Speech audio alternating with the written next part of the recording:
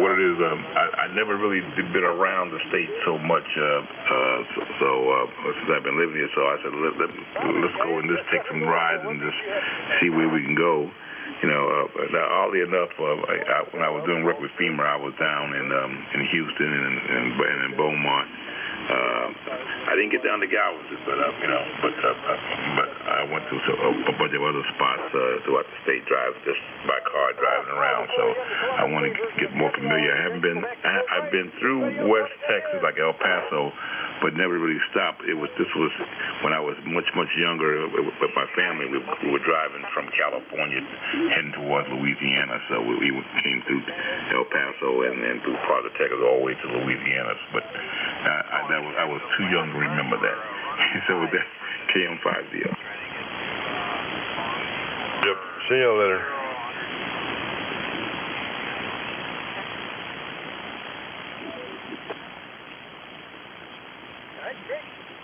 Let's go for chicken. We're still there, Jimmy. I'm trying to figure out, though. I want to, because I'm constricted with space. I want to try to figure out if I can construct something for 80 meters that won't take up hardly no space. Yeah. How much? You got room for a 40 meter, right? Yep, got room for the 40, but I couldn't do 80 meters. If I came up the same mass, I would have to. It wouldn't be exactly an inverted B. It would be at an odd slope. Right. I was thinking something like Ronnie did, but I don't know. I'd have to think about it. There's obviously something you can do. You don't have to run everything in a straight line. Like you could come down and then go around the yard, just here, there, and everywhere. But I don't know. I don't know how much room you have exactly, but there's things you can do. Yeah, because I said if I was able to bring it down as part of inverted V and then bend it in and come around another way, it might throw up a weird angle. But I was thinking more or less about trying something with some resonators in it. For example, remember I used to have that rotatable 40-meter dipole. I got some 80-meter whips also. Those ham sticks, if I took two 80-meter ham sticks, I could create a rotatable dipole with 80. But it never tuned that well. It was very narrow.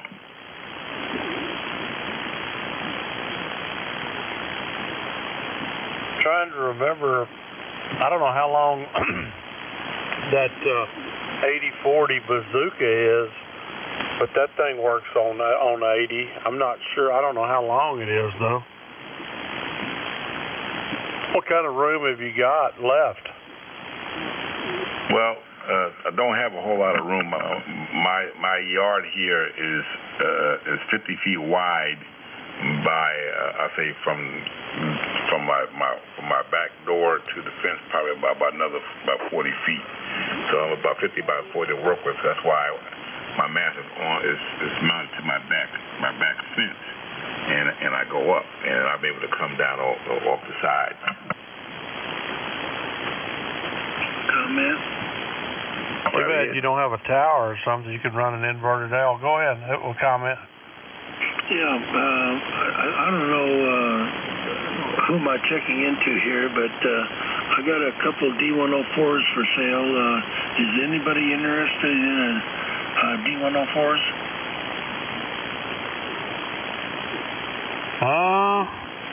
I'm not. And they never work good with my voice. Is this Conrad? Yes, it is. Okay, Conrad. Well, you don't have to go anywhere.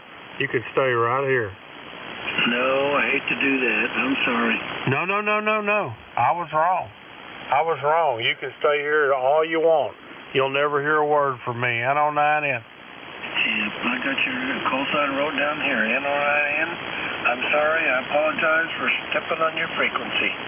K0FCL-QSY. It's not my frequency. I got a question here. As far as the D104s, which models are they? It's not the Golden Eagle, is it? Well, I got two of them. There's one with a lollipop head on it with the Silver Eagle, and there's another one that I guess you could make it a Silver Eagle, but it's got a 10DA head on it. Over. Roger. My wife, well, she's studying to get her, but she loves the look of that Golden Eagle there. You know, if it has like the little push button on the push paddle to push down the front and the squeeze handle. That's the one she was looking at and kind of loves.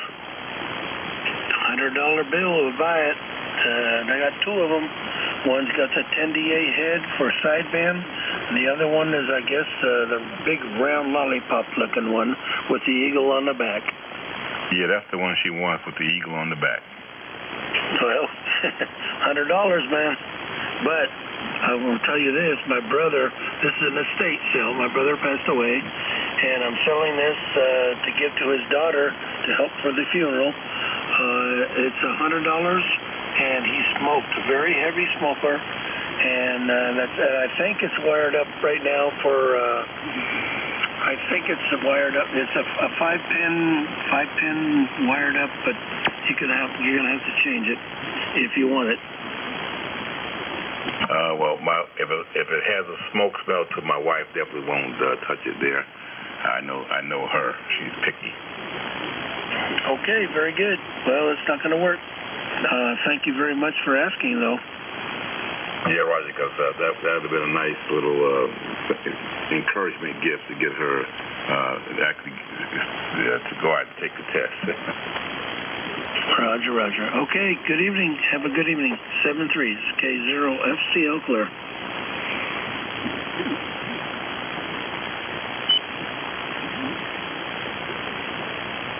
First WB4KCG in Nashville. KCT, go ahead. KM5ZO, Fort Worth. On Fort Worth, boy, that's a pretty day in Nashville. Oh yeah, beautiful day here. Also, it's just starting to cool down. It says 89, but my outside temperature thing here says 91. Bright and sunny, nice and clear. I dread the winter time. Roger. Hey, well, like I said, enjoying this time of the year. The weather's this is the best time of the year here, there, Roger. You're right. It is. Roger on that. I don't know if you're still there, Jimmy. Yeah, I'm here. I don't know if you can hear the guy in Nashville. I hear him, not great, but I do hear him. 1009 in. I need a better amplifier.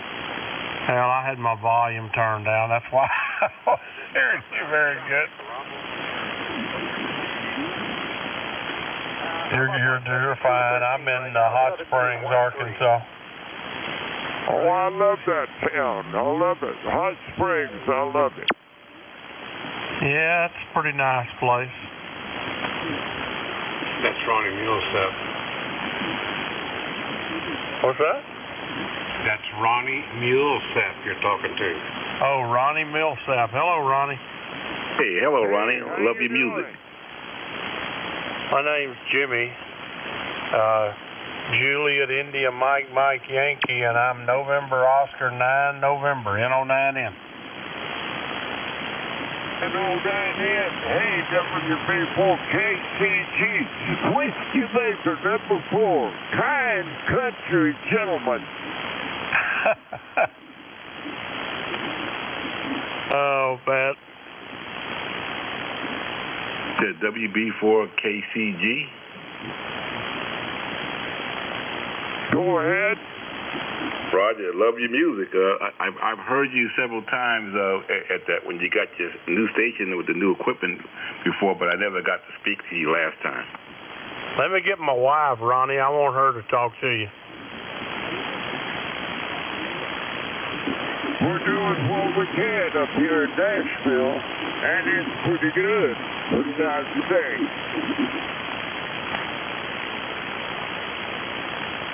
Hey, well, I'm going to get my wife so she can say hello as well.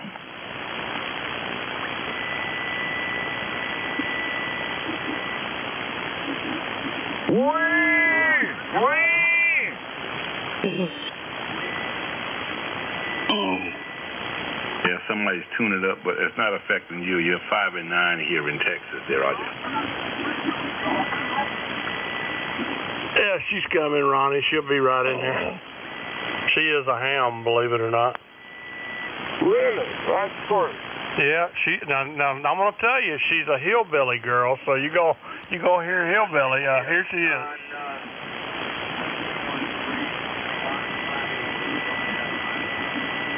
Hello?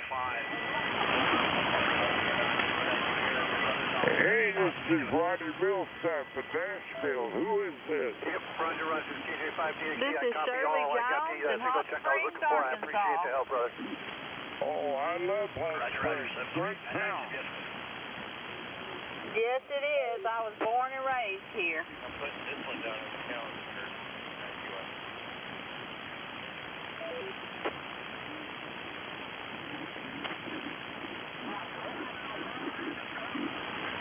There was a guy in Hot Springs at one time that turned out to be my vocal coach, and he is great.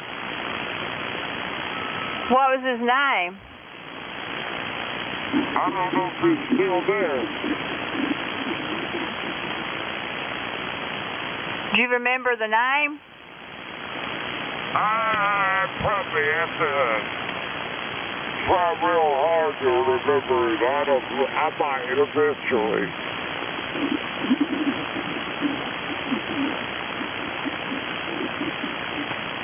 Do you still sing? Oh yeah, every day. I'm trying to learn to play the fiddle. My dad played the fiddle. That's a great instrument, really, it is.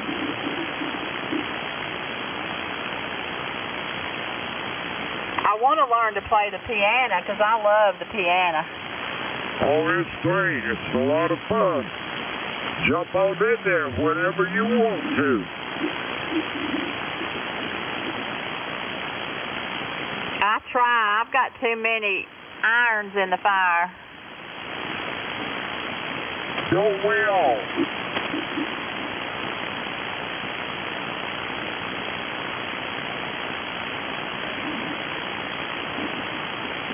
Do you still travel any and sing?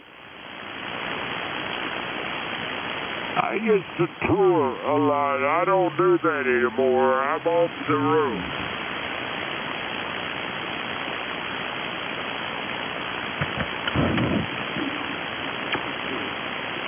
K5BYA. K5BYA, where are you? I'm in Northwest Arkansas. My name is Dusty. And if this is the real Ronnie Millsap, I had to say hello to you so I could tell everybody I talked to you on ham radio. Hey, Dusty, that's great, man. Aren't we having fun now? Yeah. Well, I've got 4 or 5 of your songs on my playlist, so that is really cool. Good to meet you. Hey, pleasure to meet you, too. What's your name? My name is Dusty. I live up around Fayetteville, Arkansas. All right, Dusty. Thank you, man. Yes, sir. I'll get back out of the way. Thanks, Jimmy, for y'all and for letting me in there. KD5BY clear. KA5ILH.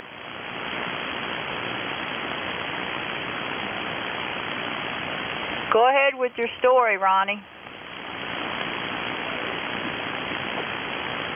At Hot Springs, I was playing Little Rock a lot back then. And I wound up at Hot Springs, and this guy took me under his wing and helped me. He was my vocal coach.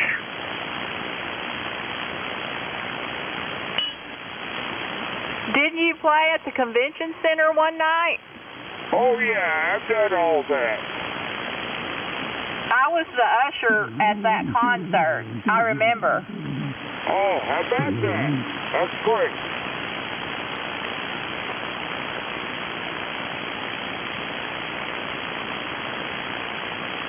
Hello, Arkansas.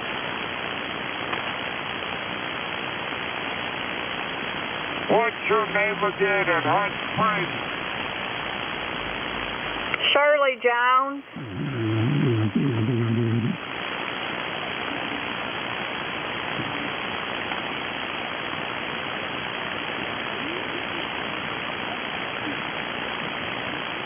Okay, Shirley, great.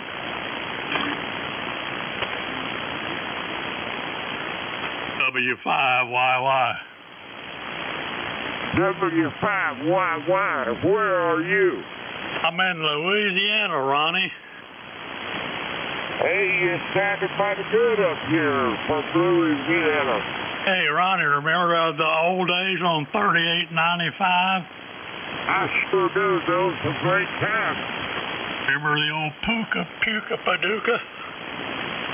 W4MPE, I sure do. It's great house. And of course, WB8PFS. Jack Gill, whatever happened to him? He's still up there in Loveland, Ohio, just north of Cincinnati. He's retired now.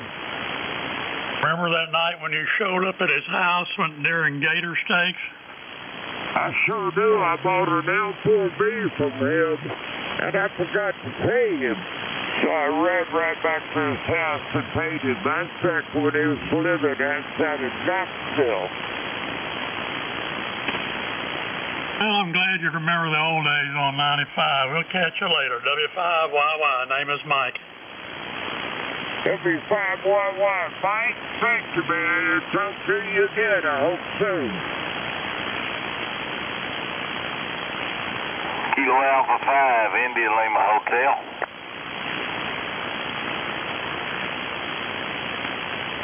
Ronnie, do you still sing Smoky Mountain? I sing Smoky Mountain Rain in the church like that. That's my favorite. Mine too. I'm lost in the 50s tonight. Well, I love that. My dad used to play every Friday and Saturday night. We were going somewhere. He was in a band when I was a kid, so he played the fiddle, and he just learned to play by ear. He could pick up any instrument and play. It made me jealous. Some people have talent like this on loan from God. Yeah, I struggle to play anything.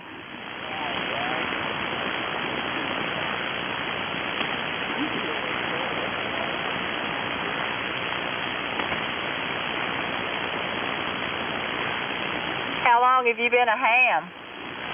I've had this ticket since, 1980, I think it was, when I got my advanced class license. I just got my general. I've had my technician a while, but I just didn't have time to do anything, so last month I studied and I just got my general. Hey, did you have to pass the code test? Yes, I did. That's the struggle, really is.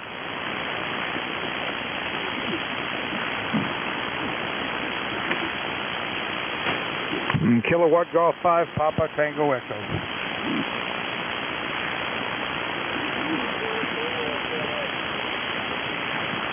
Okay, there's two stations out there. Papa, I didn't get the last one, but we'll see if the other guys, he was in there first.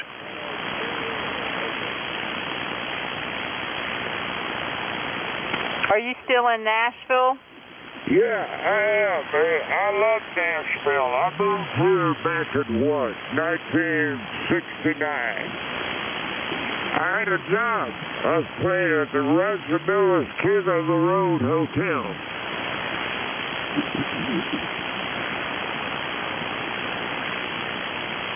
Well, you've certainly done good. Well, it's been a fun ride.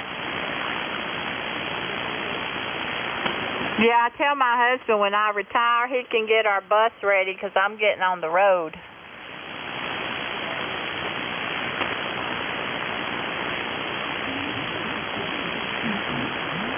Life on the road is a grind.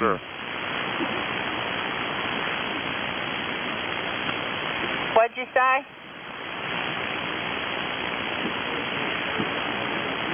Life on the road is rough. Propellant storage tanks at the tank farm before making another attempt. All right, we are coming up on 3 minutes away from launch. You can see the frost line all the way up. We've just closed out prop load onto the ship. Booster coming up shortly. Yeah, in about 10 seconds we'll finish loading prop on the booster, and then again we'll have about 11 million pounds of that liquid oxygen, liquid methane on board the vehicles. Not currently tracking a reason to hold at T-minus 40. It can pop up at the last moment or after we pass that gate. We can always hang out there for a couple of minutes if we need to. We do have some extra time.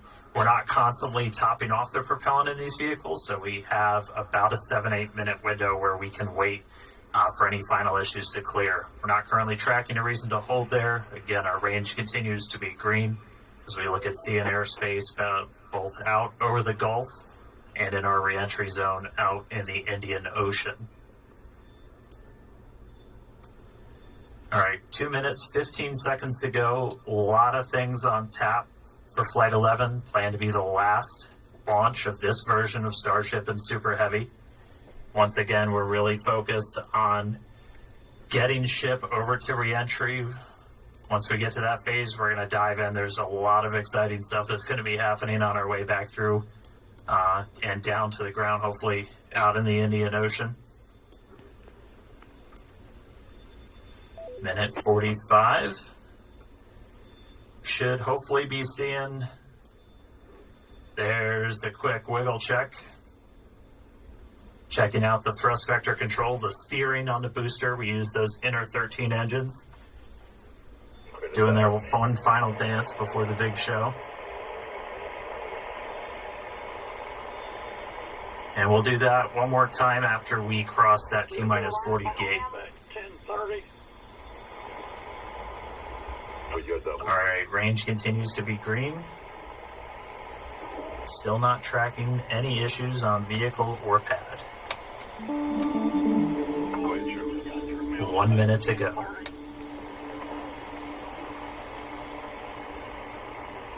As a reminder, we can hold at T-minus 40. We're not planning to. I don't know if Ronnie's still there. I thought there was somebody calling him, but he's in my voice. All right. We're through T-minus 40. Let's listen in. Flight Director Ty Huntington back in the seat. Take us through the final seconds. Picture of your studio. That reminds me of some of the studios that I worked at when I was up in New York.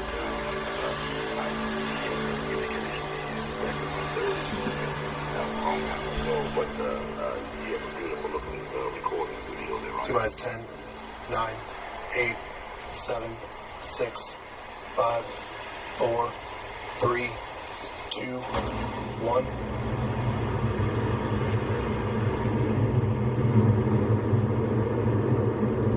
We have liftoff. Go Super Heavy. Go Starship. Thanks for all those stored flights by Atlanta.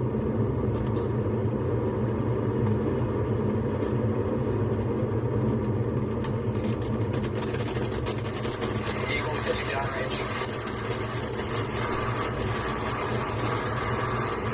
Booster Raptor chamber pressure nominal.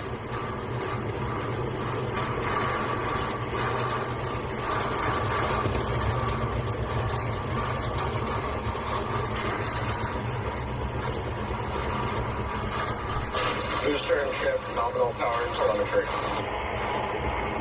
All right, we are about 45 seconds into flight. We're still getting the rattle here at Star Factory. We are seeing 33 out of 33 Raptor engines lit on Super Heavy as it arcs across the Gulf. Coming up next on Max Q.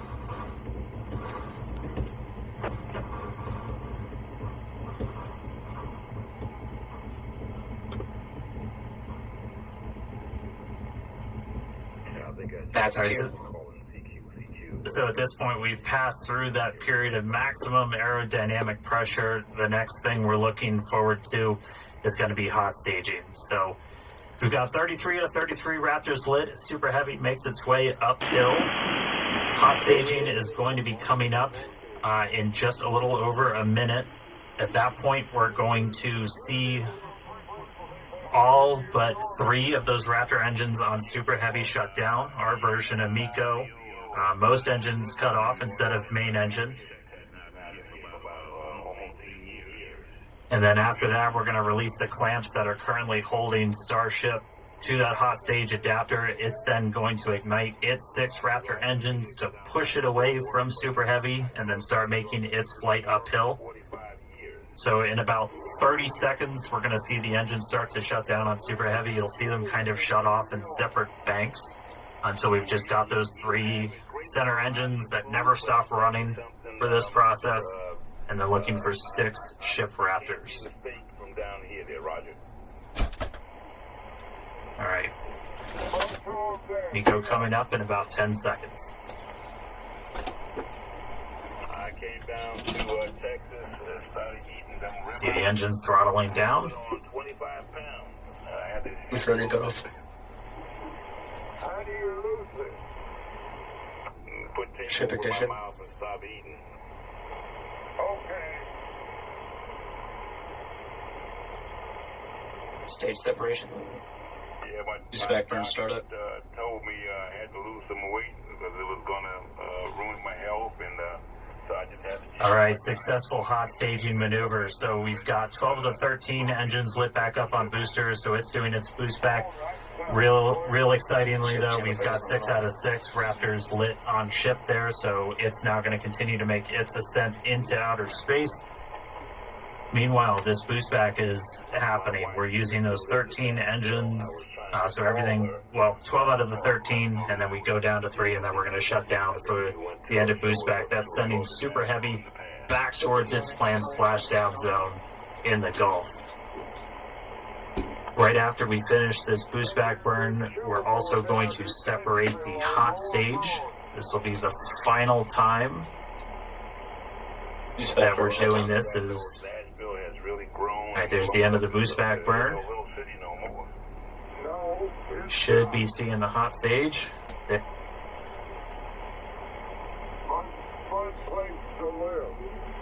So the hot stage separates, it's going to make its way down, also splash down in the Gulf. In the meantime, though, these 6 ship Raptors are going to continue firing for about 5 more minutes. Next up for the booster, though, is going to be its landing burn. There's a cool tracking shot. We dumped some of the prop out on our way back in. All right, so for booster, this is one of the main things we're trying to get is going to be this landing burn. Oh, that's so you can see the hot stage kind of making its way towards the left side. So that's the bottom of the booster. It's about to pass right in front of where you can see some of that prop dump happening. They look like they're close together, but there's a good amount of distance between them. And the hot stage will go down and splash down in the Gulf while the booster comes back for its landing burn. I thought I had this view this whole time. OBS setting. Starship is on nominal trajectory. Oh well. All right. Looking good on our trajectory, looking good on everything. Jake and Amanda, you guys with me down there? Yeah, definitely. The crowd is gathering over here in the office. You can definitely feel the energy in here. Great to see that booster is making its way down to the splashdown zone in the Gulf. Yeah, the shaking down here was absolutely nuts. The windows are still there, still intact, so that was pretty awesome. But yeah, booster's coming down. We're at about 30 kilometers, All right, yeah, and as we approach that landing, just like tower catches, we will be doing a 13-engine landing burn to slow down. This time it will be in a V3 configuration.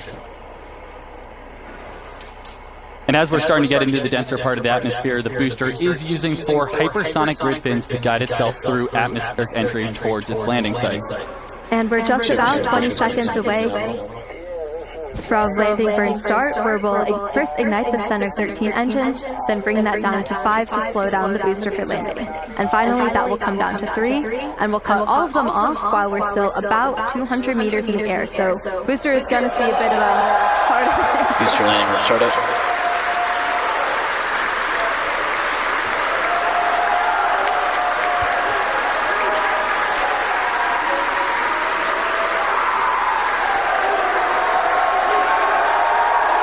Booster landing will shut down. And there we heard it. Booster landing burn shut down. We saw a 13 to 5 to 3 V3 demonstration, and into the water we go. Wow, that was absolutely awesome. If you can even hear us right now, congrats to the whole SpaceX team. So far, so good for today. That was incredible. All right, great stuff, guys. I'm jealous of the crowd. All right, back to ship. Ship's still making its way. We've got a little under 2 minutes left in this ascent burn, so we've got all 6 Raptor engines still firing. So the next major milestone we're going to be looking for is SECO. That's our second stage engine cutoff. That's should be coming right at about 8 minutes and 58 seconds into flight, so we've got about 1:20 still to go. Really cool to see Booster go through that landing burn. That was one of our really key demonstrations we wanted to try and do today. That's mimicking what we're going to be hopefully doing. Oh, we just got our sonic boom, sounds like, from the booster coming back. All right, less than a minute to go. So we are going to see the 3 of our really vacuum optimized engines shut down first, and then we'll shut down those 3 center engines. So we should be a little under a minute until SECO. Just a reminder, this is putting us into a suborbital trajectory, so we're intentionally just going slow enough that we're not going to achieve full orbit. This puts us on a course where those engines shut off, and no matter what, we're coming back. Starship is in terminal guidance. In the Indian Ocean. All right, terminal guidance. So we should start seeing the shutdowns come up in just a couple seconds. Less than 30 seconds to go in this ship ascent burn.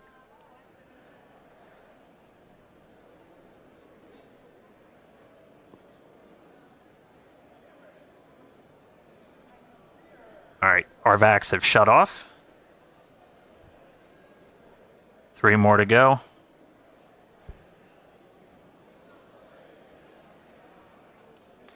Ship engine cutoff.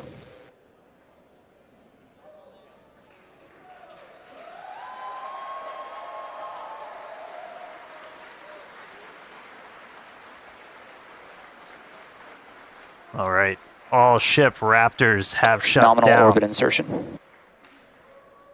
You just heard nominal orbital insertion, so we are on the path that we wanted to be.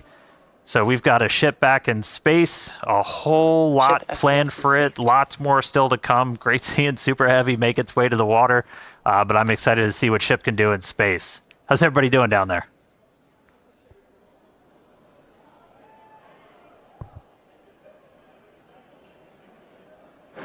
Yeah, if you could hear the crowd behind us this whole time, people are definitely happy with how the day's been panning out so far. Definitely exciting to see Starship safely in space, and super pumped to see all the team's hard work in action here today.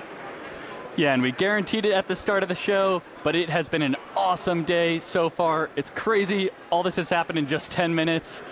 All the objectives were met on the booster, including that V3 style landing burn. So now all eyes are on the ship as we get ready for our in-space objectives. But we've got a few minutes until that next milestone, so sit tight, enjoy the views, enjoy the space jams. We'll be back at T plus 16 minutes for payload deploy.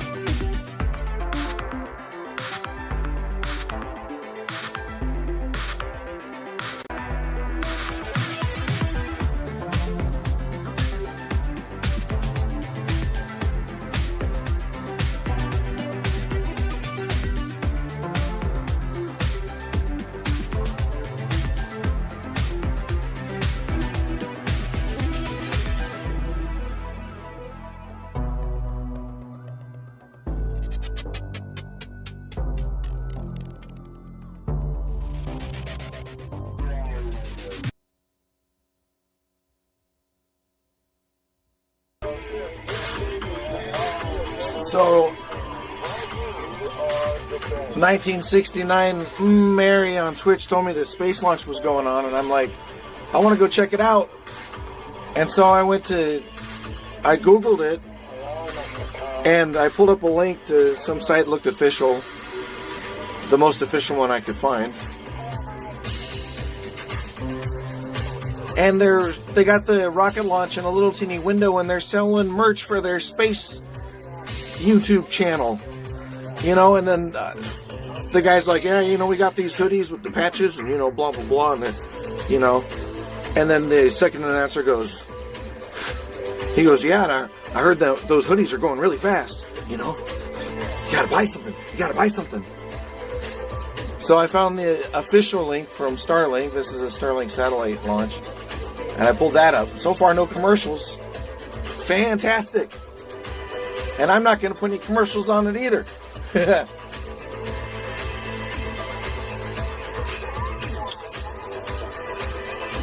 I turned off all my overlays. I'm going to put that one back on. Yeah. If you send a real letter to Reverend Jon Valt, P.O. Box 7184, Cut and Shoot, Texas 77306, include a self-addressed stamped envelope, you'll receive a special gift in return. No, we're not trying to sell you anything. Anyway, back to it.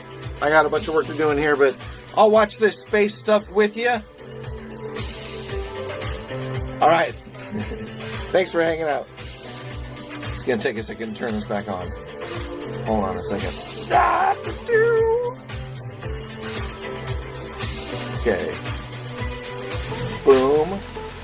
And now it's output and mute this. All right. Bye.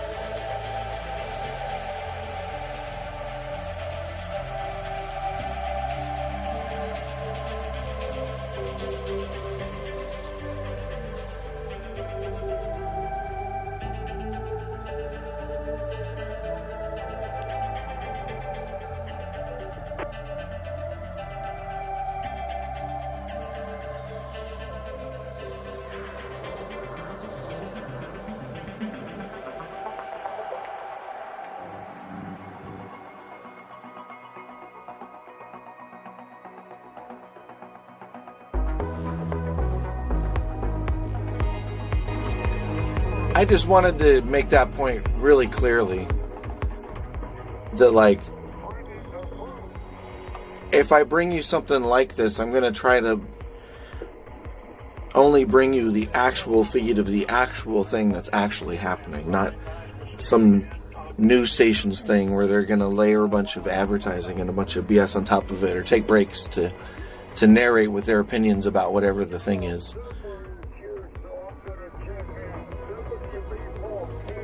So, I just want to, I always hammer that home. That's the whole idea here, is that you're never going to have any advertising. You're never going to have any sponsor reads.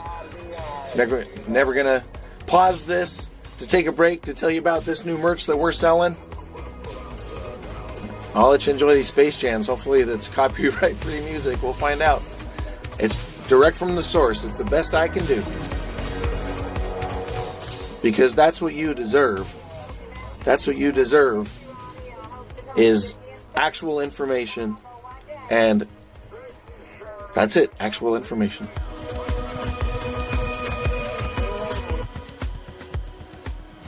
All right, welcome back, everybody. If you're just now joining us, where the heck were you? But we are getting ready for payload deploy. That's going to start once we get the payload door open. That should be happening, or at least starting, within the next minute or so. It's been a really cool flight so far. Quick look inside the payload. We've got 8 Starlink simulators getting ready to make their way into outer space. But great flight so far. Booster able to make it all the way to its splashdown and landing burn experiment, so that was really exciting to see. We got ship on orbit, nominal orbital insertion, so right on the money with its trajectory. And now we're ready to start tackling a couple of in-space objectives. So next up, we are currently venting down the nose cone, essentially the payload area of Starship, as we get ready to open up this payload door. We were able to do this successfully for the very first time on our last flight, on Flight 10. Oop. Hal got ahead of me. Looks like he's opening up the payload door already.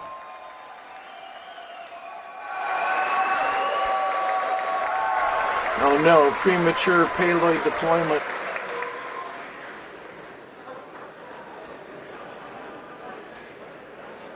All right, looks like we got the door open.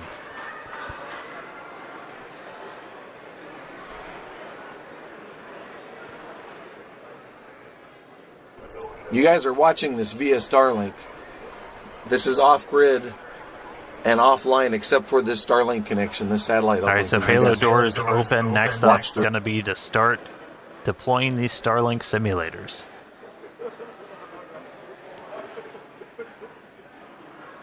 They are roughly the same size as the V3 Starlink satellites that Starship's going to be carrying. That's going to add some pretty crazy capacity. We'll run through the numbers in a little bit. We were able to do this for the very first time ever on our last flight, and so this will be another test. We made a couple of tweaks to the rails for deploying this based off of what we saw last time, but excited to see these get out the door. Our next iteration of Starship's also going to have kind of a more powerful PEZ. It's going to deploy these at a little bit faster speed, but looking to see our next demonstration of this hopefully in the next couple of seconds. We should start seeing them move out the door.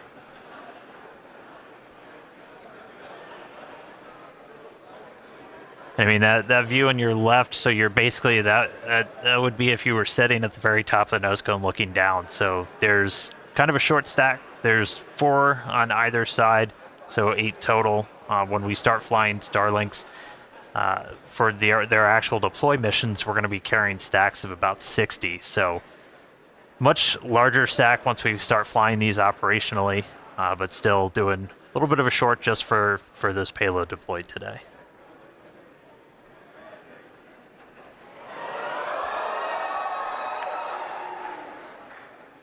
Looks like we got a little bit of movement there, Dan. Coax it out. Get it moving, Jake. There we go. All right, first one going out.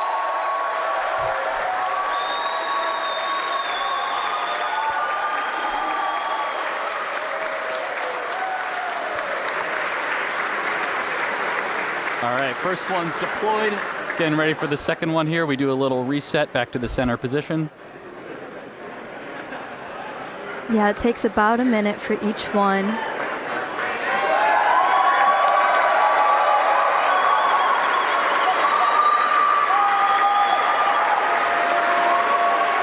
Looks real smooth too. They made a couple of tweaks to those rails. If you watched the last ones, it had a couple of bumps on the way out, but moving out super clean this time. Yeah, and as noted earlier in the show, but definitely worth repeating, Starship will deploy Starlink's more advanced V3 satellites, adding 60 terabits per second of capacity to the network per launch.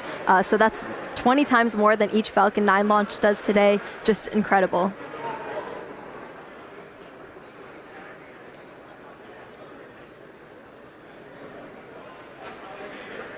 Yeah, and anybody that's been following Starship, you know Starlink's kind of the MVP for these flight tests, where it's not only giving us the views we're seeing right now, but also just real-time data through every phase of flight. So we've got a couple dozen cameras on Starship. We've also got a bunch of cameras spread across the globe, including out in the Indian Ocean, where we've got our fun buoys floating. There goes another one.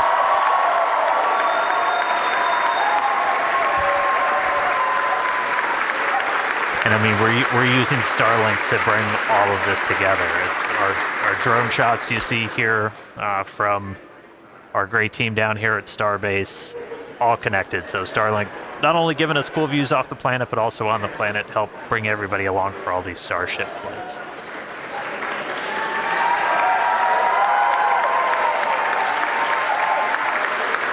I think that's number 4. Somebody check my math.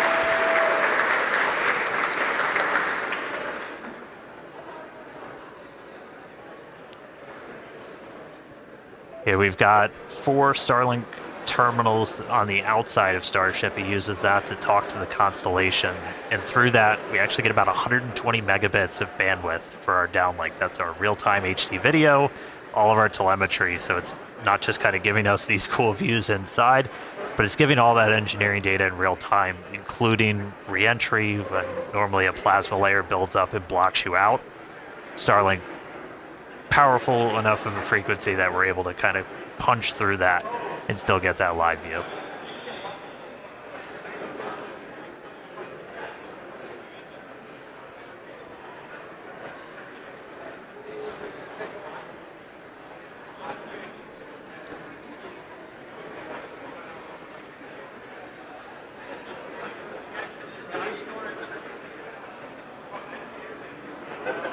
All right, next one out the door. There we go.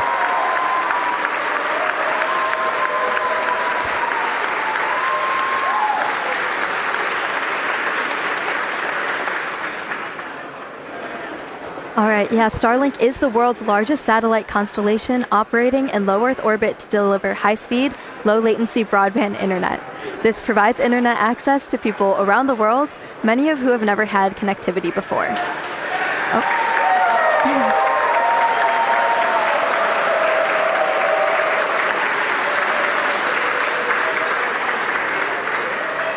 Right. Today, Starlink serves more than 150 countries, territories, and other markets with over 7 million active customers and counting.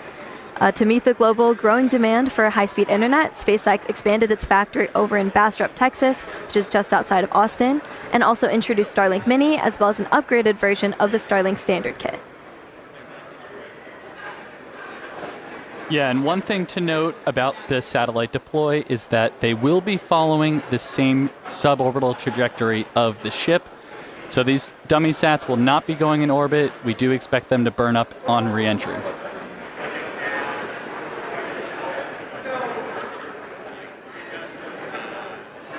All right, couple more to go. I promise one of these days we'll deploy in daylight.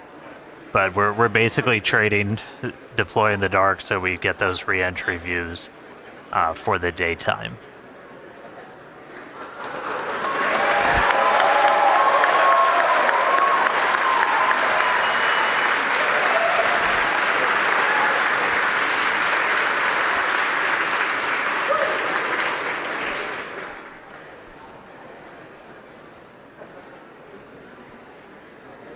All right, I think we got one more to go.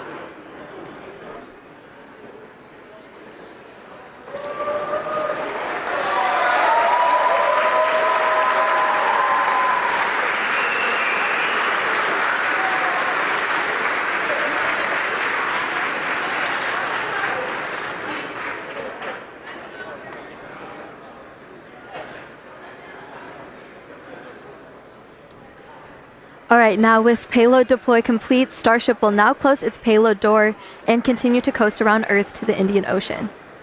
We still have a ton of major events to come today, including Raptor Relight at about T plus 37 minutes.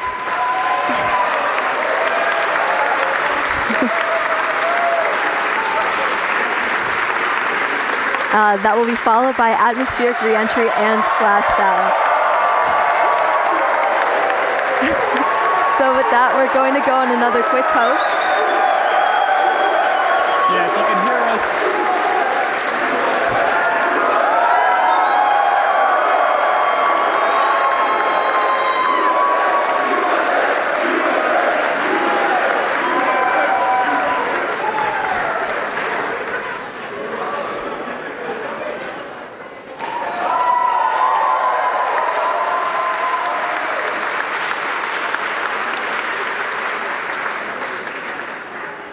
All right, with that payload door closed, we're going to sit tight, enjoy the views, and enjoy the space jams. Again, we'll be back in just a few minutes for Raptor Relight, and then head back for reentry.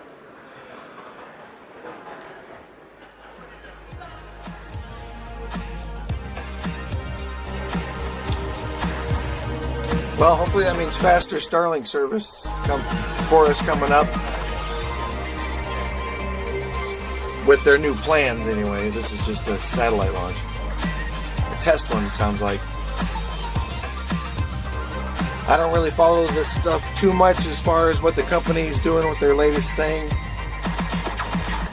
but a satellite launch is a spaceship launch, shooting a giant missile against the firmament. And we got to see that giant missile, Elon's giant missile, rise above every square inch of God's beautiful flat earth. Back to Space Jams. I got some work to do outside. I'm recording behind the scene footage, and that'll be posted on the channel later. Meanwhile, I'm just going to pipe this stuff in because this is actual news straight from the source, and whatever I got to say isn't as important as the actual news, so let's go ahead and watch that.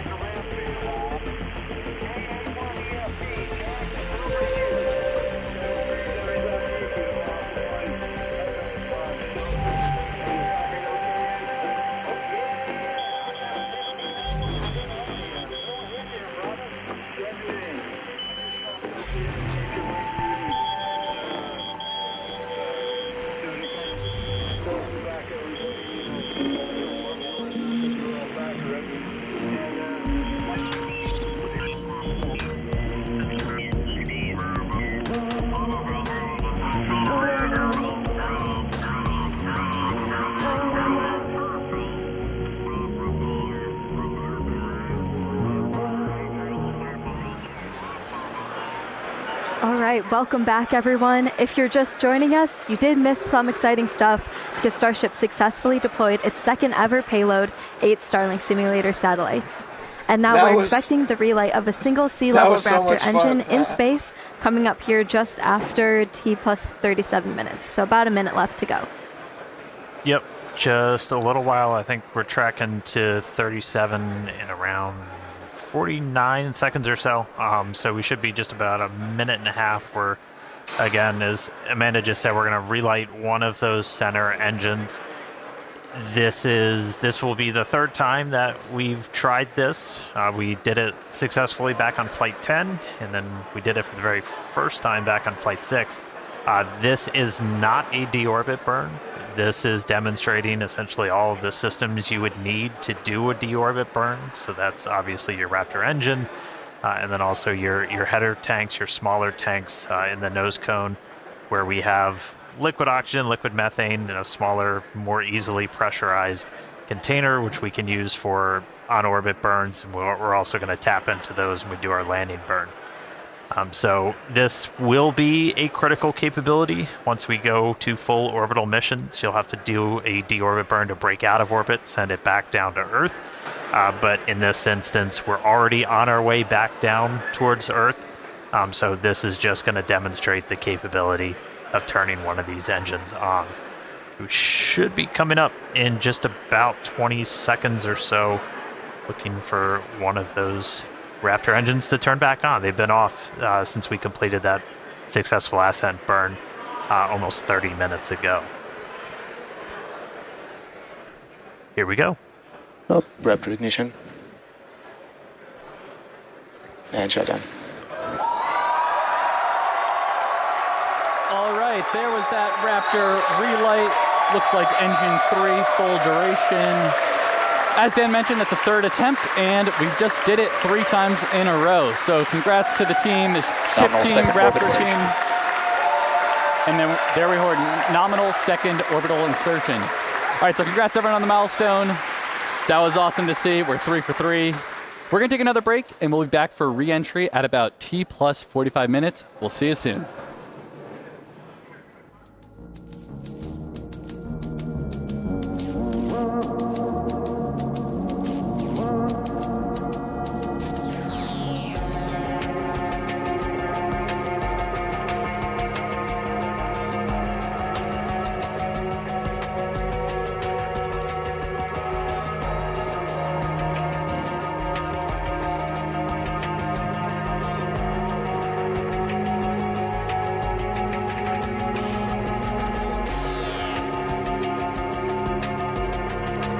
Starship is slewing for entry.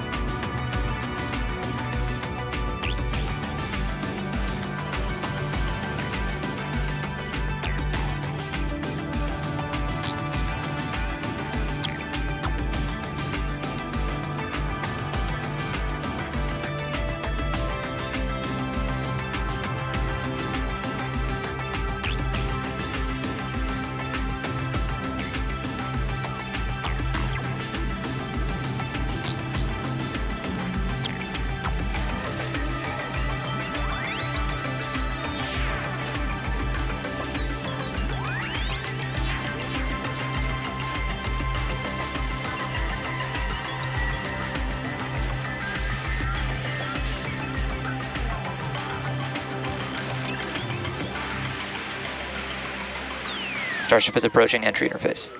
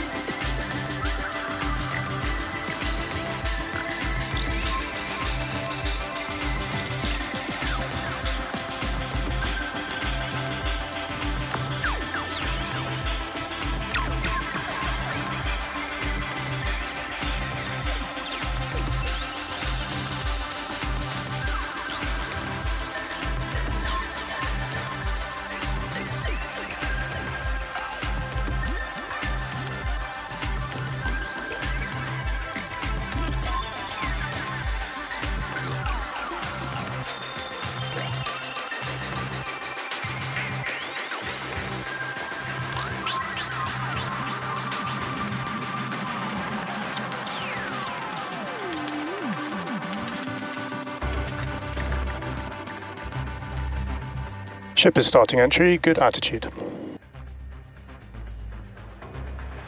All right, welcome back, everyone. The ship is currently re-entering Earth's atmosphere. As a reminder, we don't plan to recover the spacecraft today, but rapid and reliable reusability is the ultimate goal. Yeah, the light show has already begun. You can see plasma starting to build on the windward side of the rocket there. And, re-entry is a critical phase of flight, and we need information on how the ship systems perform. Re-entry is also extremely demanding portion of flight because we need the ship to scrub off all of the energy we used to launch the rocket. So remember the 33 engines plus the 6 engines on ship that we used to get up into space, we now are using aerobraking essentially to scrub off all that energy. And of course, Starlink is a big part of this, giving us the views we have right now, and also letting us gather as much data as possible, which again is really the main reason why we do these flights. And the view we have right now is actually a really good example. As we mentioned at the beginning of the broadcast, we have some tiles on the leeward side of the flaps here, and we have some different mechanisms, some stud out, basically to see if these tiles will hang on. And, we can see already here, it looks like we kept most of them, but I think I see a couple there that are no longer there, so the thermal team is definitely going to be digging into that and taking that data to help us iterate on V3. So yeah, Starlink provides us with one more path to collect data and help us rapidly iterate Starship's design. And if the ship does manage to make it all the way to re-entry, we'll collect valuable data on the spacecraft flying through the Earth's atmosphere at hypersonic speeds, or more than 5 times the speed of sound. Re-entry is typically a portion of flight where we don't have communications with spacecraft because it's re-entering at or around orbital velocity, which is roughly 8 kilometers per second or 5 miles per second. At those insanely high speeds, the spacecraft moving through the atmosphere creates a plasma field around the vehicle. Yeah, and that blanket of plasma distorts communication frequencies, so it's not uncommon to experience brief blackouts in communication. All right, so big picture here, Starship is designed to land on Mars where there are no runways or other humans to help out. So that means we need to do a propulsive landing instead of a more traditional means like parachutes, which is what our Dragon spacecraft uses, or a runway like the Space Shuttle. Propulsive landing enables more rapid reusability. Now, as the ship makes its way back to Earth, we should start hearing some callouts when we hear entry max heating and entry max Q.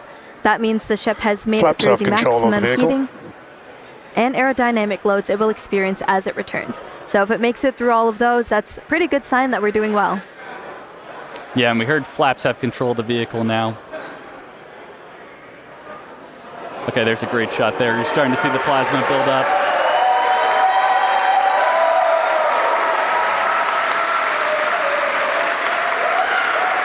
So we will hear a call out when the ship is transonic and then subsonic.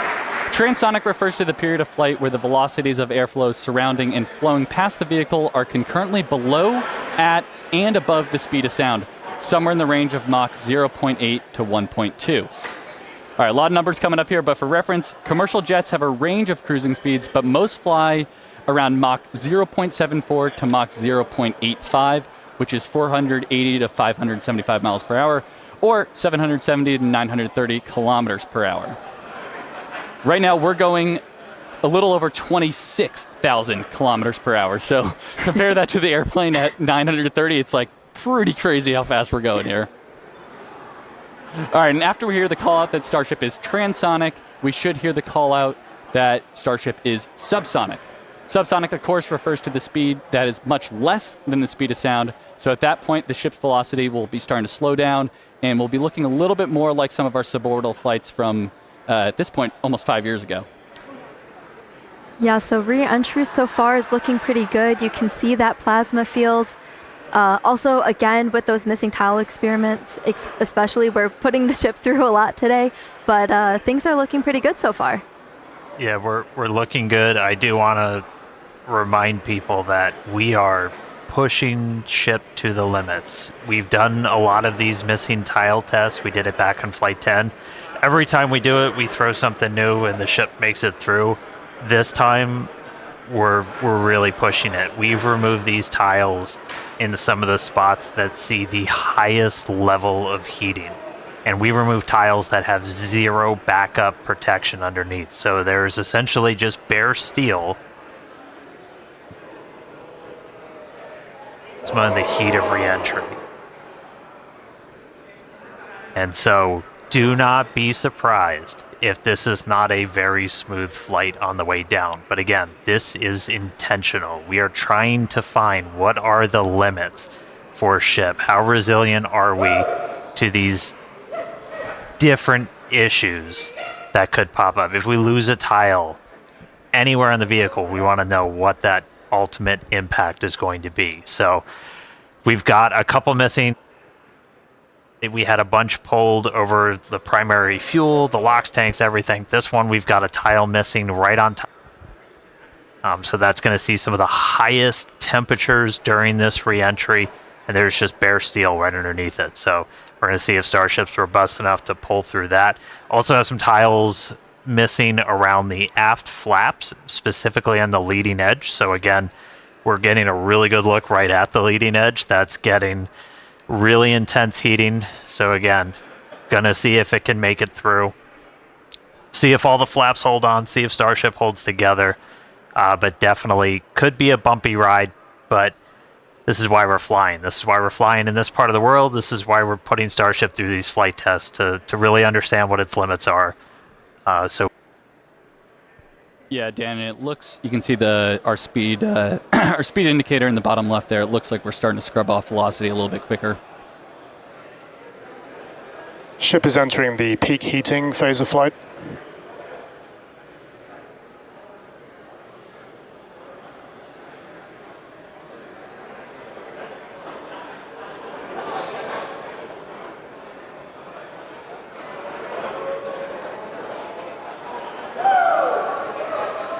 Looks like we can see some clouds down there as we pass through 70 kilometers altitude.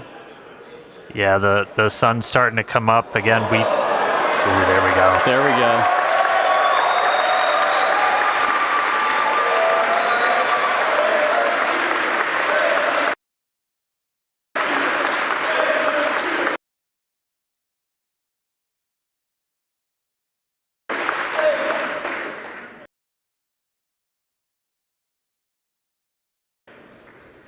Skirt is intact so far this time. If you watched Flight 10, you saw we entered with a little bit missing. That was ultimately traced to a little bit of buildup. We dumped prop on the way. We had a little bit of solid propellant buildup, and then either static discharge or the plasma ignited it, took out a tiny bit of that skirt, some of the aft flaps, but Starship again was able to fight through it, make it all the way to that landing burn. We addressed that, changed some of our prop dump con-ups though, so should not be seeing that this time around.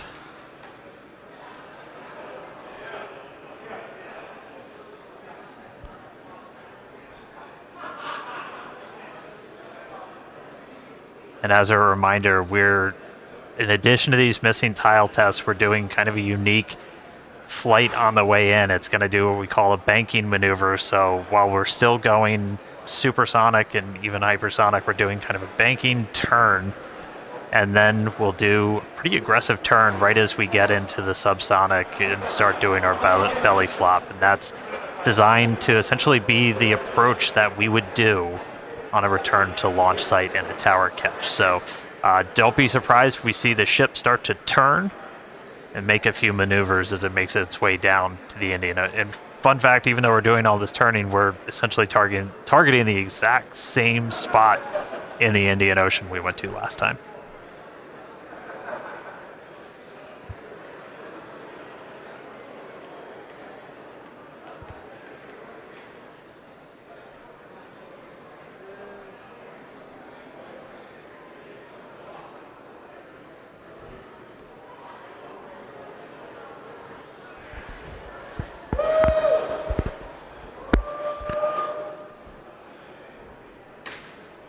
All right, just about 12 minutes to go.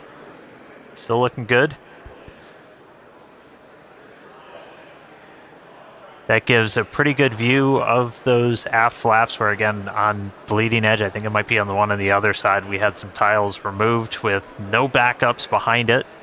So again, we're really trying to stress some of the most sensitive areas around starships, where basically if you lose a tile, it's the worst possible spot. And if we're able to make it through this, then that tells us quite a bit about just how resilient this vehicle is.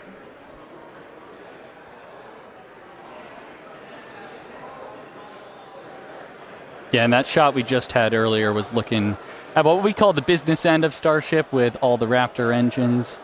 And those are the engines that we're going to be expecting to light for that flip and landing burn, hopefully in about 10 minutes once we get through reentry. Yeah, there we go.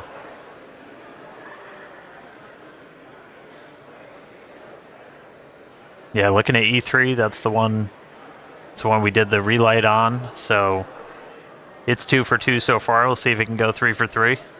Yeah.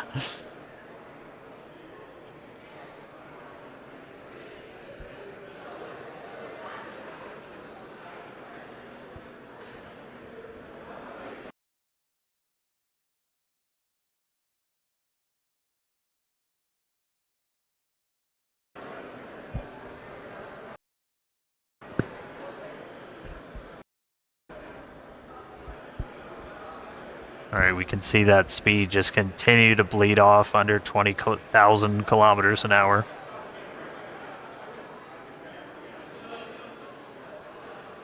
Ship still holding together.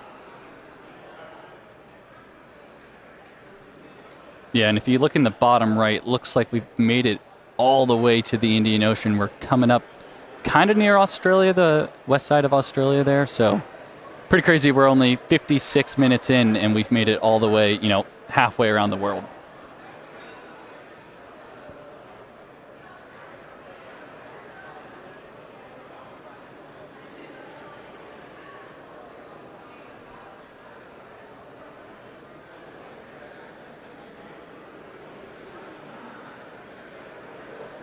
It's actually a good demonstration of a future capability we hope to have on Starship, where we will do point-to-point transport on Earth.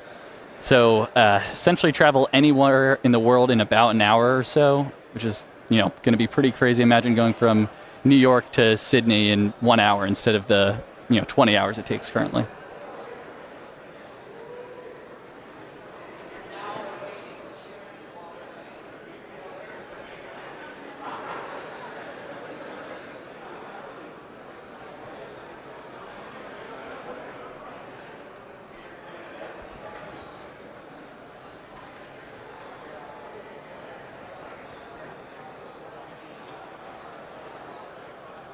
And a reminder, so this camera is, we see some of the heat rate picking up a little bit. And this camera is embedded right in the end of one of those forward flaps, so you see it moving around. That's the flap adjusting to maintain control. Looks like we're getting into our bank maneuver.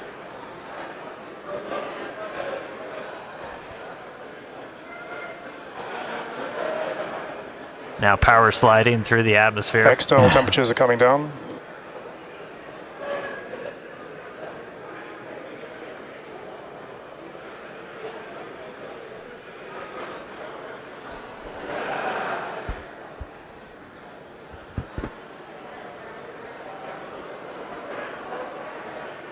Vehicle is now at maximum dynamic pressure.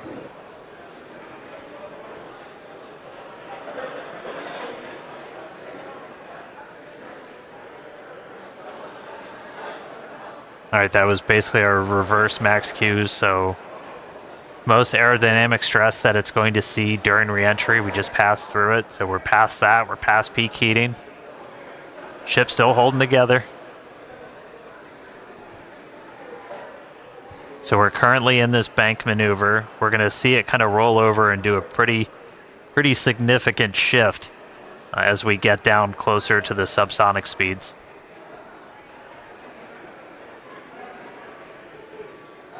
Yeah, and that bank maneuver that Dan's mentioning is all in part of us to learn about the guidance, navigation, and control for return to launch site missions. So in the near future, we're hoping to return the ship back to the same pad we just took off on 59 minutes ago, and we've got to do some of these pretty dynamic bankings to make that trajectory work out.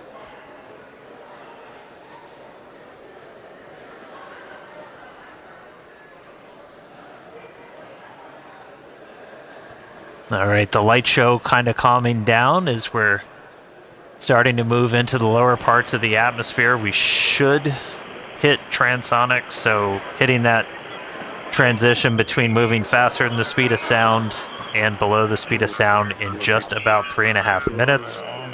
Our landing burn should happen right around an hour and 6 minutes after launch, so we should be just about 6 minutes away from that. You can see lots of daylight. Everybody cross your fingers, see if our range team was able to get out there and provide any surprise views as Starship makes its way down. Oh, it's like they heard me.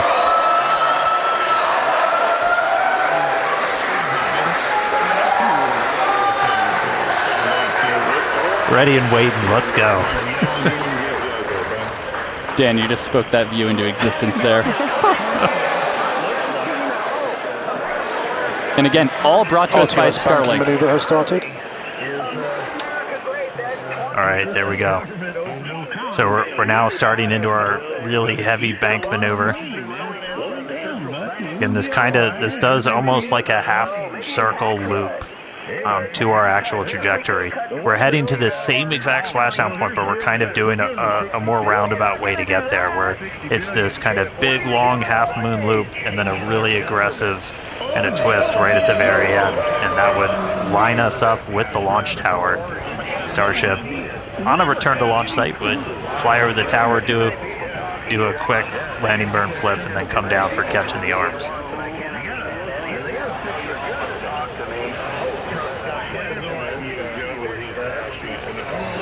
How about that S-38 decal there, staying strong on that view we just had? Good to see the numbers back on. Yeah. All right, should be hitting transonic in about 2.5 minutes. Landing flip coming up in about 4. Pretty clouds there in the Indian Ocean today. Again, yeah, we changed our launch times. We launch in the evening now, so we get these daytime views down in the Indian Ocean. One of the things we're really looking for, the reason we have the drone, other than, yeah, that looks really cool, is we're able to kind of see the ship. We can only see so much from these cameras. You can't see like the vast majority of the heat shield, so we throw these buoys out there. We've got there's... You spoke it again, Dan. There it is. They're playing with me in the control room. All right. But we have these buoys out there. We have these drones that we're trying to see externally how the heat shield held up.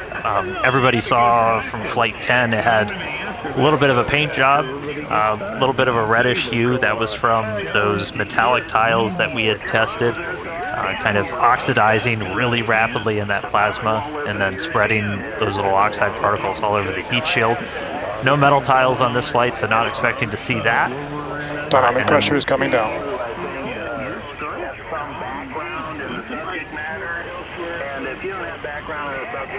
Hope nobody gets seasick. Alright, coming up on transonic shortly. About 2.5 minutes of landing burn. Yeah, and once we get to around the 15-kilometer altitude mark, that's where we have a lot of flight history. Starship is transonic, starting the belly flop phase of flight. Yep, that belly flop phase that we perfected in the suborbital campaigns, we're entering that now.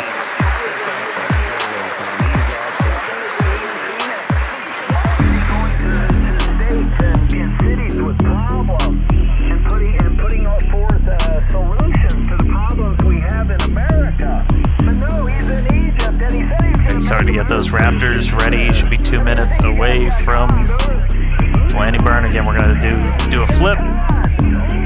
After we ignite those engines, we'll go from 3 down to 2 for the final phase of the landing burn and look for another soft splashdown. Hopefully by our buoy and drone, which are hanging out, ready and waiting for a ship.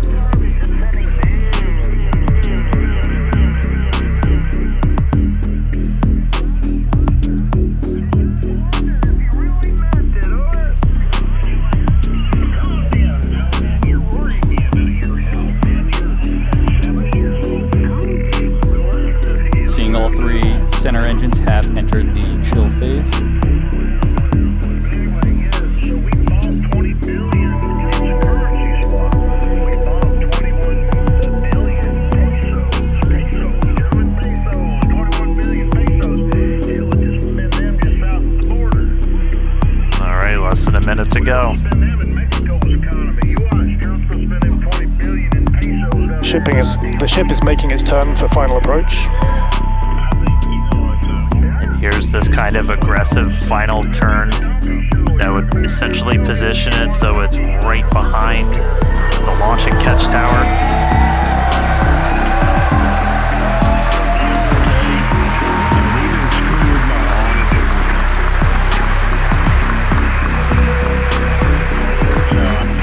Flaps holding strong.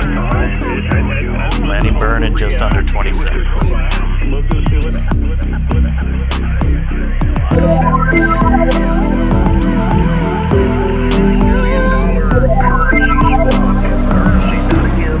Ship start up.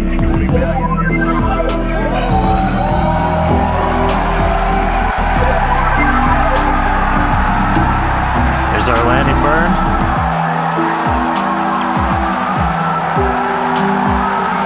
Down to 2. Starship has landed.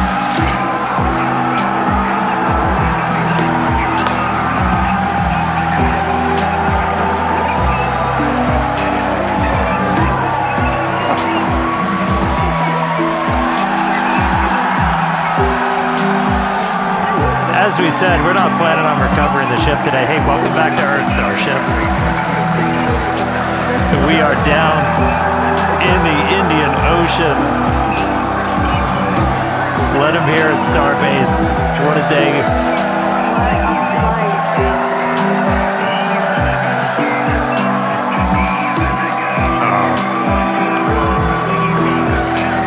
All right. Welcome back to Earth, ship.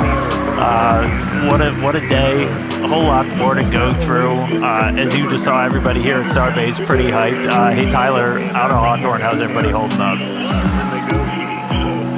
Dan, we had a fantastic time watching. It was another exciting Starship flight test in the books, and we hope that you enjoyed those Starlink views too. So congratulations to the team at Starbase and everyone here and around the company. So many employees contribute to the Starship program as we continue to iterate and make progress towards a multi-planetary future. So that wraps it up for us here in Hawthorne. Thank you for tuning in, and back to you guys. Yeah, what an incredible launch today. We had successful liftoff. Booster completed its objective, successfully splashed down over in the Gulf. Obviously, we saw another amazing Starlink deploy as well from ship. Yeah, we made it through that re-entry, testing all the different experience. We had missing tiles, gave us quite the light show. We had that Raptor relight 3 for 3. That was ahead of re-entry, of course. And then that awesome splashdown that we just saw, including that dynamic banking maneuver to simulate RTLS when we return to the launch site. So yeah, we promised maximum excitement, and Starship delivered. Definitely. Congrats to all our teammates at SpaceX and to everyone who's supporting the Starship program. And thank you to all our future customers for your support. We'd also like to thank the fine people of Cameron County, including the residents of its newest city, Starbase, as well as the Coast Guard, the Federal Aviation Administration, the Government of Mexico, and the Australian Space Agency. Yeah, be sure to follow SpaceX on X for updates about more of the exciting views we didn't get to feature on today's broadcast. And if you're interested in more launch coverage just like this, head over to spacex.com/launches for the most up-to-date information. All right, I will take us out. Hey, congrats, Jake and Amanda. You guys did amazing.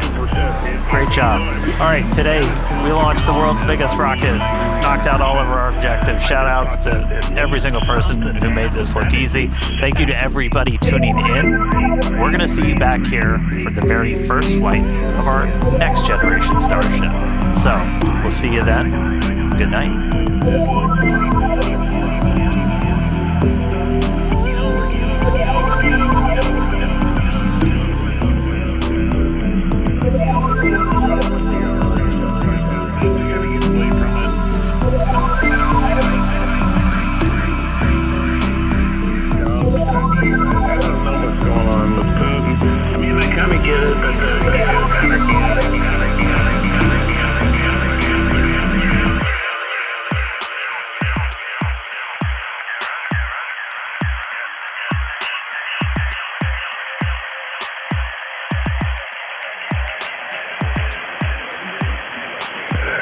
I'll turn the processor off.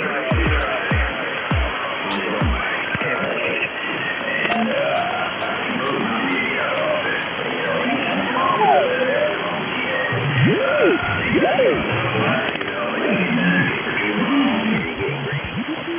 I agree 100%, especially with this analogy against Ukraine and all that stuff like that. That's another war zone and stuff like that. But this whole thing with the Middle East, with Donald Trump and how he was able to negotiate this with all the countries and stuff like this. This could be, I mean, a utopia as far as settling all the issues and the arguments and the bombings and, I mean, what goes on with the Middle East. I mean, they all need a break. Over. Comment 80. That's 369 billion, 232 million, and 79 pesos.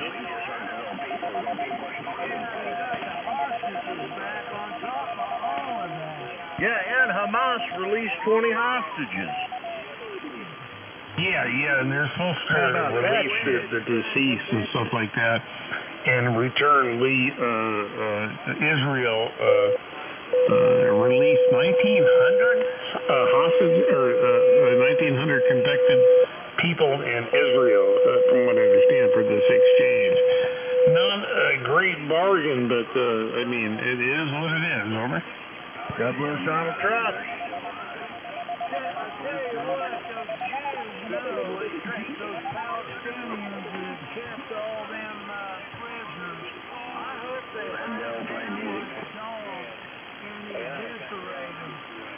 You don't even know what eviscerate means, knucklehead. Well, all I can say is that it was a good day, a really good day on both sides, and Hamas, I understand that, and with their crazy ideology of Islam and all that, they gotta stop pushing against Israel. Stop it. Stop. And hopefully we'll see some real peace. And then, at the end of the day, maybe some trade and having fun and negotiating with each other instead of this insanity. I mean, this is so backwooded, this war stuff. I mean, it's got to stop at some point, right?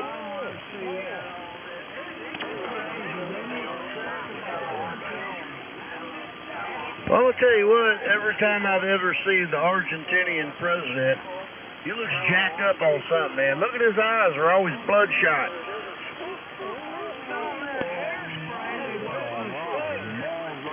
Yeah, he's over smoking that marijuana and putting Aquanet up in his hair.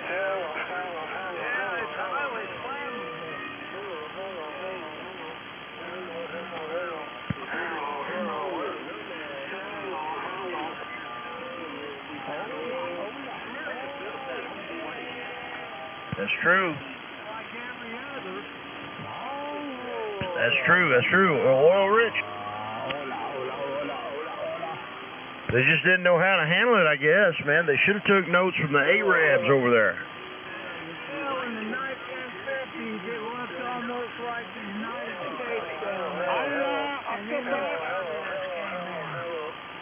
Yeah. I do hope they revamp their government, though, man. Even at a currency swap, that has immense propensity to lower the value of our dollar. So I hope that there's some kind of government change thing happening down there too. Can't give it to them again if it's the same people that fucked it up the first time. Excuse me.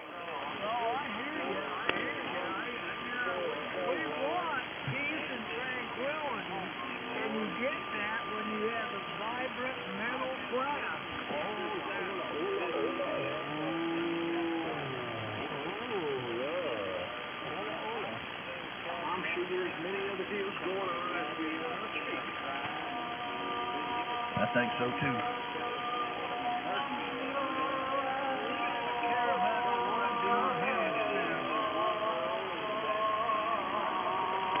Hey, notice Joe disappeared and they were playing recordings of my wife, and now we got the Muslim prayer hour.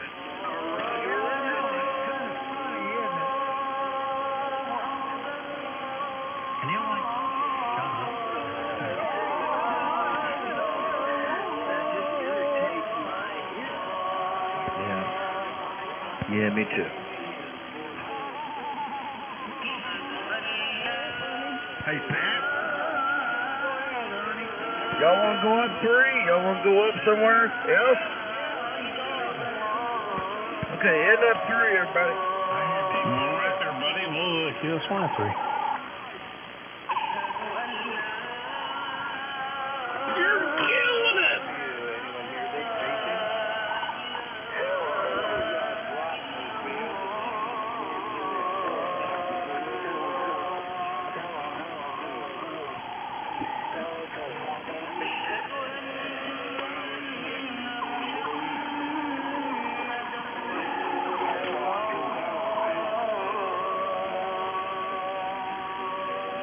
It's working on 2.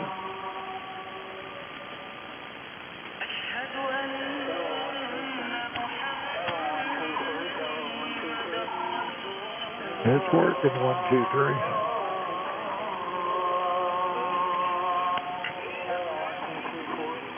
Five.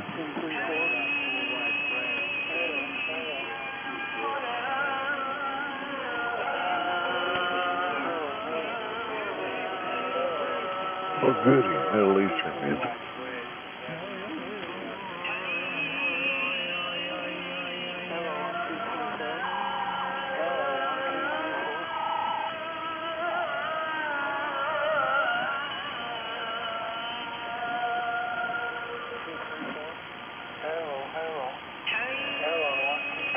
Hello.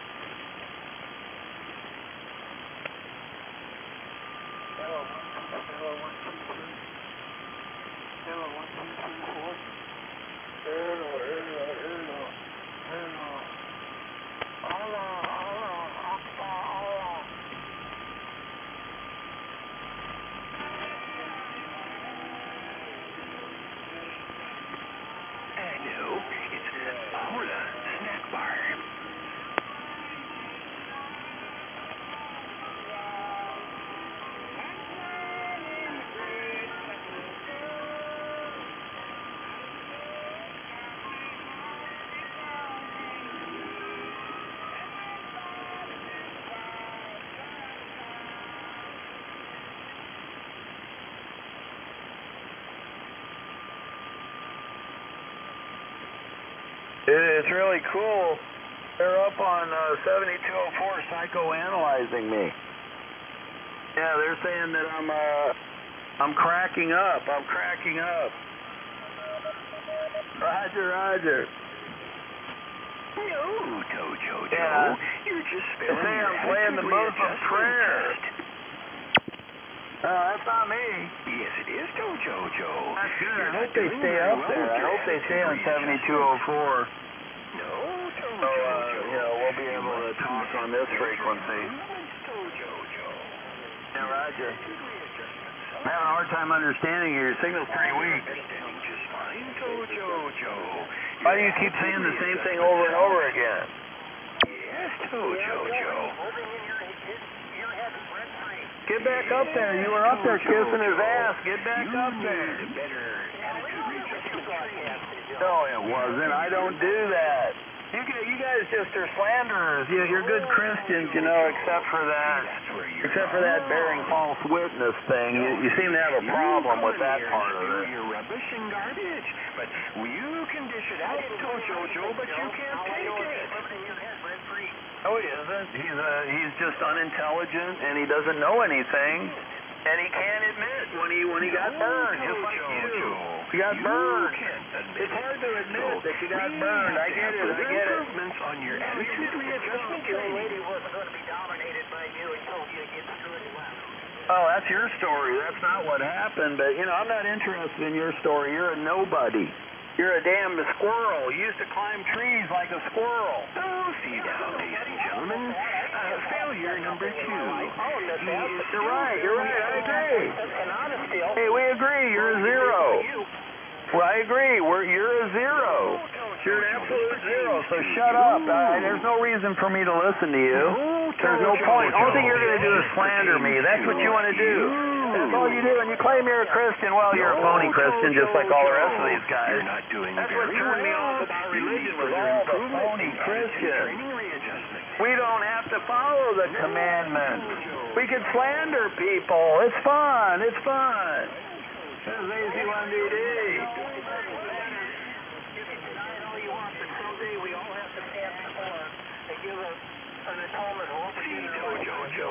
You can dish it out, but Really? You think so? Well, you keep believing that. You keep believing that. I don't care if you believe in the flying spaghetti monster. I do not care. Don't you, Jojo? You will when you stand before the throne. I got my calendar out. That's right. They believe in the flying spaghetti monster. They're very intelligent. But they don't believe in climate change. Oh, no. They don't believe in climate change, but they'll believe in the flying spaghetti monster. Incorrect attitude. That's right. You're another one. No, Jojo. You're failing your attitude readjustment training. Yeah, you see, you can put data in front of them, and you actually show that the climate is changing due to CO2 produced by humans. You can actually put that data in front of them, and they will say, no, it's not that. But I'll believe in this make-believe man in the sky. I believe in the make-believe man in the sky in which they have zero data. Absolute zero data. But they'll believe in that. There you go, guys. That's intelligence right there. Bibles only say that. Joe, you're no but a whiny little bitch. That's brainwashing. That's just brainwashing, and that's I know there. Unintelligent people are very susceptible to brainwashing. It's a proven fact. Yeah, look at Joe. He's proof. You're likely you'll believe in anything. Well, when you're standing in hell, that's all you need to know, you damn fool. Yeah, look at Joe. He's living proof. Hey, Richard, I'm a damn fool. You sure are, Joe. I'm a damn fool. Amongst other things, too. You damn well are one Italiano, you freaking idiot. Hey, why don't you come He's a faggot. He's a pedophile. This list is long. Whatever. I'll beat your damn ass. Oh.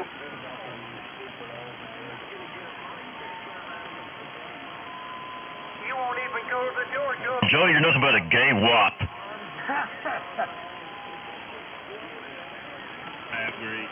Oh, we got rid of 3 or 4 of them. They all went up to 7204. Just if you want to go talk to those guys, go up to 7204. That'll lighten the load here. Joe, you're nothing but a gay wop. You already said that. What, are you going to keep repeating it until I acknowledge you? No, I'm going to keep on saying it till you get pissed off. Like now. You're quivering there, Mark. Your voice is quivering. Who are you afraid of? Who, me? I'm not talking to you, dumbass. I got your dumbass swinging. Double dickhead. Got my calendar on my head.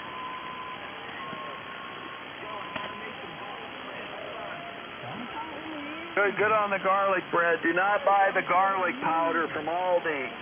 It tasted like automotive paint. Over. Gives you diarrhea.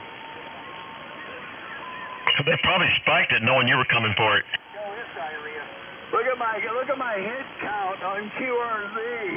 It's gone through the roof. Hey, Richard, you've only got 4,000 hits.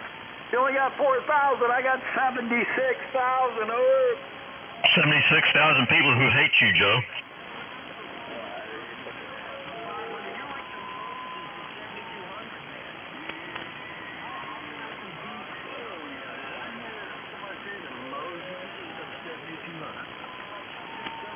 Hey, get your ass out of here, KEE. You were up on 04. No, we're all back Oh, now. my. Where did this come from? You guys ran. You were routed. Oh, we're back. And you ran to 04. Why didn't you join us, Joe? Joe, man? The floor map was open. I mean, you could have been there. What happened, Joe? We're back now. So they're coming back. Oh, no, the floor map was open at 7 point, and then here you are complaining. Joe, you constantly complain. 76,000 hits. Oh, no, you had an opportunity, and you missed it. You're angry about that.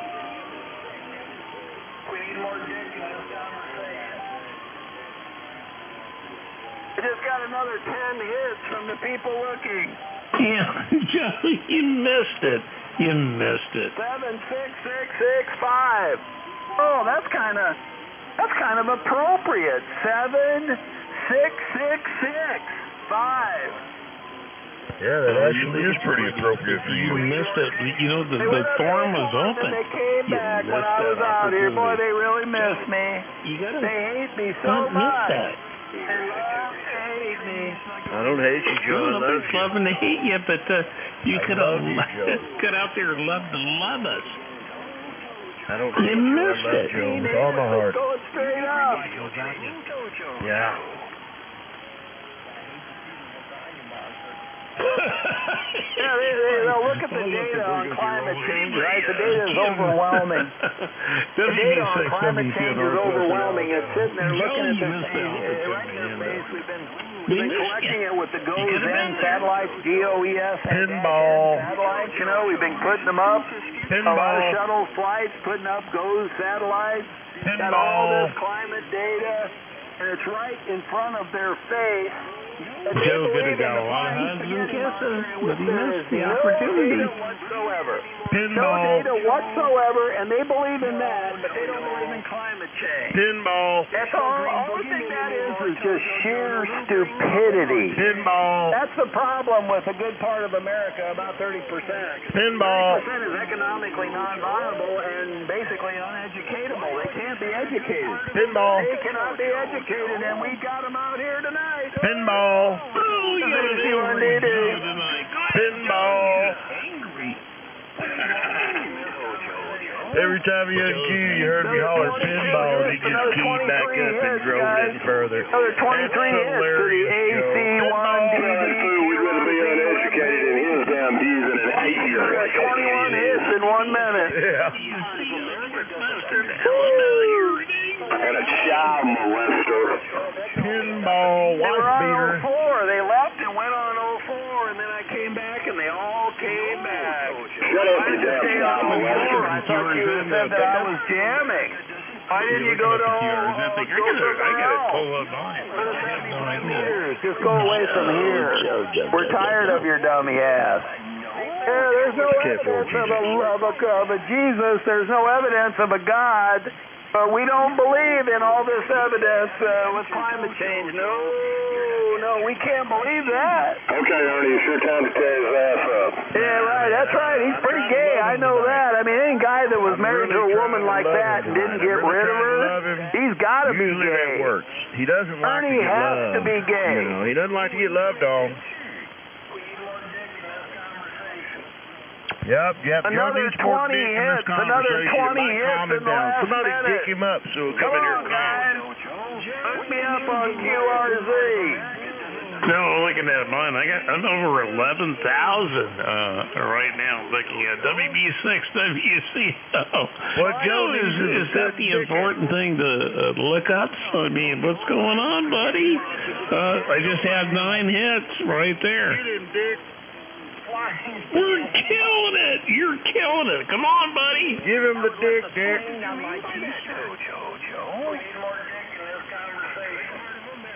Yeah, there's no climate change, even though all that data says there is, and but there's a God, even though there's no data to prove it. Oh boy. I would never ever go down that road and say there's no God. What purpose or what thought process, Joe, would make you think there's no God? I mean, because there isn't one.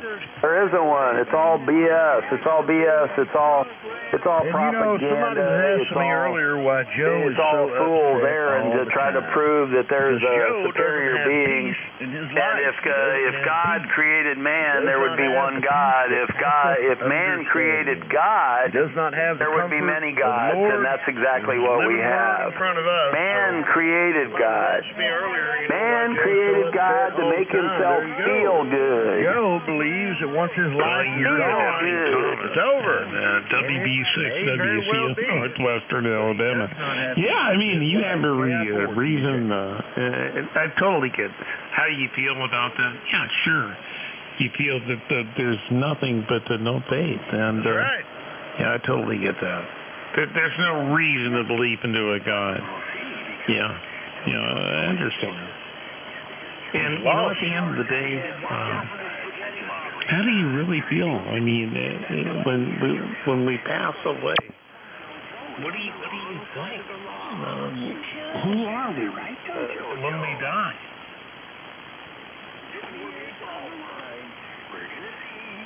I've known good atheists, so my Ummer was an atheist. Bob there, he was an atheist, a staunch atheist. So, it's not that I got a problem with atheists, I don't have any problem at all. But I try to look at people, man, and listening to Joe for 20 years, I can tell you, he's hopeless. Well, he's not helpless, but he feels hopeless. He's lost, man. He's upset.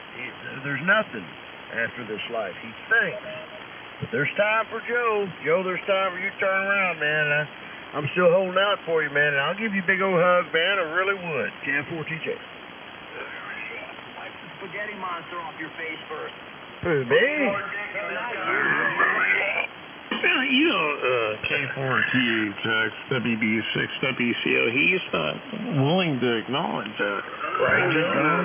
You, technically in your mind, this is how it works. This is how it works. And, but I think that at the end of the day, Joe, you're going to find emptiness. What you're feeling right now, emptiness in your heart. You're empty. You're filled with anger and you're pointing fingers and stuff like that. I know you think I'm crazy. He's a drug. He's this, that. But really, I'm a friend. I'm just trying to help you out, bud. Grab my hand. Grab my hand, man. I'm saying the truth. Yeah, and it doesn't have to be despair. I mean, what you're thinking. And that's cool. I mean, you can continue down this road. You're older than me. You're like 10 years older than me. I can't believe you're talking like this. You three gangsters came back. I just, unbelievable. I mean, somebody else better shows up. So here we are. Over. It's your choice. Believe in what you want to believe in, buddy. But I'm here to help you out, man. Okay, 4G6. Gonna help me out how you help your dope addict kids? Hey, you gonna help me out the same way there, Teddy boy? Gonna help me the same way? The coolest thing about life. Do I like to get up early in the morning, Joe, take these dope addict kids down to the clinic? Do I want to do that at my age of 62 every day and travel 140 miles? Do I want to do that, Joe? Yeah, really? Seriously?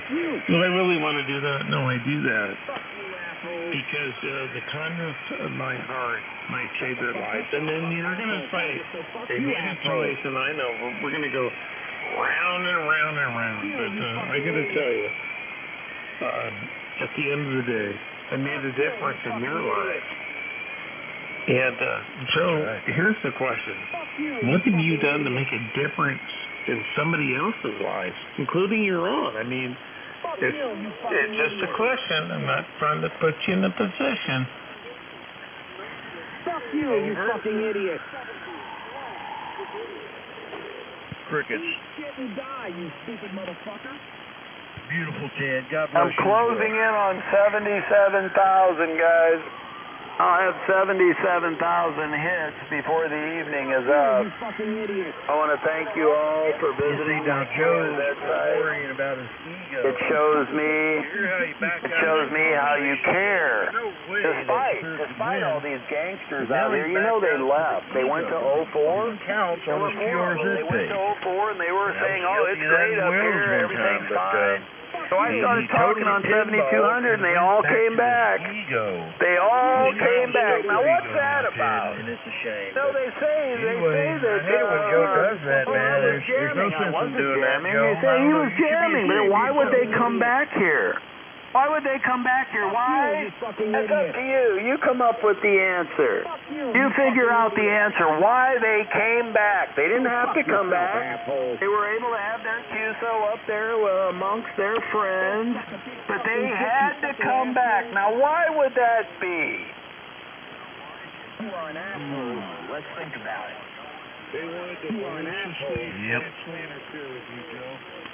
That's exactly right. They know where the action is. They know where the action is, and they go on any frequency on party meters and talk, and no one would bother them. But they can't do that because they bore each other. They're bored with each other. What are you going to do, listen to Ted? Oh, boy. You're going to listen to that uneducated hillbilly out of Kentucky? KEE?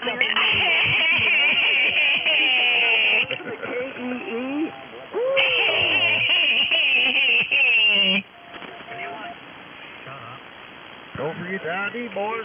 Whiny little bitch Joey. Dog Dookie. Yeah, they believe in the flying spaghetti monster, but they don't believe in climate change. Oh, Double Dong Joe. Double Dong Joe. Fuck you fucking idiot. You have no complaint.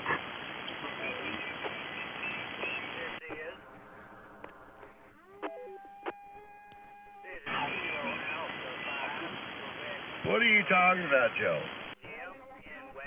Who knows what he's talking about? He's insane.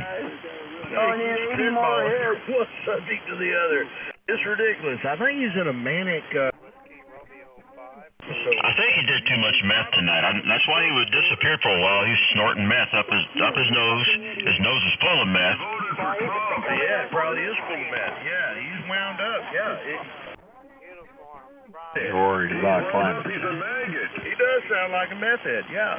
So what does it mean? They lose control of their temper. I mean, just say one little off thing to them and then they explode for hours. With what a meth head sounds like. I have no idea what a meth head sounds like. I don't know anything about it. But Record yourself, Joe. You know what a meth head sounds like. Is that practical experience? Exactly. And Joe, like somebody else said, record yourself, Joe. Figure it out. Listen, I live in Kentucky. I know what meth heads sound like. I don't know what crackheads sound like. You know, there ain't a lot of crack around here, I wouldn't guess. But, you know, you some bitches around here will steal your damn air conditioner. And you wonder why it's getting hot. You'll go out there and there'll be damn, 240 sitting there out of some conduit. The AC's gone. Hell, I know what a damn meth head sounds like. Boy, what's wrong with you? Fuck you fucking idiot. They be stealing cotton around here. Hell. Right. Hey, how you doing? Free cash flow, long time. Over. Joe, you want to hear a meth head? Record yourself and play it back. Fucking idiot. Doing good. How are you? Joe's reaching. We just gave $20 billion I'm glad to he's fading out, kid. Argentina. What do you think about that? Free cash flow, over. Yeah, Get out of here. WV6, WC. Alabama. Joe, in the upper Midwest where they grow soybeans. They voted for him in 2018. He screwed him back then. We bailed their ass out with a government bailout. Oh, we got a lot of stuff going on out here. Over. Come on now, Dick. Son of a bitch again. And now he's given $20 billion to Argentina so that they can reduce their tariffs or whatever their penalties or whatever you want to call it on China so that China can buy more of their soybeans instead of ours. What do you think of that, Joe? Oh, that sounds wonderful. It's just wonderful. I don't know what we would have done with that pittance of $20 billion in America. I don't know what we would have done, Mike. Over? Yeah, you either got us good hearing you. I haven't heard anybody that haven't been on too much lately. I think he's turning his power down. I think he burned up another damn choke. Oh, Joe's having a day. Negative. No one's hurt him. No one has hurt him. We've heard that he's still breathing. He's still alive, but no one's hurt him. Over? Okay, well, that's all I want talking to him. Just want to eat a few chili dogs and get some sleep. Y'all take care, man. And Joe, okay. Hey, Dick. I like these guys that got conned by Trump. You know, they were conned into He cares about America. $20 billion, I think, could have done some good for America, but his buddy down there in Argentina. That's Joe. His buddy in Argentina must have needed the money more. Well, you know what happened, Joe? What I heard was that one of his billionaire buddies invested in Argentina in their bonds or whatever, and they were about ready to go bankrupt and broke. So Trump killed his billionaire buddy out by giving $20 billion to Argentina. Oh, that makes sense. They were probably playing the currency markets. And it was going against them. So the U.S. gets in there and pumps in money. The guy could liquidate his position and save his ass. Yeah, it's crooked as all get out. Oh, yeah. So how have you been? I haven't talked to you in a long time. Roger.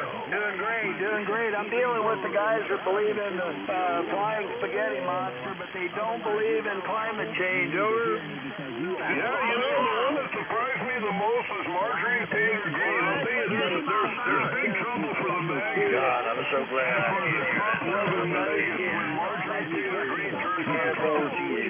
Yeah, I've been noticing that. She's been pushing to release the Epstein files, and boy, they don't like her now for some reason. He wound up, boy. I mean, he's wound. This is Mike Johnson. He's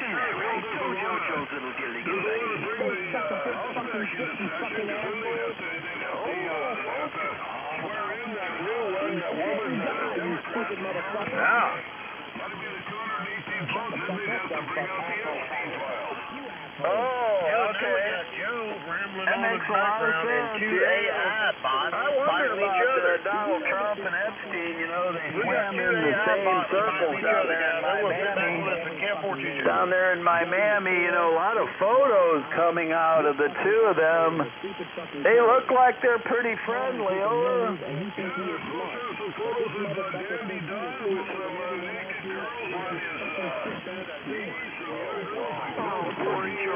Oh, no, Dick. Come on, baby. Let's go. WV6, Calm down. Alabama, you're killing it. Photos with a 14-year-old with no top on sitting on his lap. Yeah, I heard about that. We'll have to see. But yeah, they need to release the files, of course. It all needs to become public record so we know who the problems are, you know. But everybody in Miami knew what Epstein was, and for Trump to claim he didn't know is a ridiculous statement. It's absolutely ridiculous. But, you know, the people that are big-time believers, you know, they don't want to hear anything. We're talking about Joe with a little 14-year-old little boy sitting in his lap. Jesus,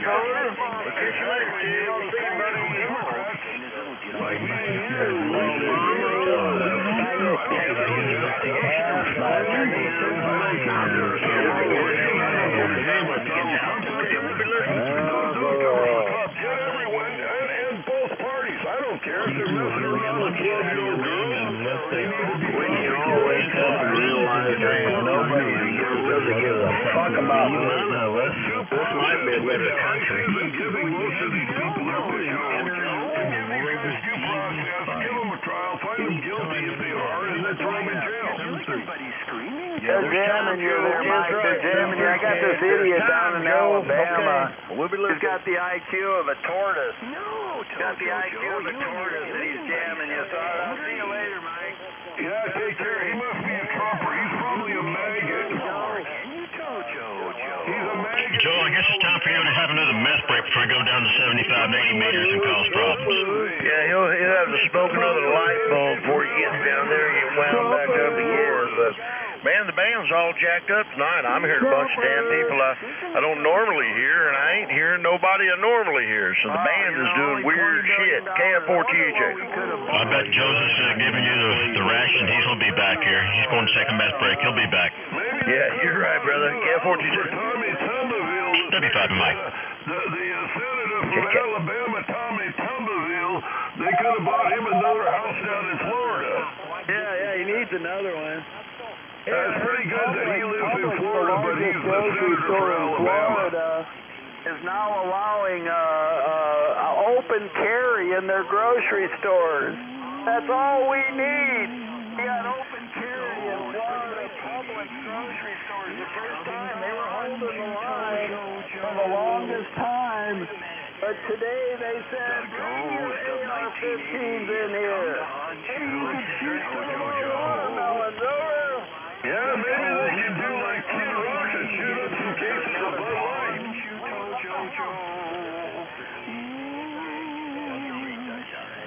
Yeah, just what you need, some dipshit. That's correct. Whoever said that about Florida gun laws, that is correct. Oh, they showed photos of them. It was quite revealing. Yeah, KK4SIJ, you're right on the money. On his back. I'll take Another guy had a break open The shotgun. bar? You're a bird hunter. You're familiar. Had an over and under. He had an over and The under bar? broke open, carrying it on his shoulder. That's right. Yeah, Joe couldn't even shoot an AR-15 as little as it is. He's afraid of it. He's shot nothing but a BB gun all his life. Well, if Joe wanted to know the truth, he'd shut the fuck up, wouldn't he? Pellet. Joe, what's the biggest gun you ever shot? A little pellet gun? A little BB gun? Bananas, and then he could shoot him with a double-wide box. Pellet. That's what he said. He was ready for any eventuality. Would have been a tarantula. That's horrible. What's he going to do when he goes into the dog food section? He'll be like Christy Nome. He'll shoot a dog. Oh, yeah, you can't have Christy Nome shot the dog in the face. Over. Shot the dog and everything wasn't done. She got home and got pissed off and killed the little goat. The little goat that was their kid's little pet goat. She shot the goat and killed it, too. Yeah, I thought it was funny. They showed all these photos. This woman, a hot lady, she's walking there. She's got a 9mm strapped to her hip. The guy's got the break-open shotgun over his shoulder. He looked like a complete idiot. And you got 2 or 3 of them walking with They probably kicked him out of all the local clubs when he got tuned up like this, so all he's got left is ham radio. They can't go grocery shopping without being assaulted. Hey, Joe, did you take over Carol Madera's spot as a bathhouse sponge boy now?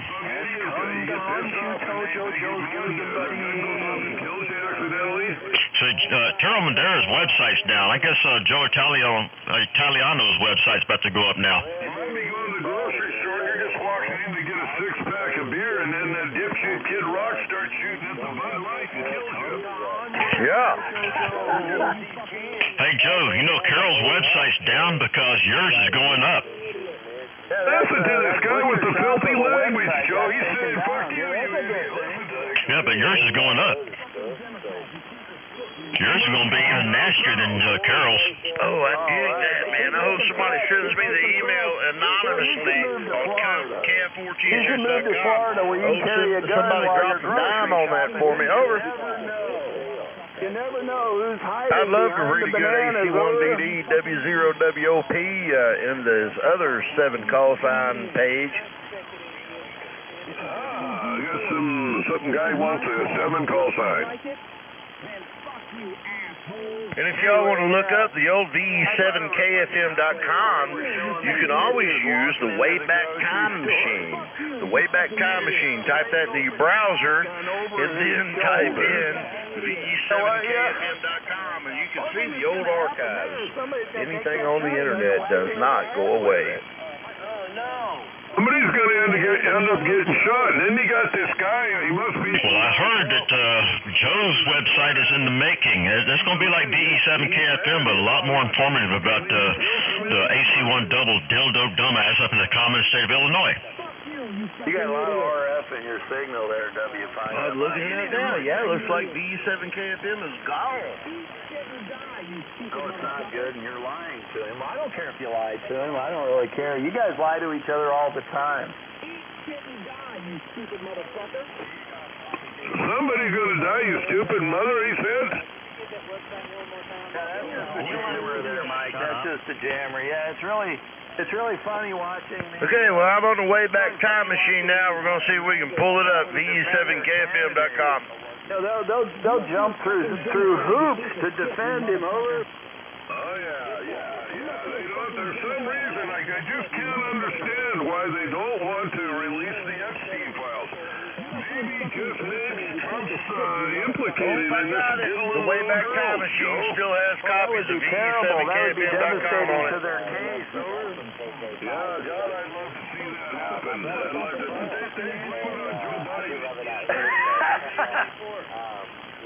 No, they shut it down, but you can go to the Wayback Time Machine, the archives, you know, to get a view back. This guy's got to follow him off. He needs to work. Everybody's be looking out for that too, Phil.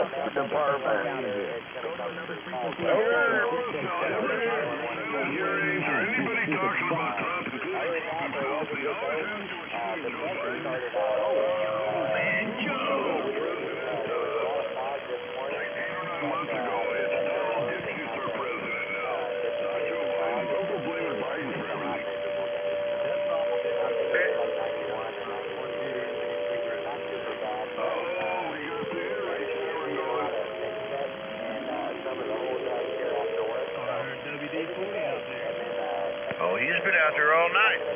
Yeah, heavy jamming, Mike. Heavy jamming. AC1DD. Heavy jamming.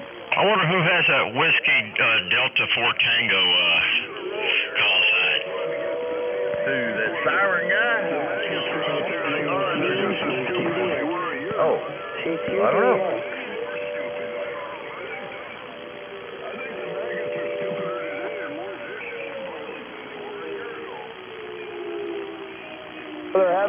They're having trouble justifying all this weird behavior. Can't afford TJ in case I missed it.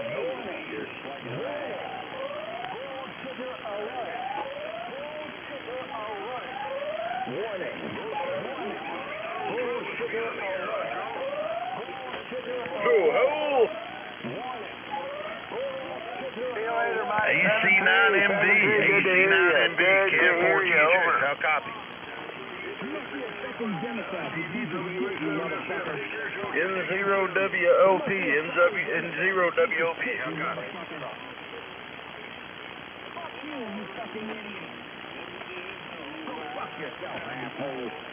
N9PH, N9BH, KF4THX, how copy?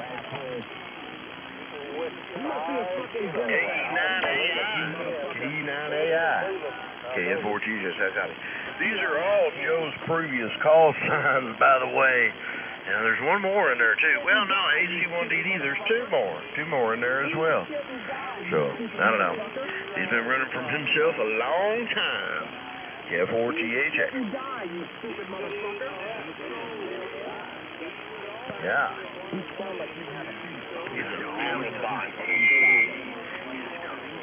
He's probably a Boeing experiment in AI. Probably is. Joe's probably controlled by like 3 motherboards and 36 processors. But a 300 megabyte hard drive says he's so stupid.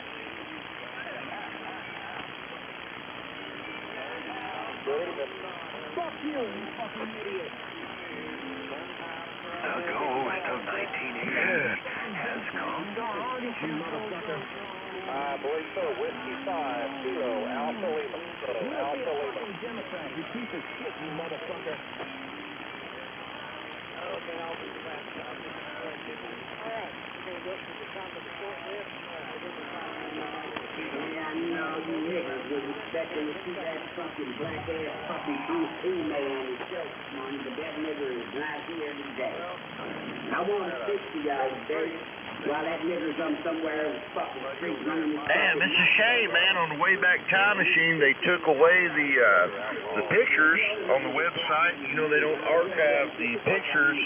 They archive the web page structure, the text, on the web page. But anyway, if you go to Wayback Time Machine on the internet, the Wayback Time Machine, it's a pretty cool feature. For those who ain't never heard of it, you can look back at old websites that are now defunct. You can type in a web address of something you visited back in 97, 98, and you can probably see an archive of it. So anyway, V7KFM, Victor Echo 7, Kilo Foxtrot Mike.com is where the Joe Italiano page is. So I don't know, there's a concerted effort right now to get that off of the web. I don't understand what's going on, but once you put it on the web, it never goes away. So V7KFM via the Wayback Time Machine, fellas, check it out.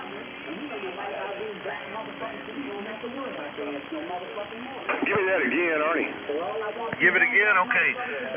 The Wayback Time Machine. The Wayback, like, in the way, but the Wayback Time Machine. .com. And then on that page, there'll be a header bar. You can type in Victor Echo 7.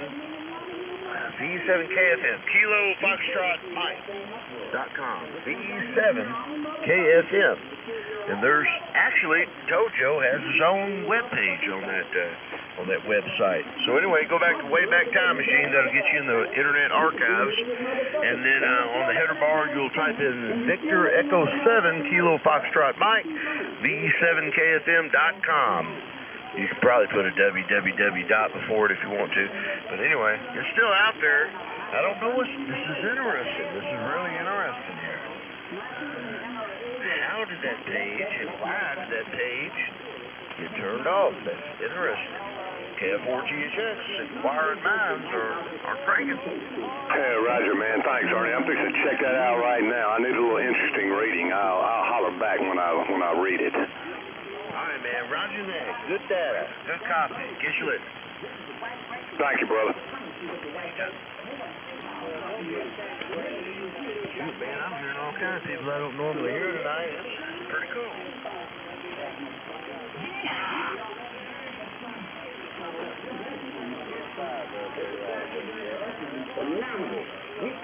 I'm hearing the same book.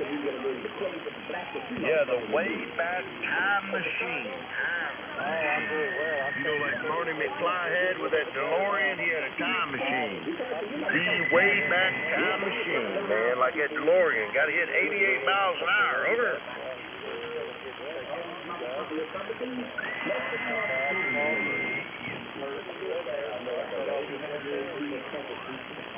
Man, this band has changed fast tonight. God almighty. Dynamite. JJ. Good times. Moving on up.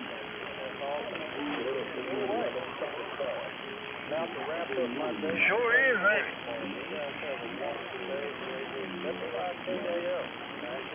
Joe's gone. Wow. What'd you guys do? Yeah, Joe ran off, Dick. I think Dick scared him. Never know. We scared Joe with the dick. I told him I wasn't scared. That's why. Which is unusual, because normally he runs towards it. Normally Joe runs at the dick, but tonight he ran away from the dick. Joe, come back, Joe. Joe. Yeah.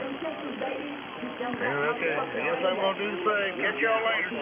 KF4GHX. I'm going to go now. 73. See you. Bye-bye. We need more dick in this conversation. I gotta go. Bye.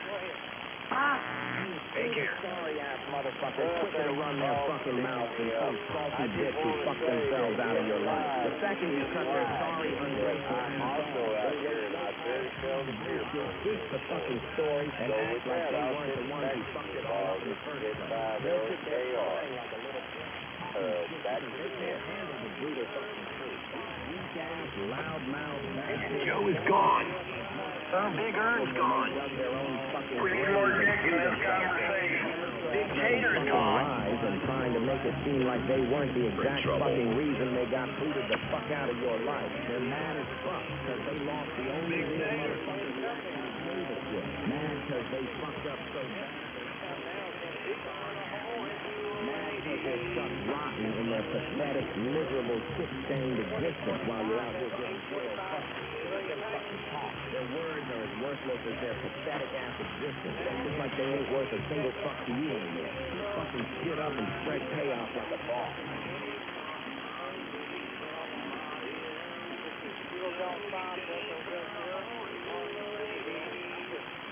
I don't give a single fuck if you like me or not.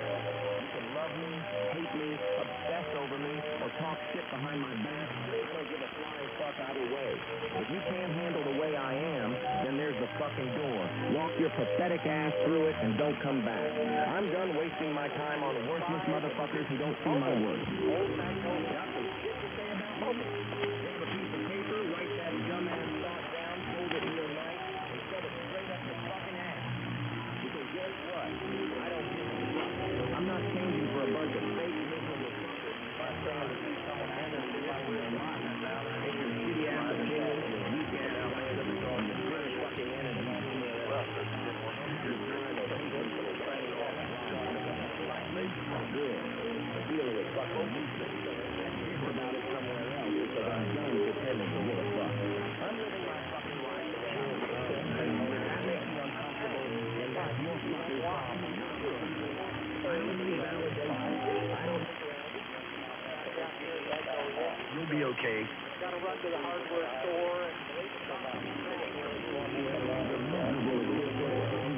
And get the fuck out of my way. No, hell, I don't own a pair. Think about that. Jim and I don't get in the past. Do you really fucking think that your lazy-ass mindset is going to get you anywhere in life? Well, if you do, you're fucking dumb, and let me explain the fuck why.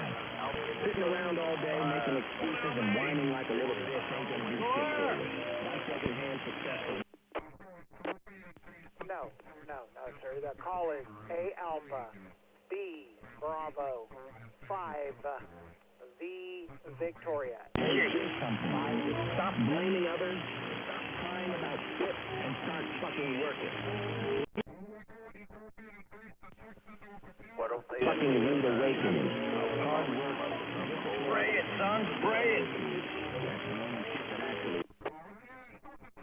Oh, I'm not too worried about it. Why are you yelling?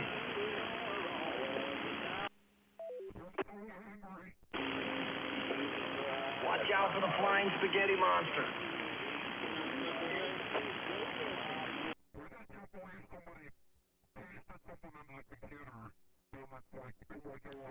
Toby, your motto is the few and the proud.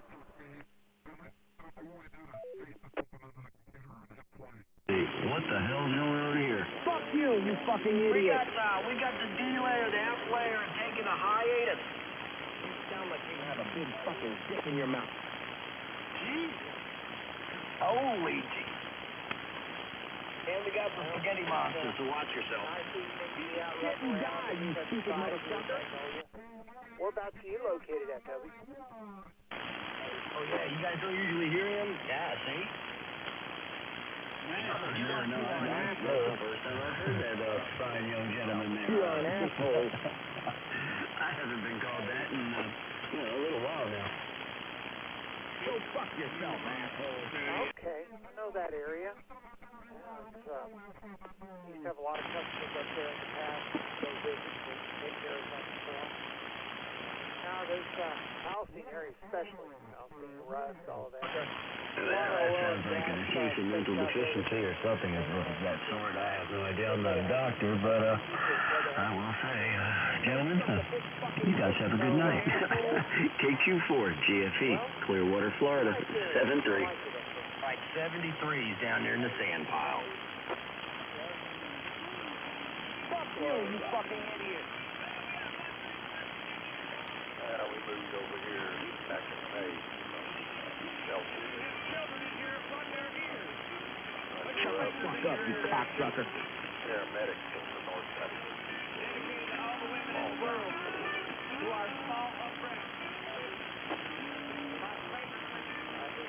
I grew up in about 30 years ago. I moved down here for work.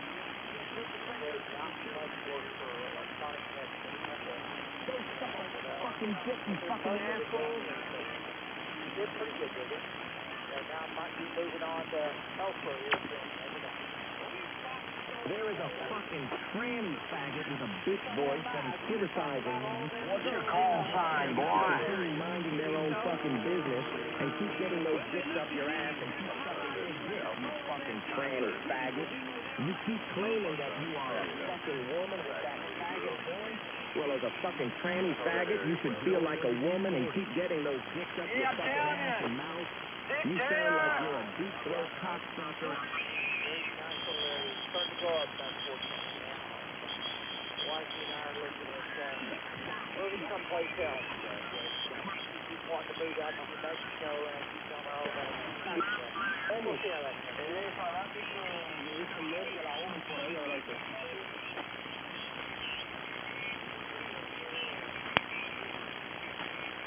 But Lord willing, this was my last move. Next move, I'll be in the block.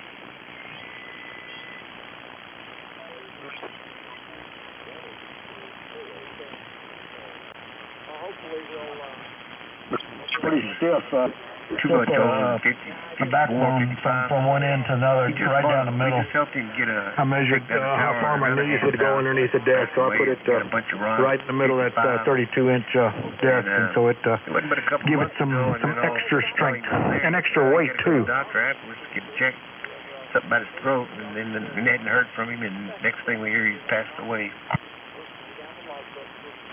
That was a pretty good double. Go ahead, Ray. Oh, I was going to say we lost a ham over here. He got cancer, and we didn't know it. And I mean, he passed away within a couple months. We helped him take down a section of tower at another guy's house that passed away, and it's Ron 55, and he loaded him on his trailer and was going to take him home. And he told one guy, "Yeah, I'm going to stop by the doctor and check my throat, see what's wrong." And then we heard today that he passed away. So man, that was fast. Oh gosh, and hey, he had big plans. Yeah, he was putting together a really nice station. He had a really nice setup, and he didn't get to use it. But I don't know what happened to the Ron. I don't think he ever got that tower put up. no, sir, I'm taking my body. Yeah, I hate to hear that kind of stuff. Yeah, Ron 55. That's a big tower stuff. Yeah, it's a nice tower he had there. Another guy had it in his yard. He passed away.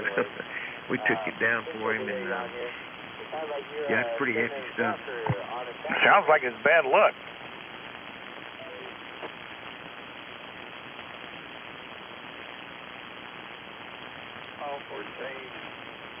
It's a little bit too big for me to use in my yard. Family come in from Florida. Brother-in-law. Putting a rotor plate in one of those is expensive too.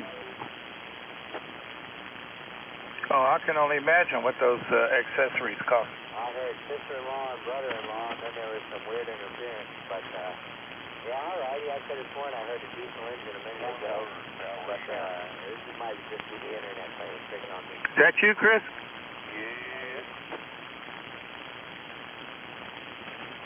Yeah, not very strong tonight.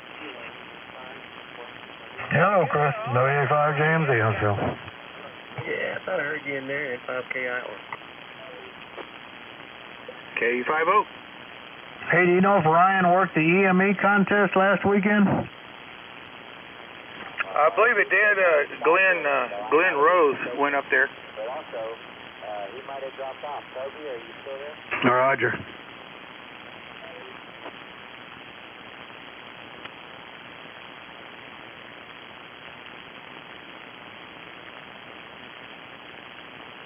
Pretty good when you're just sitting on the couch, and it sounds like you got a nice, solid eagle running in the background. Was driving down to go eat breakfast yesterday morning. I looked up, straight up in the sky, I could see the moon. I thought, I guess those guys are going at it. You must be poor.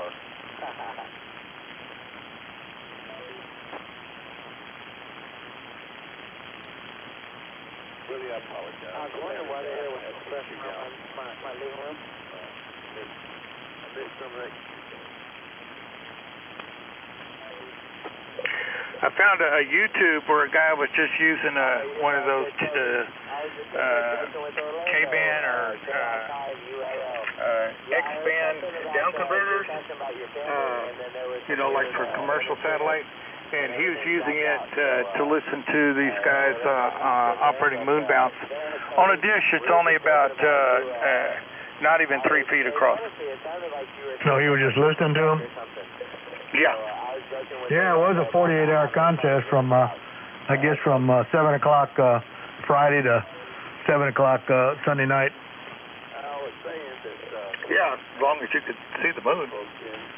That's just a contest. It doesn't matter about the moon. Well, it's a moon bounce contest. No, so well, I know it, but I mean, I know the moon is quite cyclical, but it's not always. I mean, how do you schedule a contest for the full moon? No, you don't. But like I said, it's for about 12 hours. It's on the other side of the Earth. Right. We know that. Yeah, but like you were saying, during the full moon phase, yeah, you'll wake up in the morning and it's still up there. Can't barely see it though. I wonder what he used for receivers to hook that converter to.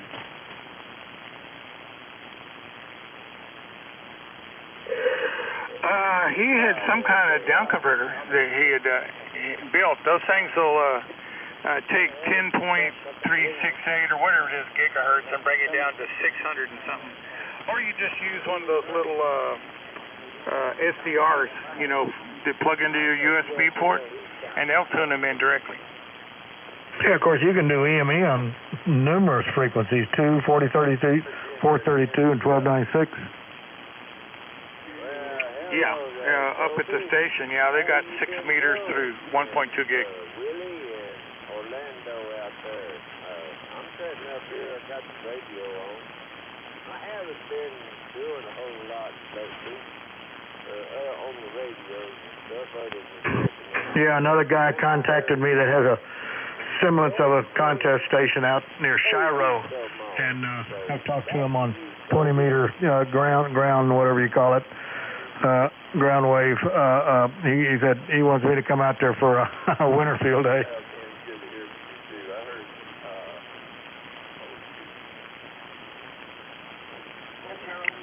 Yeah, well, Chris, how's your car running? I saw you drove it Saturday.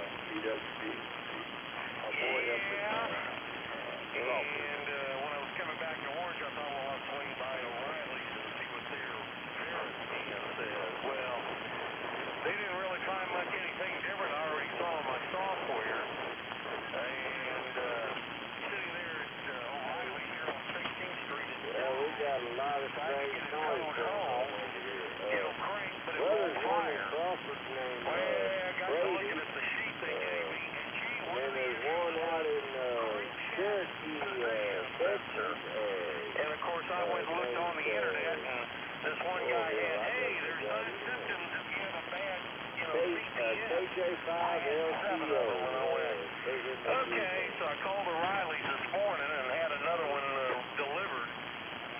But I put it in and tried to crank it, and she still won't fire. I don't know if there's something I need to go into the ECM and clear the codes or what. Oh, for heaven's sakes, yeah. So it wasn't hard to get to?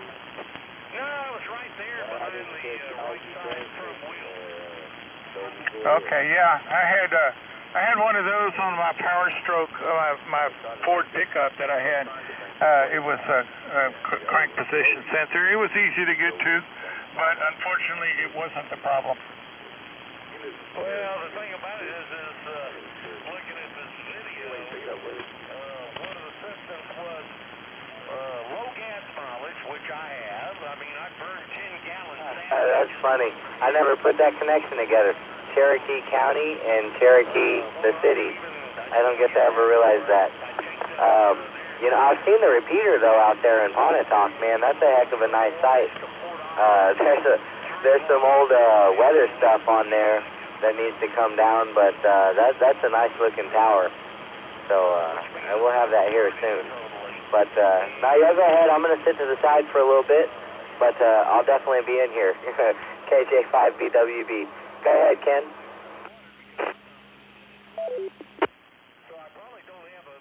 Oh, I think we needed to go back over to Orlando, KJ5ULL.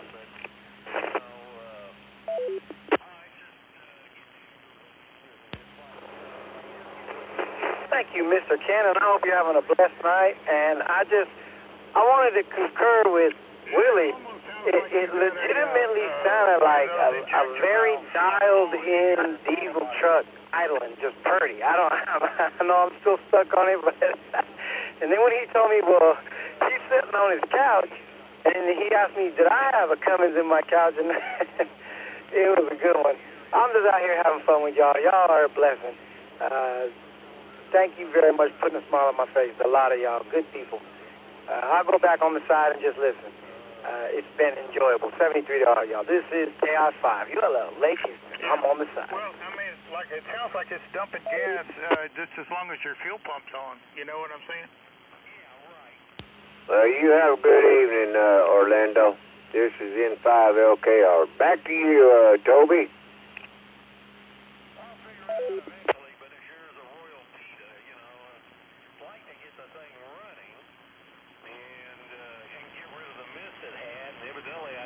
Well, Ken,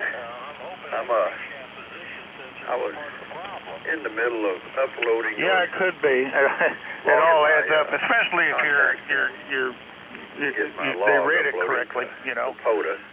But the YL fried chicken got ready before I was done. I'm gonna go finish that. Good to talk to you, Orlando. 10 times a second. BWB, Brady, if you're listening. Good to hear you guys. I'll be listening on the side as well. I'm going to finish this up before I forget about it. All right, Toby. Everybody else out there, this is N5LKR. I'm not going to be sitting on the side listening. I'm fixing to shut it down and lay down horizontal. N5LKR, 7-3s to all of you out there. Talk to you again down the log.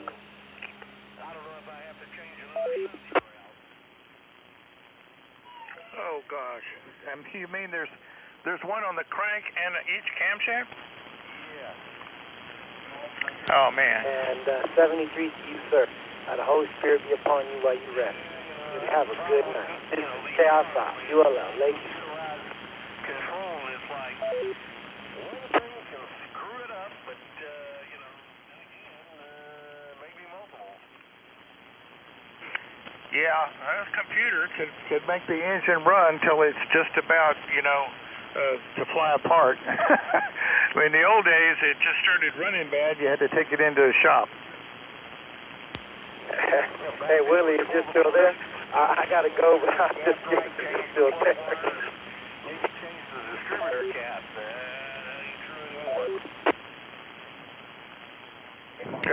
Yeah, sorry, man, I couldn't hear you over the Cummins in my couch. No, I'm on the front porch. Yeah, that had me in stitches, too. Oh, what are you up to, man? WA5 JMZ, Huntsville. Brother, you just rounded third and took it to home, man. I just wanted to say good night. I'm going. I had the little boy all day. My wife is home. We already ate dinner. And I'm going to go and sit on the couch with her and enjoy a blessed evening with my wife. Something I've been doing for many years, and I'm not going to miss one opportunity of that. So with that, I want to tell you, Willie 73, it's been a fun day with you on the air, man.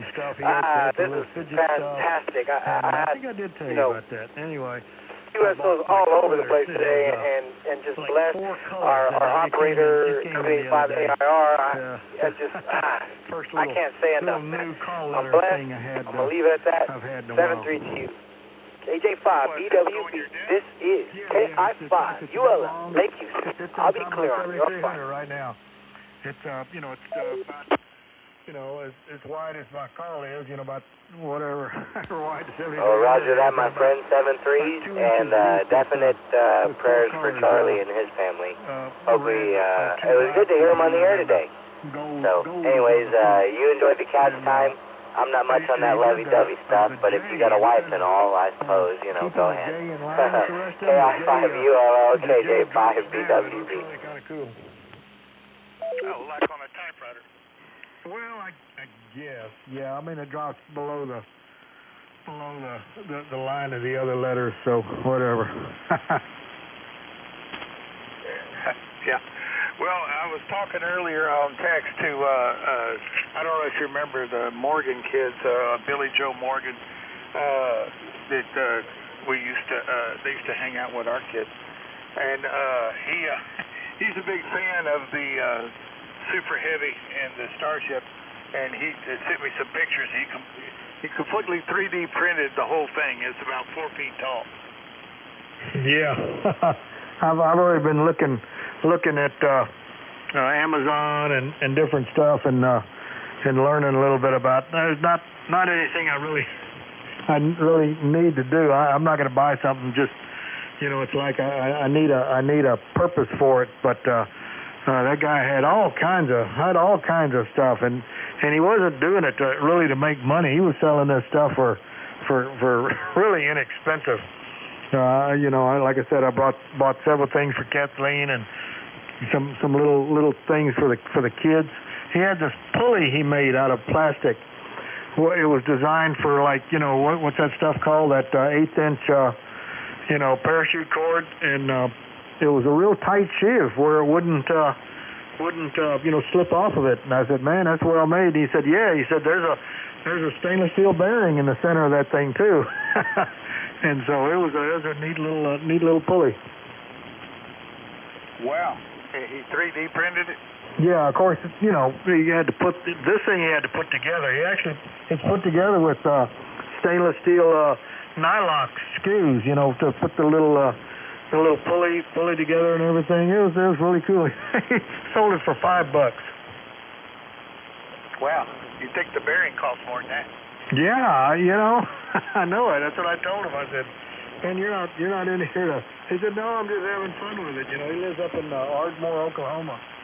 I didn't even get his call letters written down. I mean, of course, he knew mine, and he said, I'll look you up on QRZ and mail it to you. And so I, when it came in here, I looked up his name, and I put his name into QRZ. You can search by name, and it's a real long, crazy name. So it came up, and sure enough, so I've got his email. I'm gonna email him back, tell him thanks, and all that kind of stuff. That's pretty cool. I guess he's just supporting his habit. That's kind of what it is. He's supporting his habit. He had 2 machines out there. I don't really know if he was running them, but anyways, it was real interesting to talk to him about 3D stuff.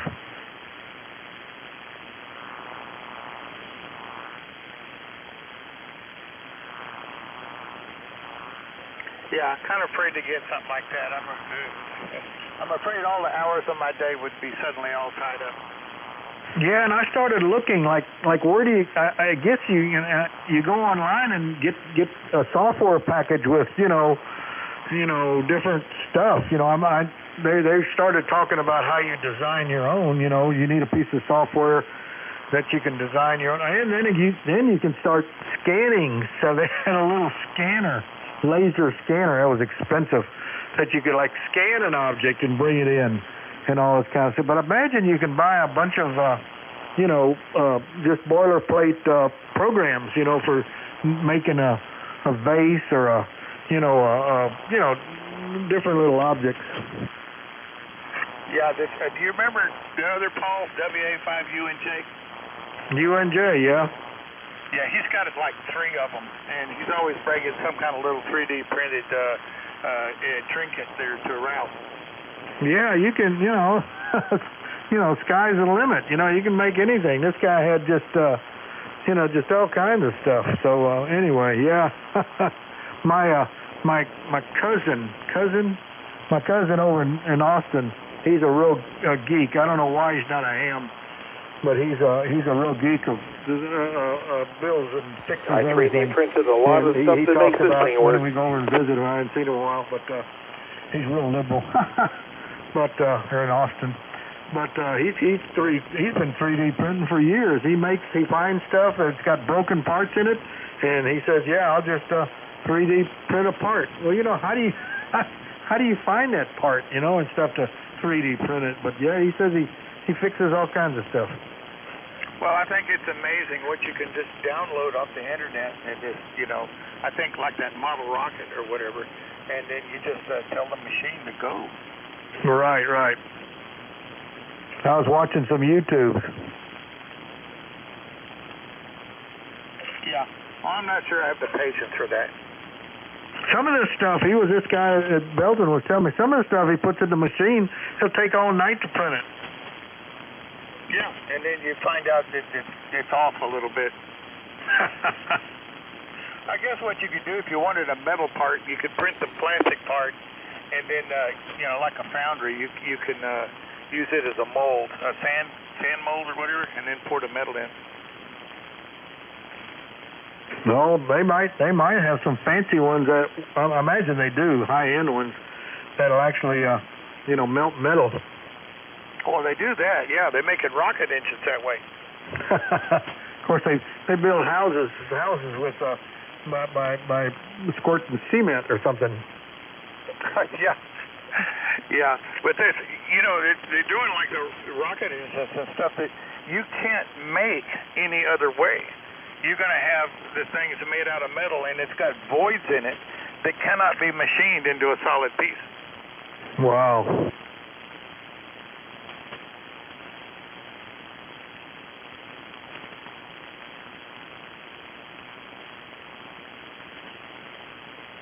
Nope, I know that 3D printing can start running into a lot of money, so it's an expensive hobby. So they probably dip into your radio budget too much. Yeah.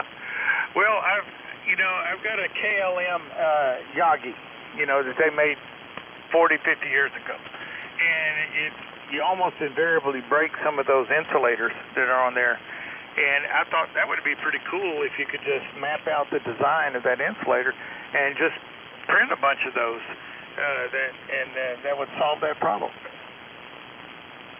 Yeah, maybe you can find somebody who's got a printer that can do it. Well, I saw somebody on eBay that was like just parting out one of those antennas, and he wanted like $20 a piece for this little plastic insulator thing.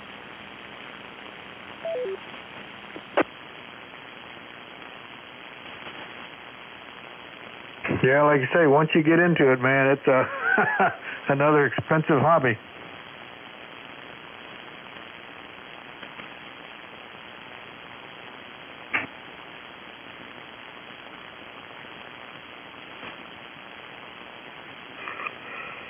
Well, I saw a thing earlier today from Larry Beaulieu that they're going to launch a balloon up in Dallas around 9 o'clock Saturday morning, I think. And they're going to have some kind of a little crossband repeater you can talk on and copy the APRS or some kind of stuff from it.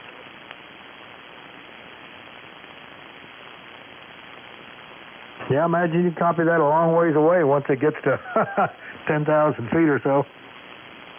Oh, 100,000. Yep.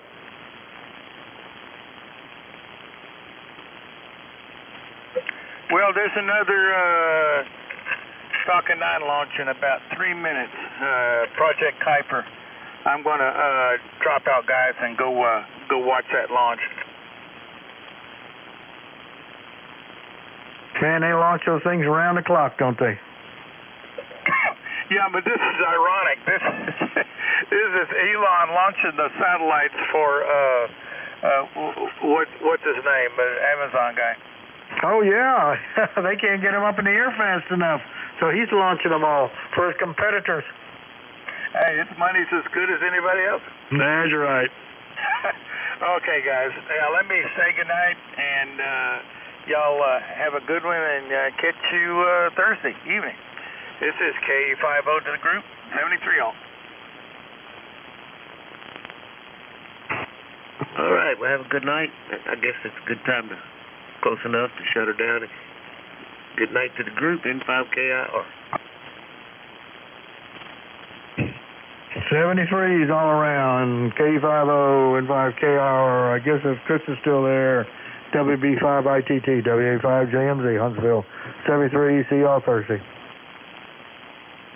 Good night, everybody. WB5ITT.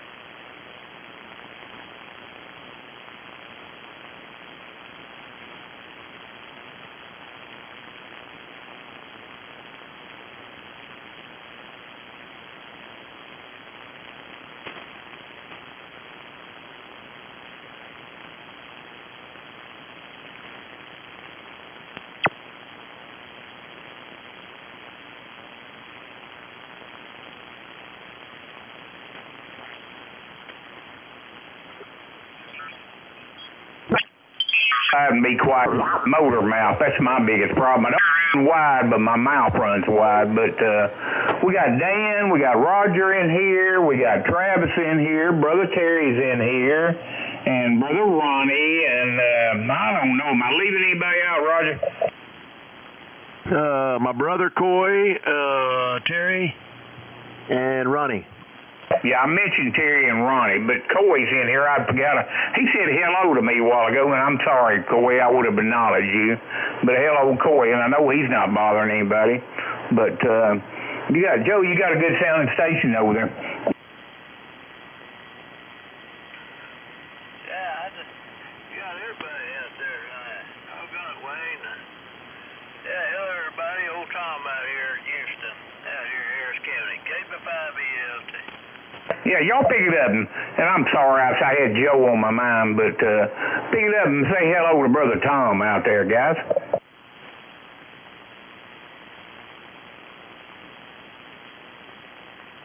Hello, Tom. This is Roger, W5RJH. I'm in Logansport, Louisiana. Hello, Rogers. It's doing good out there in Louisiana. All right, yeah, I got a good copy on you too, brother. Yeah, y'all about 20 over out here on this old radio, man. Right on, right on. You're knocking on 20 on me.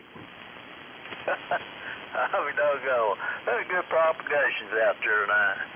But we get some cool air up there in the sky, and D layer and the F layer all mixing up. Maybe we'll get some good propagations for 80 meters.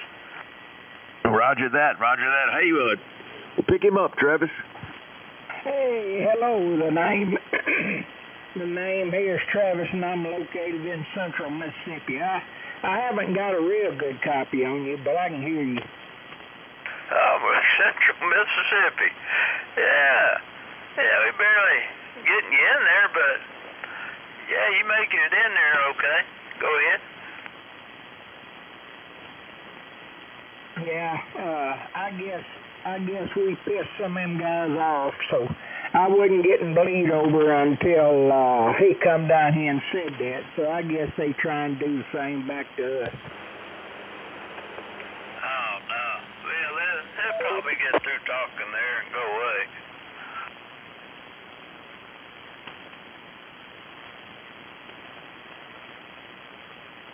You got a copy on him, Ronnie? Yeah, he dropped down quite a bit on me there.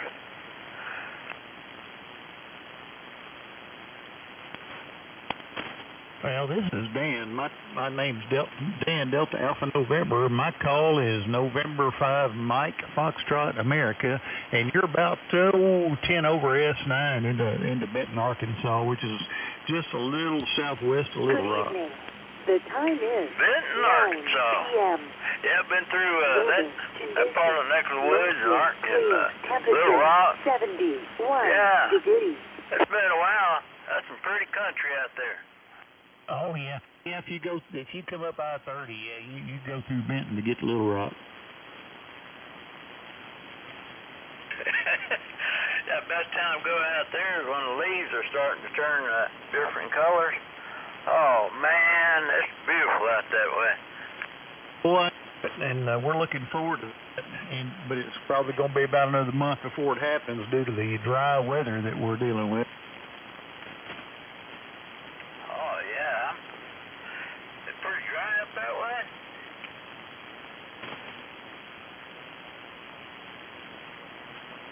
Can't be as bad as down here in South Texas. We don't get no rain anymore. Boy, I can say amen to that, Tom. We hadn't got any rain over here in Port Arthur. I cannot remember the last time we have got a decent rain. It is dry, but my grass ain't growing too fast, so I'm not having to mow. I'm really not even complaining about it. Anyway, it's that time again, guys. AA5DA. K5ELT. I hear you on that way. Yeah, my front backyard is dried up. Ain't no more grass. Looks like I'm living out in Arizona. This is WA4PMK. K4CH. Yeah, I've been running a water sprinkler in the backyard trying to keep all that alive.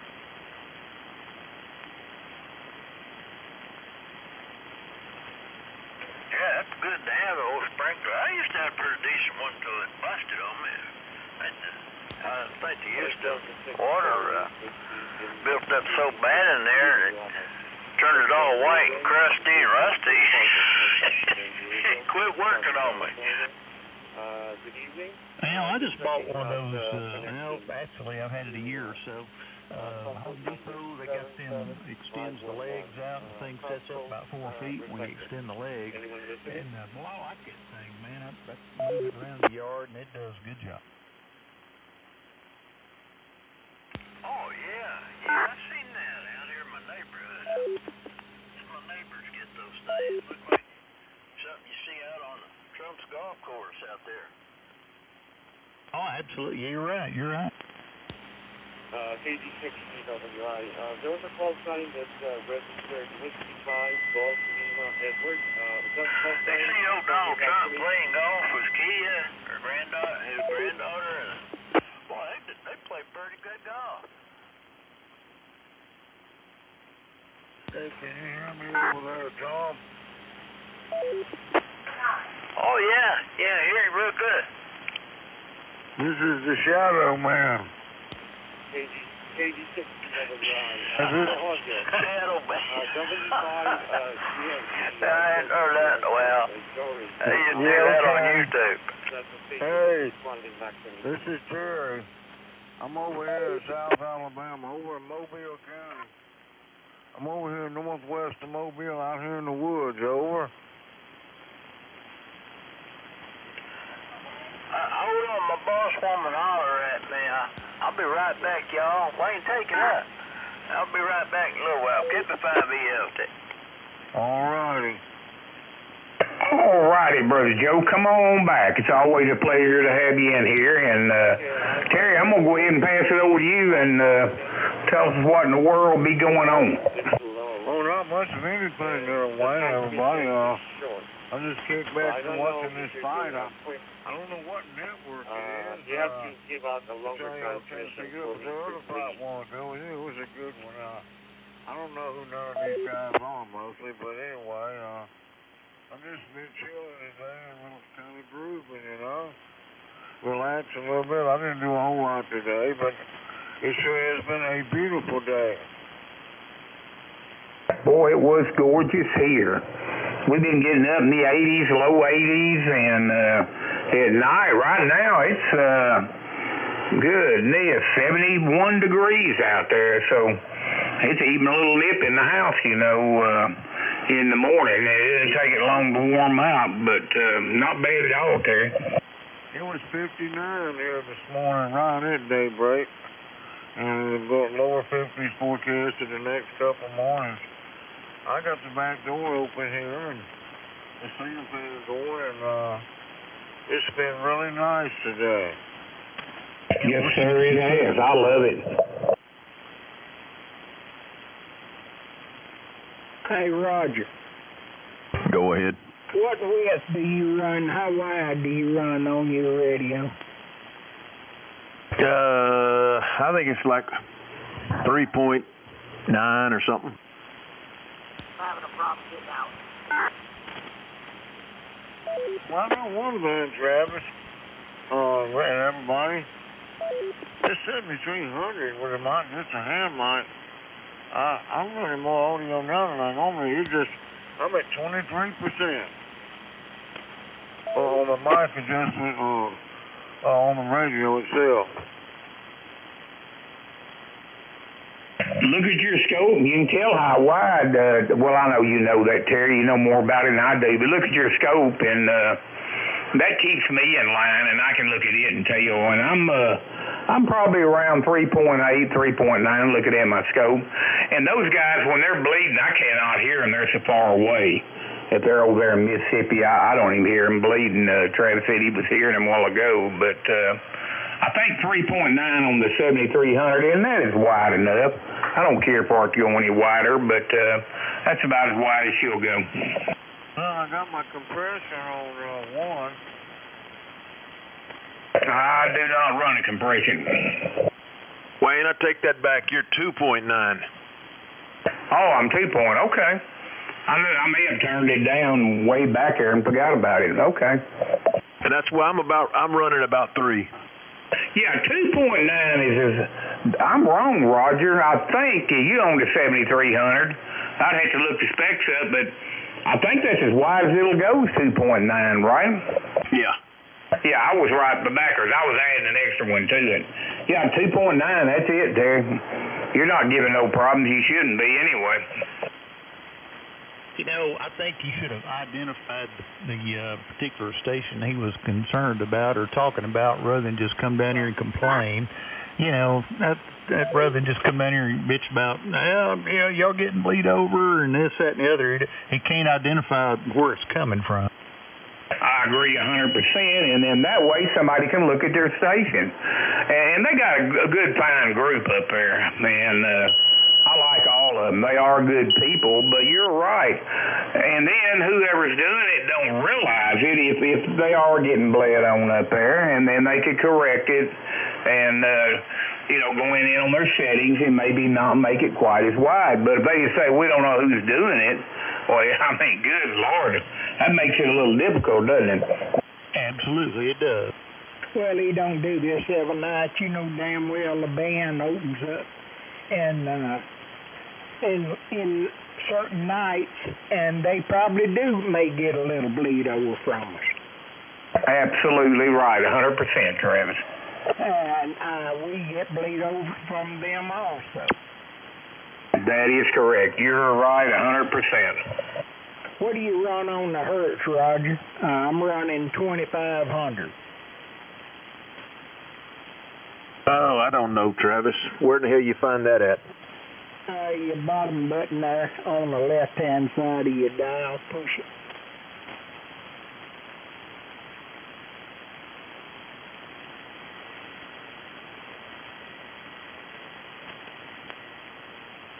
I don't know what I'm running either, but what does that have to do with how wide you are, Travis? Explain that to me. I'm sure it does, but I don't know what you're talking about. Well, I can't read what the button says. I don't know. I just wondered, would that make any difference on the width? I could be wrong. I don't think so. Dan knows, though. Whoa, Dan, what's he talking about? Well, I don't know. Ask me. What was the question? I guess I missed. He was wondering what the hertz on his radio. There's a button there, and would that affect the width of it? Oh man, I don't know. That depends on whoever knows. That's a 710. That'd be a Roger question, I think. Right. Well, Travis, I mean, if everybody's seeing what you're on your scope, it don't matter. That's right. Okay, well, how wide am I? I'll see if that works on the width. Go ahead and look at your gauge and tell me. You're looking like you're right at 3. And that's exactly what I'm saying. You're just about 3. You're way beyond the limits to be bothering somebody that's 4 up above us. So I don't see how that could really be a problem. No, you're good, Travis. All right. I'm going to change it and see if it makes any difference. I'm going to turn it up.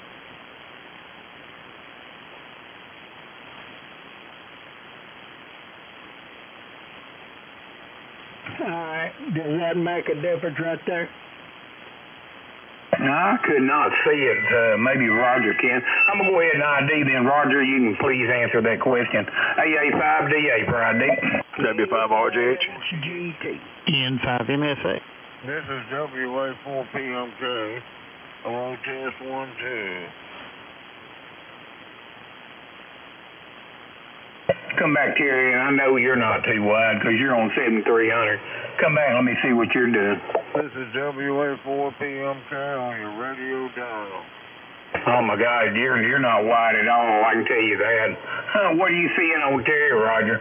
Wow, he's not even close to being too wide. Well, I can't see I can't see him real good, Wayne. Well, I saw it that time. You're running right at 3. Well, okay, it should be right there, yeah. Yeah, that's about where you're at.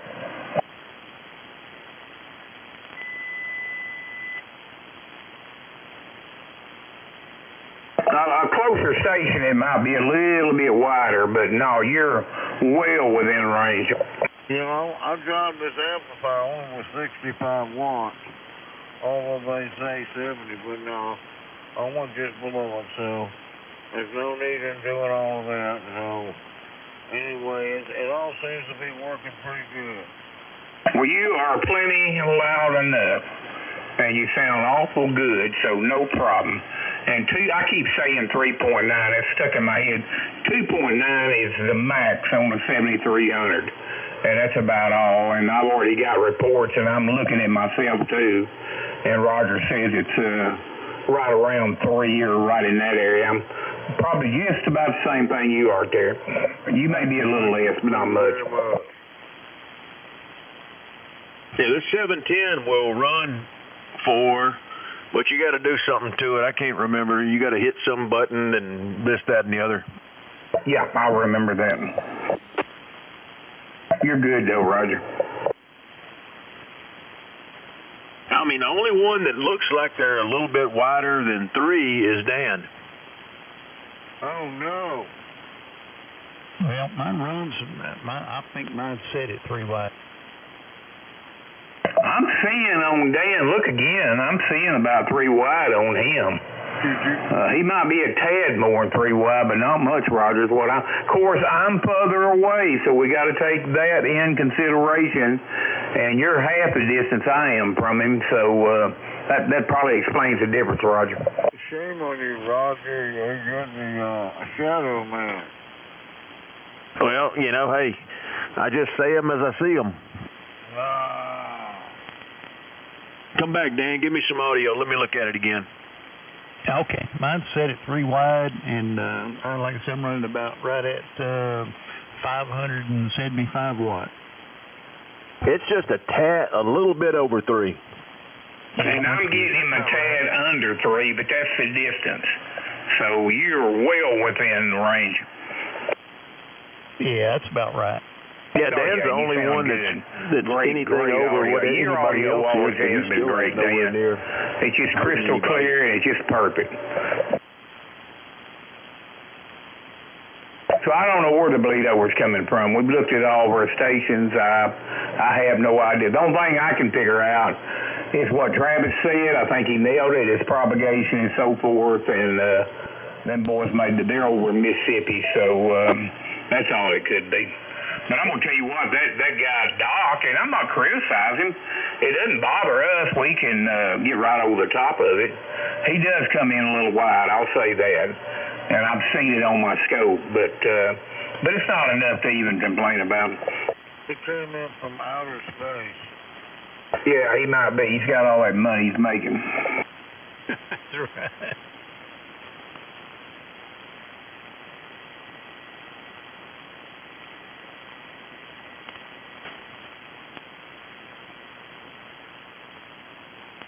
Well, Falcons about to score again, Rod. Oh, Crazy, Roger, man. I don't know what's going on with these dang that Bills. puts you up too, Roger, if you get past this one. Otherwise, it's going to be even for the season. So they're going to score again. What score? 14-21. And they're getting ready to tie it up? No, they fixing to kick a field goal.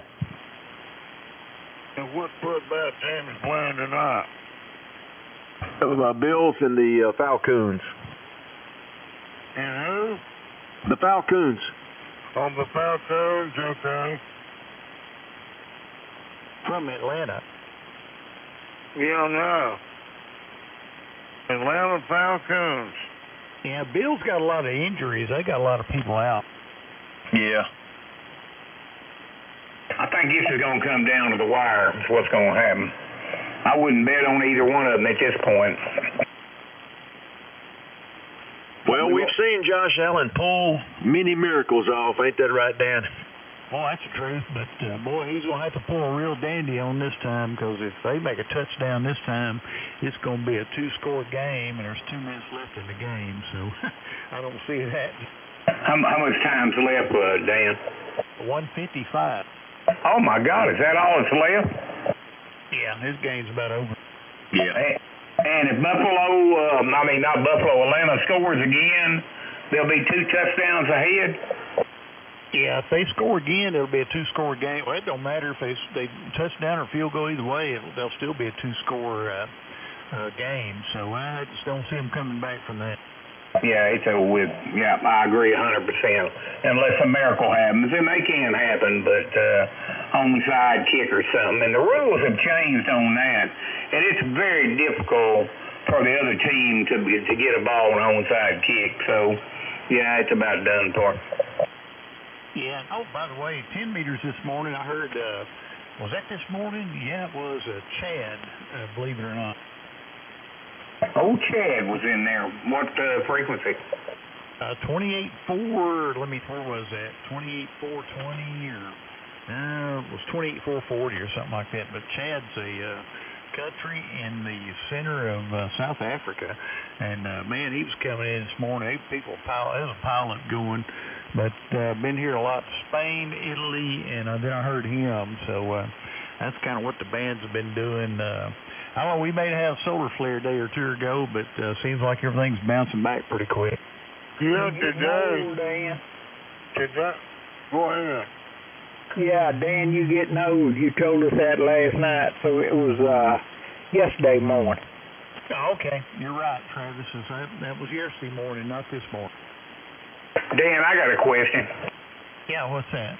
You know I'm going to be driving up to Marshall, and I'll get on a America First text, and I think I'm going to try 10 meters. I can run 40 or 10. What time of the day does 10 normally start opening up?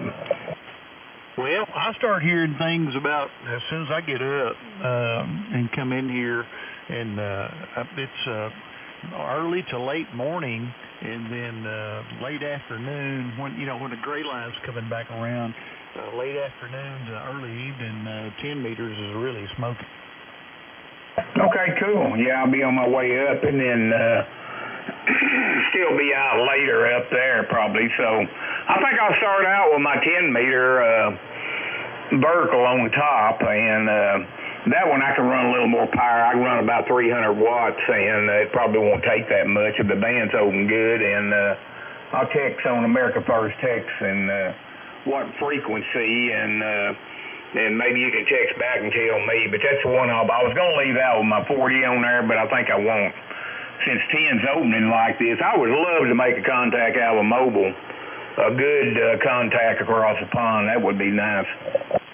I've been hearing mobiles over there talking to the guys over there. So I made those Spain contacts I made the other day. They were after I got done talking to them, hooking up with them. There was a guy on mobile over there that talked to one of them. I could hear him as well as I could hear them. Yeah, today I worked 15 meters playing around with this antenna here. Worked Portugal, and there were quite a few European stations on today from around 11 to 1 o'clock. Up in the middle of the day, I was surprised how well 15 meters was open. I want to work mobile to mobile across the pond over there. To Africa, maybe even into Europe and so forth. And it looks like what you're talking about, Dan, if it's stretching out that far, I could have an opportunity to do that. I would love to do that. That's that trans-equatorial condition. Okay. That's going to be Thursday going up. So, yeah, if you see it opening up and where it's at, text me on that America First text page, and that way I can go to it. And a lot of times in there I'll turn the volume down on the radio, so I'd appreciate that, Dan. Be kind of a neat contact. AA5DA Friday. A5HGT. N5MF. This is WA4PMK. W5RGH. K5TLV, but I'm fixing to clock out. Gentlemen, y'all have a good night. Good night, Ronnie. Good night, Brother Ronnie. 7-3, Ronnie. We'll see you later. We'll see you later, Ronnie. Good night. And 7-3.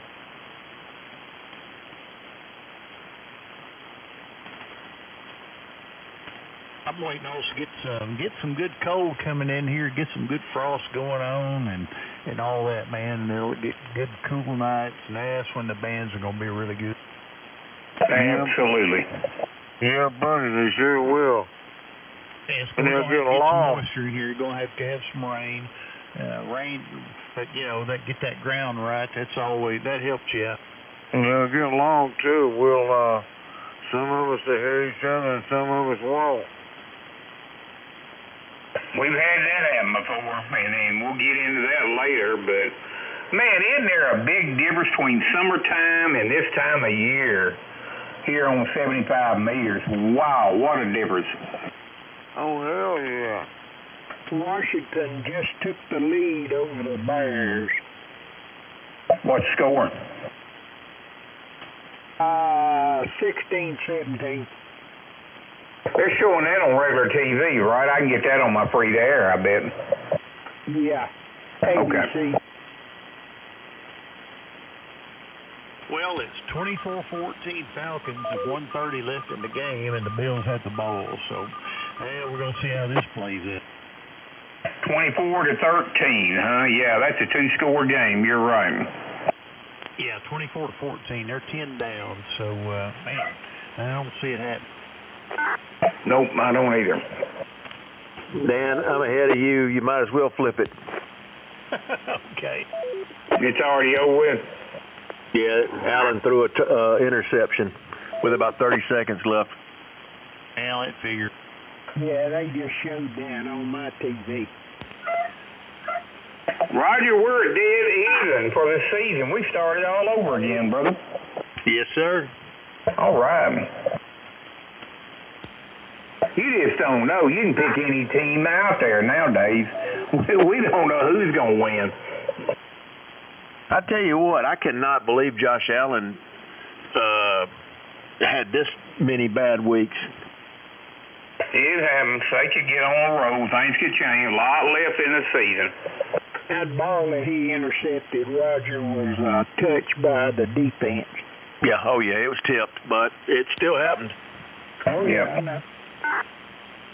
I know if I was a defender and one of them big highfalutin running backs come at me and I was going to tackle him, he had one of them big pretty diamond necklaces around his neck, I guarantee you I would be snatching that dude off there. You got that right. And I'd say, oops. I'm glad you brought that up, because gold now has went up another $100 today. It's at 4,100 an ounce, and silver has went up a little bit. It's at 50 an ounce. And on my little trip up there, I hope I run across some more of those peace dollars or Morgan dollars. I was getting 45 a piece for those things over the weekend, over this last 3-day outing. And I think I sold a little over 15 of them, because people know it's going up more. And yeah, I was getting that much a piece for them. 45 a piece, and I think I unloaded 15 of them. And I'm getting low. I got 10 left, and that's it. I got some, but you ain't gonna get them. Hang on to them. That's the best thing to do. I need a little extra money for my little trip, so I'll let them go. I mean, I've had them out there, but when that silver took a hike, man, it hadn't. It's been staying dormant for a good while. And people were coming in looking for them. Yeah, I took and went through the jewelry case and got all my gold out and put it in a plastic bag and put it in the safe. Good place for it. At 4,100 an ounce, a person, if they don't have it in a safe, they need to put it in a safe. I probably got over an ounce with the crap I got. My gold nugget's 14 karat. Oh, yeah, you do. Wanda's got one piece, and it's a Harley motorcycle, and it's 24 karat. And I welded it. It wasn't an ounce, but it's pretty heavy. I forget how many grams I figured out, and it's been a few months ago. And it was several $100. There's no telling now since the prices went up. I'll have to weigh it again and see exactly what it's worth. And she's hanging on to it, too. We got it all put together in the safe. I had a necklace that had a big old gold nugget on it, and I don't know what in the hell happened to it. One of them ex-wives got it. There's a possibility. Got drunk, hooked up one of them road lizards, and they took it off your neck while you was asleep. Possibility. Woo. One of them old lot lizards, huh? Yeah. A lot of people probably don't know what they are. Travis, are you off frequency a little bit?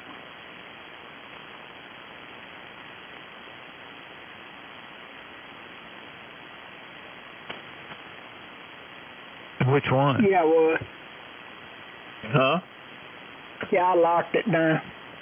All right, you sound like Travis now. He back on the boat. Did it sound like I had a bug in my nose? Not that bad to me. Dan talking about lot lizards. You know how they clean themselves from one job to the next? I'm scared to know. A mud puddle. I had a truck driver tell me this. He watched them. He said, there's no way I would mess with that. They were going from one truck to the next one. You know, they got a bed back behind them in the cab. And he said they would stop when they got out of that truck, and it rained, it was a mud hole, and this is the honest to God truth, they would wash down there with a mud puddle. Yeah, that's bad. That's terrible, man. Them boys must be really desperate, that's all I gotta say. Sound like to me that's gangrene of the kneecap. Might end up having to amputate that thing.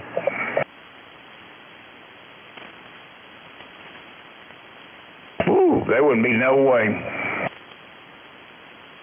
I think I'd just masturbate and be done with it. Cheaper, too. Be a whole lot cheaper. It'd be a whole lot safer health-wise to do that, by all means. Just get it over with and go to sleep.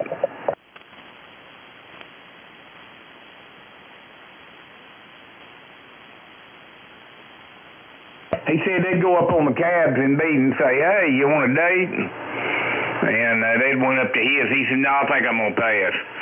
He's the one that told me that. He said, you know, it's a lot safer just to masturbate and get it over with and go to bed. And I go, yeah, I agree. My brother was driving. He said that you couldn't stay in a daggum truck stop. They'd keep you awake all night pounding on your door wanting to know if you wanted company. He said that he'd go down the road somewhere and pull over on the side of the road. Well, I don't blame him. That would make me mad to drive as far as they drive, and you want to get at least 6 hours sleep, good sleep, and to have them coming up there beating on your door all night, that'd be ridiculous. Sound like to me he needed a do not disturb sign on his doorknob. Well, that'd be a good idea. That might help. Lot lizards, go away. Do not knock on my door or I will get up with a 45. That might keep them from doing it.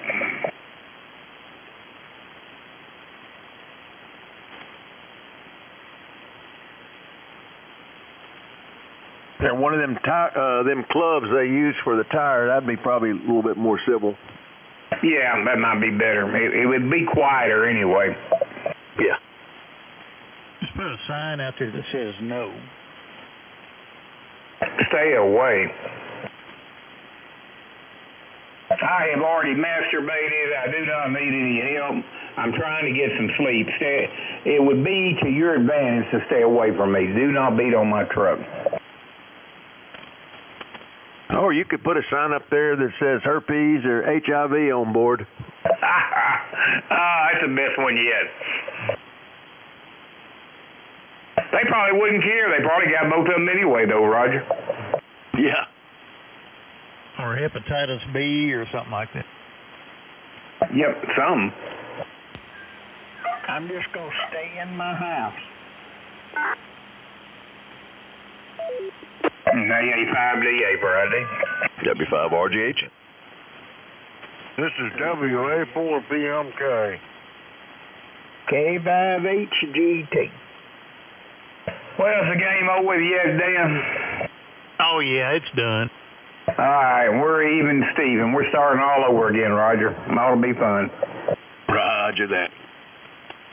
I'm going to get out of here, guys. I'm watching Snowfall, and I'm going to continue to watch it for probably about another 30 minutes, and then I'm going to bed. Anyway, y'all have a good night. Enjoy it, and talk to y'all tomorrow night. AA5DA.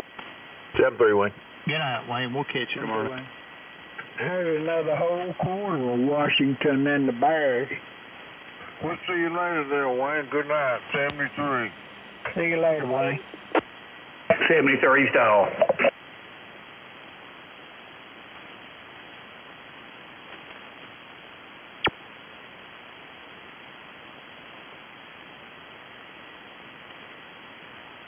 Well, they all skipping around the field like a bunch of little girls. They must have done something. Block that punt. Block the punt. Oh, okay.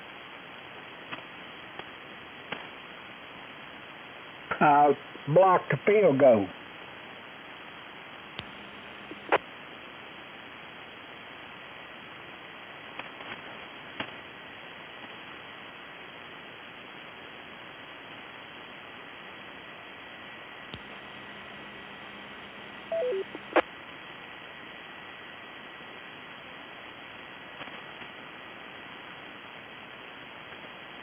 Yeah, I figured out why my PTO wasn't disengaging, Travis. What was wrong? Did your clutches stuck? No, the cable was sticking, and I shot some oil down in it and let some oil run down in it and worked it back and forth and tapped on it and worked it back and forth and tapped on it. So I believe it's going to work now. Oh, good. Well, shoot some more oil in it next time you get around it pretty regular, and it'll loosen it up. Yep. It had one of them rubber guards over it, so water and stuff couldn't get in it, so it wasn't in bad shape. I guess it was just catching just a little bit.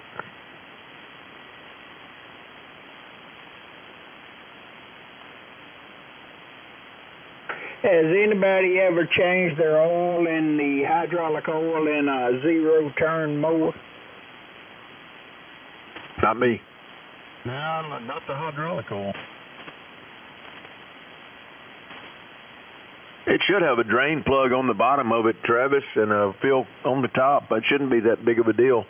I know where the fill switch is. I'm at the fill is, but I don't know where the drain plug is. I guess I'll watch a YouTube. Well, you know, it should be on the bottom. I think I'm supposed to change it at 400 hours, and I'm about 360.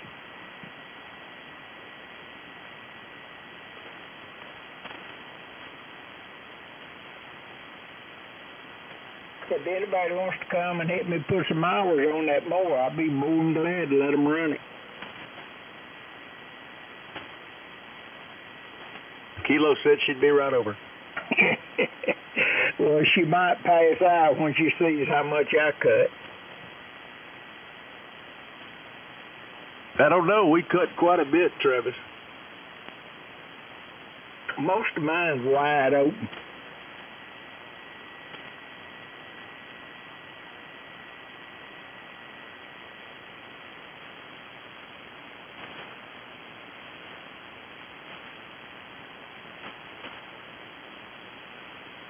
I have more trouble out of fire ants than I do anything else.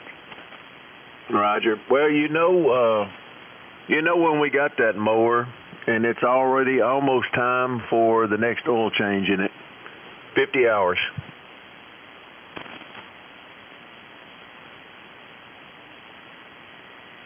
I change oil once a week, once every season, where it needs it or not. But this is your first oil change, ain't it? Well, this will be the second one. 10-hour break-in is the first one, and then every 50 hours. You know, I don't think mine did that. I think mine was, I believe I run it the whole season without putting any oil. I don't remember him saying that. What, after 10 hours? Yeah. It's probably something new they come up with to sell oil and filters. Yeah, that's exactly right. I need to change the oil in my little old lawnmower. It's about to get time to do that. I got a red light on my tractor. It's showing an arrow going through a filter. And I looked it up in my manual. It don't tell me what this particular light is for, but those three lights up there, it says is for the, what is it, the emission, but I don't know what it's for, and it don't tell me in the manual, so I don't know what I'm going to do. I guess I'll have to call.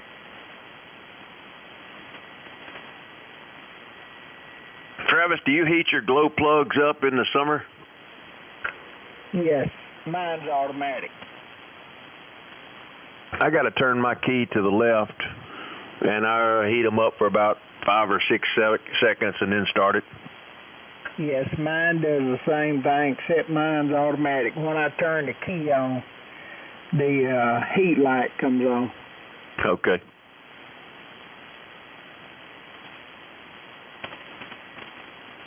It'll crank just fine without it, but I let it go ahead and run through its cycle.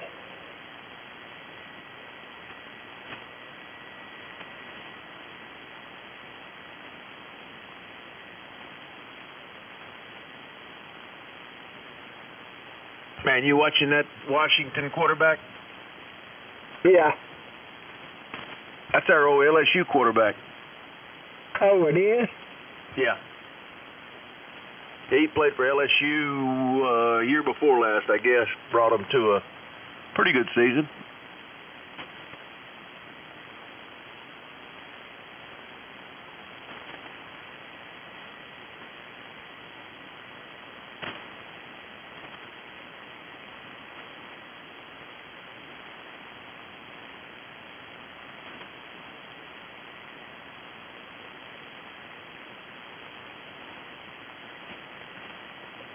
He won the Heisman. Oh, he did? Yeah, 23.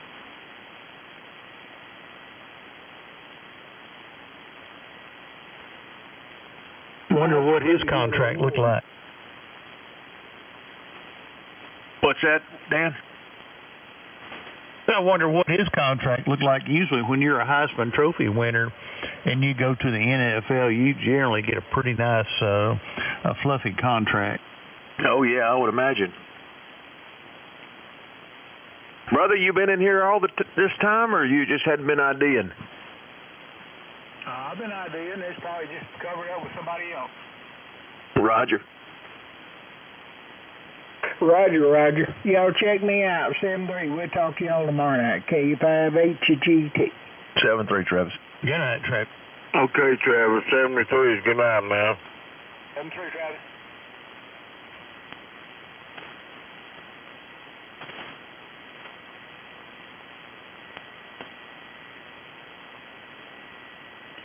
Hey, Roger. Go ahead. You still got Will living with you? Oh, yeah. Is he making any progress? Oh, yeah. He's working at that processing place. Goes in tomorrow at 7. They pretty busy? Well, they're getting that way, as the season kind of progresses. But he got the Ranger sold. Bought his other car. Getting stuff done. That's good. When is y'all's gun season open? I don't know. I hadn't even looked yet. I'm not going to hunt until it's cool weather. Yeah, I figured his business would really pick up about then. Oh, yeah, definitely.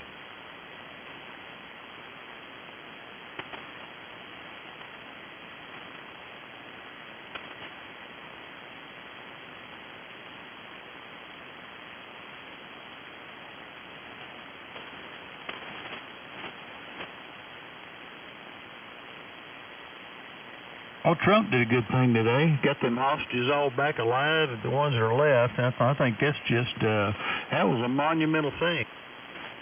Oh, yeah.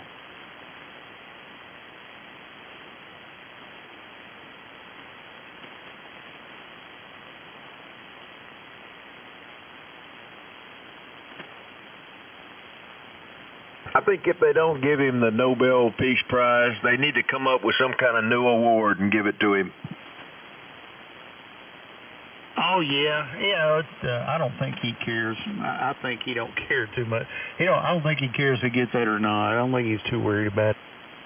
I don't know, Dan. I kind of feel like it probably ticks him off that Obama got it for doing nothing, and they won't wake up and give it to him. I don't know.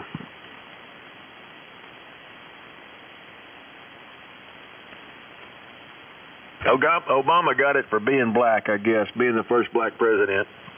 Oh, yeah. It's a kind of a participation trophy type of thing.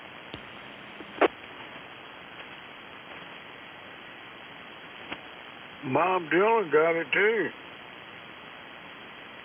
Who? Bob Dylan. Oh, really?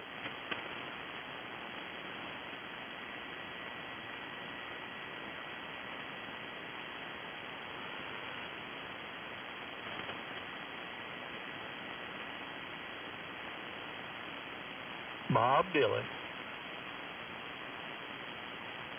I never cared for Bob Dylan. I didn't either. I just never really thought that much of his music. Always sounded like he needed to blow his nose. Yeah, that's exactly it.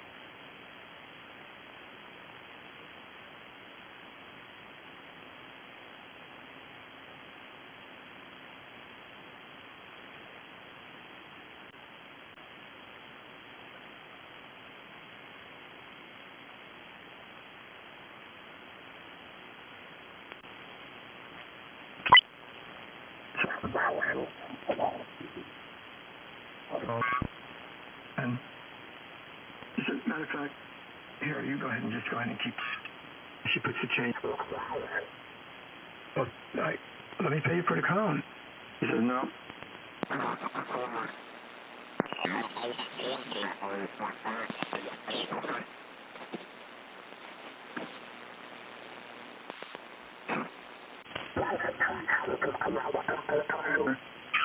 Eat it.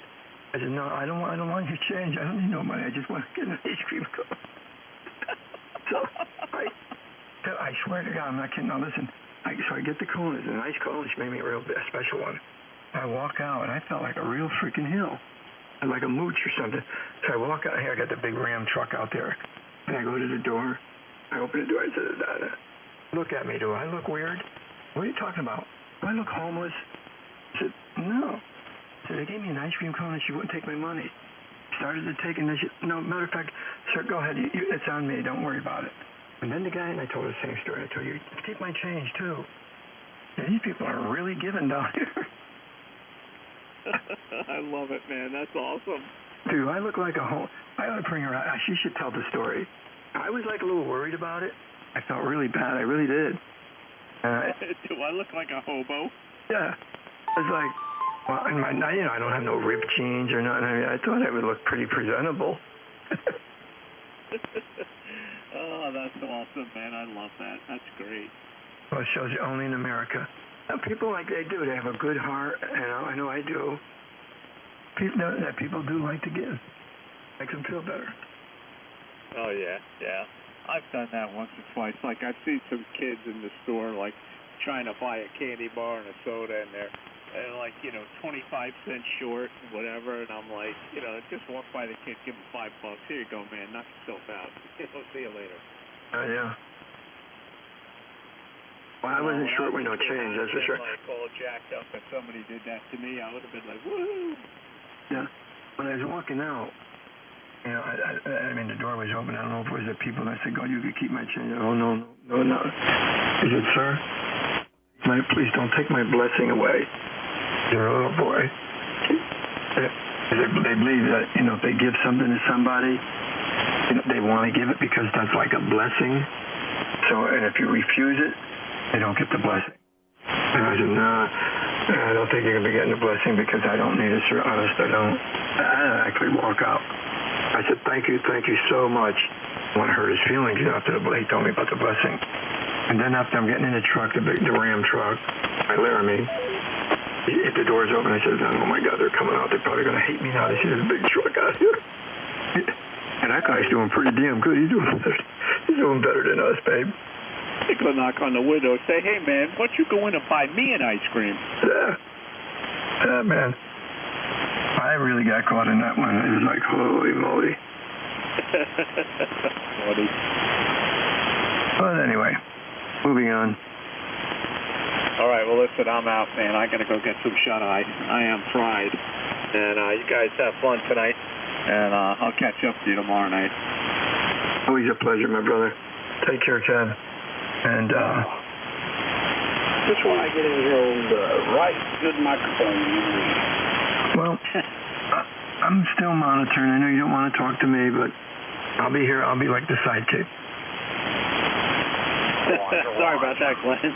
But I couldn't sleep last night. I ended up getting up watching TV all the way to the point that my alarm clock went off in the morning and I went to work. So I'm about 25 hours in right now, so I need to go get some shut-eye. And so I'll catch you guys tomorrow. Fred, have a good night. We'll talk to you, Val 73, and I'll catch you all later. KA-72. Hey, good night, Kevin. Always your pleasure, man. W for sure, Alpha Lima. Good night, Kevin. I just giving you a hard time. Have a good night, and we'll talk to you tomorrow. Good night, Kevin. You're great. Let's go see our old kid out there. I'm sorry. All right, Fred. 73, guys. Good night. Ciao.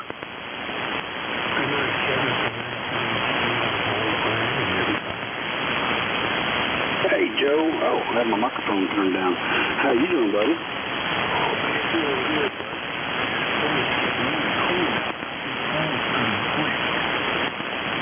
Man, every night I walk, I put a long sleeve shirt on. Haven't haven't had to put a jacket on yet, but it's coming.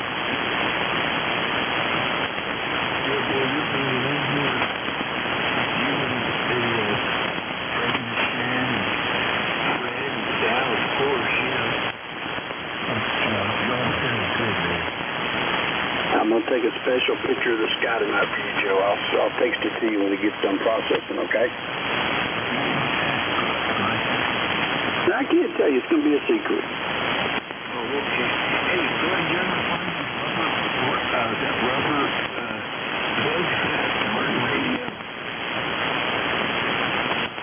No, I don't think that guy is in business anymore.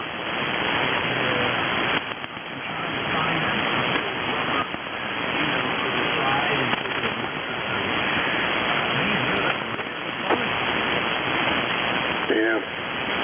You have to find somebody who's got a 3D printer, or maybe get them to print it for you, maybe.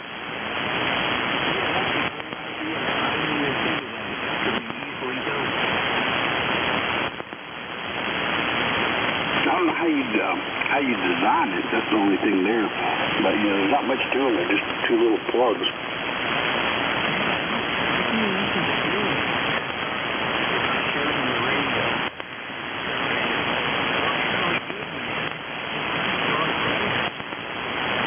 For as little as that thing is, it does pretty amazing, doesn't it?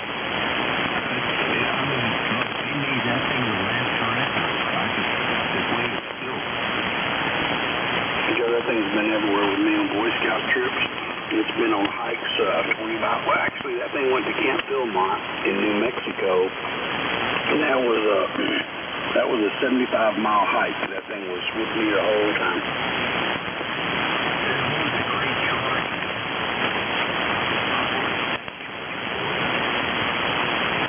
So you're just using the original battery still, and it's holding the charge pretty good?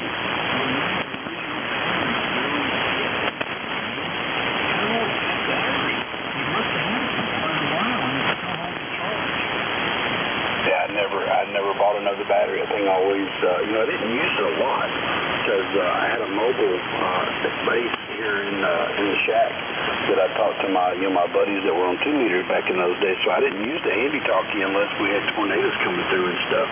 And then I'd pull it out and use it, take it to work and stuff if it was going to be a really bad day of weather. That's about the only time it ever got used. But yeah, that battery. I don't remember what year those radios came out, but it's probably 15 years old.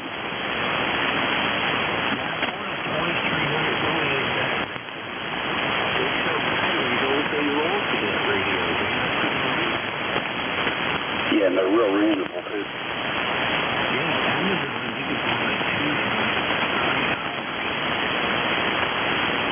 Yeah, that's exactly right. I don't think they'll last as long as the original Yaesu ones, but they'll last as long as you'll ever want to use them. Oh, absolutely, man. Absolutely, man. Beautiful little radio, man. I really appreciate it, buddy. Yeah, no problem. I'm glad you're getting some use out of it because it was just sitting in my drawer.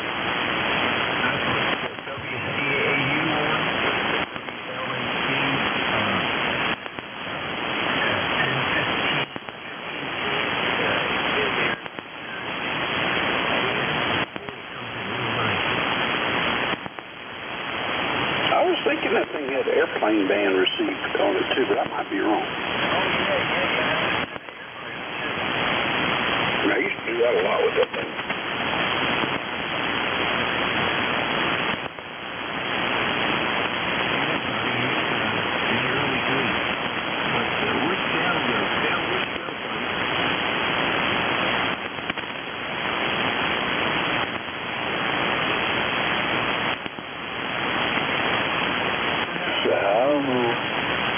I'm here. I'm being hollered at by Donna, so she's telling me something about something. I'm here, but hold on.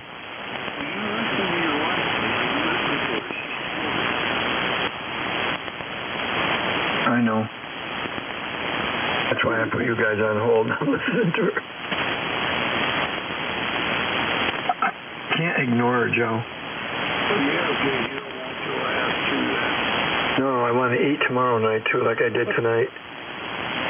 She won't make me no food. Huh? No, he signed out. He was in here earlier.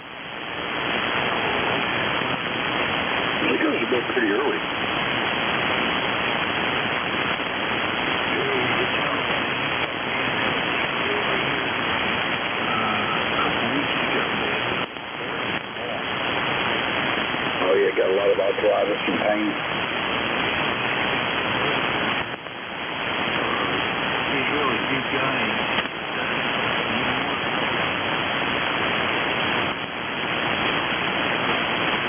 I think he was, I was talking the other night to somebody about that he had ordered a non-radio. What is he doing? He's got it, right?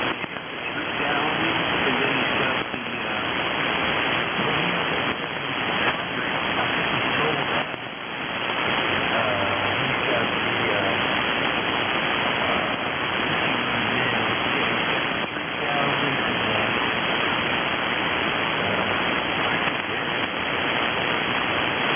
You know how it is. Sometimes you just want something to have a little fun with.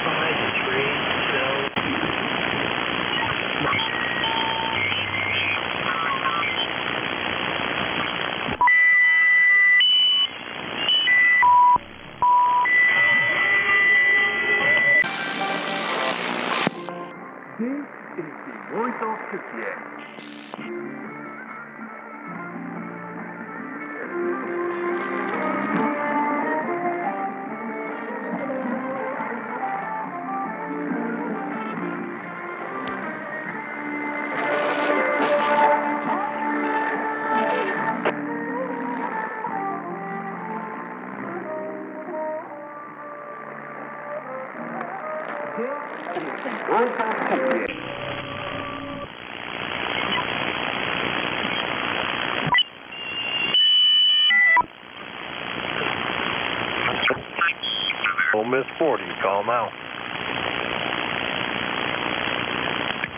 One more shout out for late check-in for the Ole Miss 40, call now.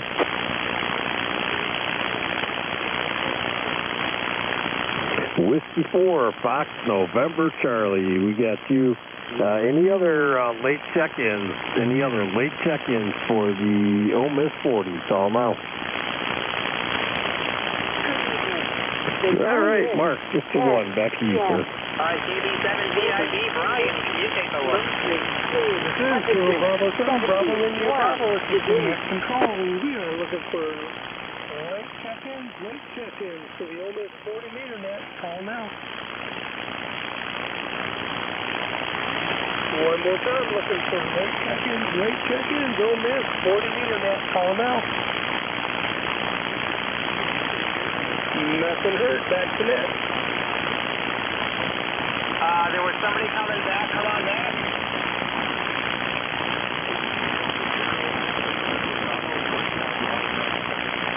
Whiskey Delta 0 Alpha November Bravo. I got you in there.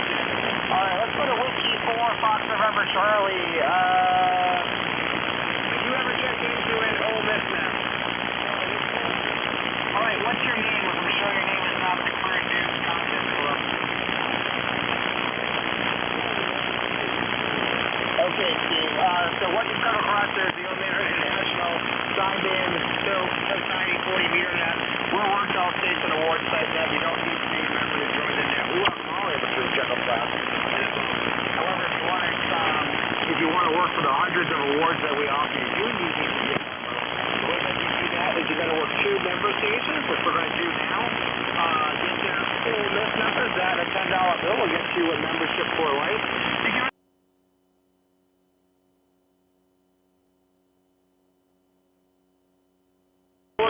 My call sign is Alpha Echo 1 Mike Victor. I'm marking up to New York. Can I get you a 5-9 or 5? Again, it'll probably be a little tougher to figure it out, but anyway, I'm glad it's working good and you didn't have to mess with the tubes yet, so you gotta love Eat something, like a piece of pumpkin pie with whipped cream on it, even though it's the no fat. And then after that, I'll eat something else. And then I go sit on my easy chair and I'm watching the TV and I'm like starting to doze off. She says, "You're going to sleep? You better go ahead and lay down." "No, I'm not tired." "What do you mean you're not tired? You look like you're going to sleep on the chair." I said, "Yeah, maybe I will." Then I'll lay down for about a half an hour. Then I'm boom up again like ever ready, buddy. And then I'm good to go. Isn't that weird? Are we double? The same thing? If I was smart, I would go to sleep at 9 o'clock and get up at 5 o'clock like I normally do. I'd probably feel a whole lot better. But it's just, I mean, the day goes by. You come home from work. I get home at usually about 7:30. Well, 3 or 4 nights a week I work till 7, so I get home about 7:15 to 7:30. You know, if you go to bed at 9, the day's gone. Yeah, you're right.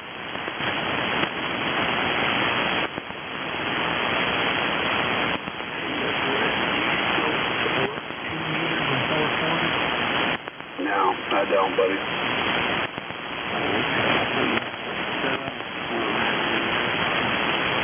I've got a DMR radio that I bought and learned all about DMR and how to set it up, and didn't really get into it. And our local 2-meter repeaters here are very lightly used. I mean, you'll turn it on maybe once at 30 times. You might hear somebody on there talking. They're just not used that much. And I just couldn't get into the DMR thing because, you know, it's just like a chat room. It's not really radio to me. So I just couldn't get into that. So it just sits over here on my desk.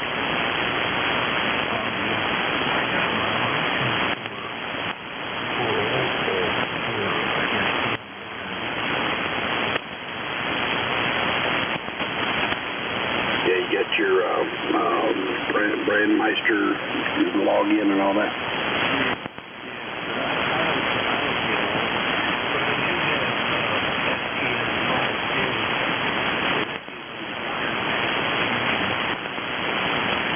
Yeah, that's a little easier to use. That Brandmeister stuff in DMR is pretty dang complicated. Code plugs and all that stuff. Now, I do turn it on occasionally just to kind of listen to the worldwide channel and listen to some of the guys over in England talking to somebody in France, or I like to hear the Irish guys talk. I like their accents. But you hear all kinds of conversations. But it's like I say, it's not radio. You're just talking over the internet. So I don't know. A lot of people like it, so I'm not going to knock it.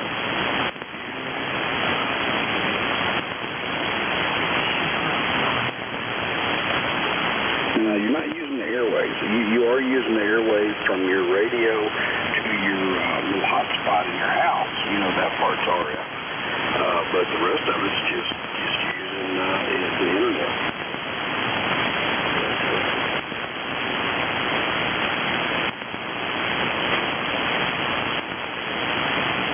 But if there were some bad things go down in the U.S. or whatever, it is a way. As long as the internet doesn't go down, it is a way to communicate that would be more reliable, maybe even than cell phones. So I guess there is a place for it for emergency preparedness.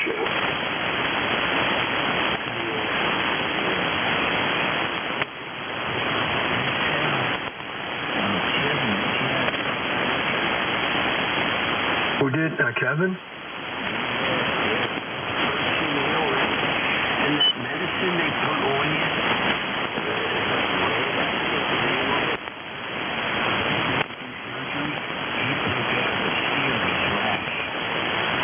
That's made out of, like an iodine.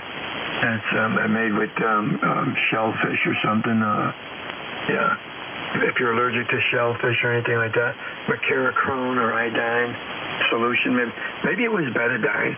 Maybe they use that's formula. The betadine, iodine, and then there's that mercurochrome. I don't even know if they make that stuff anymore. But yeah, and that stuff, a lot of people were allergic to it because it had something to do with shellfish or something. If I ask my encyclopedia Donna, she'll tell me. She's like the Lexi there, on the computer, the one that has all that information. The pretty girl comes on and tells you. A pretty lady.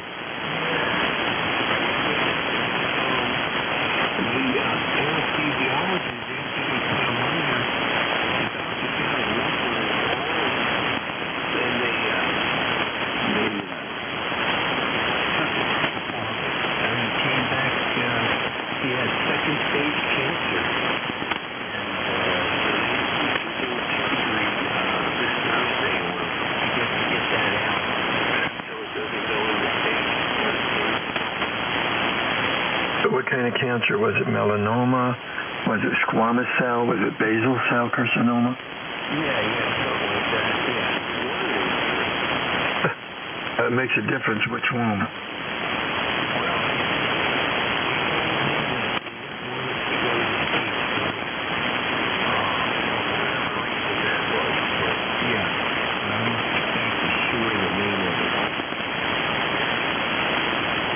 Hopefully they caught it quick enough. Yeah.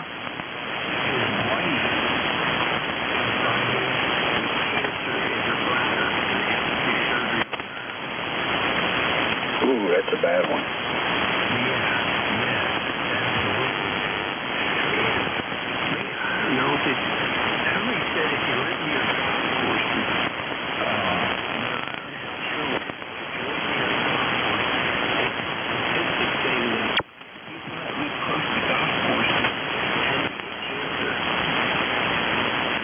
I think where that started, Joe, was in the after there were landfills, you know, where they bring all the garbage and stuff. Then they buried them. They shut down the landfill and they buried them with all the earth, the dirt, you know, so it could deteriorate the garbage under the earth. And then they grew a nice green mat on top where they do the golf. And so I guess all that poison, sulfur, and arsenic stuff would come up from it and going down. Yeah, probably poison, probably areas, maybe mining phosphate and stuff. They covered it all up, make it look nice. But especially around mining, I think that was big for that. Where people were coming down with cancer years later. And they would not recycle, what would you call it? Renovate the old mining sites and turn them into golf courses. In my opinion,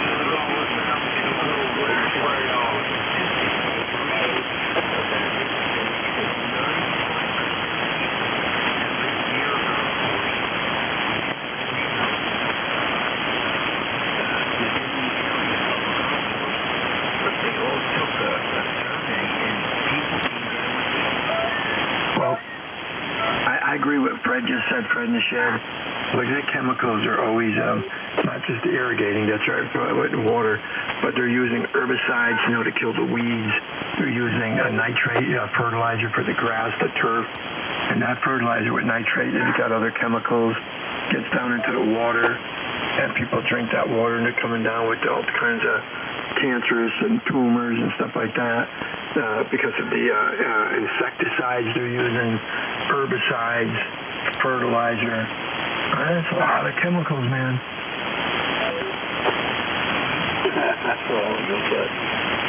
You like all that? It's all your fault, Gwen.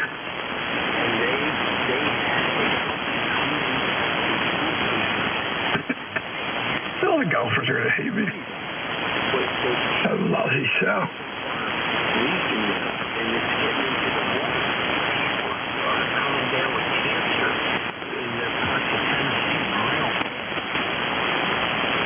Yeah. Sweet.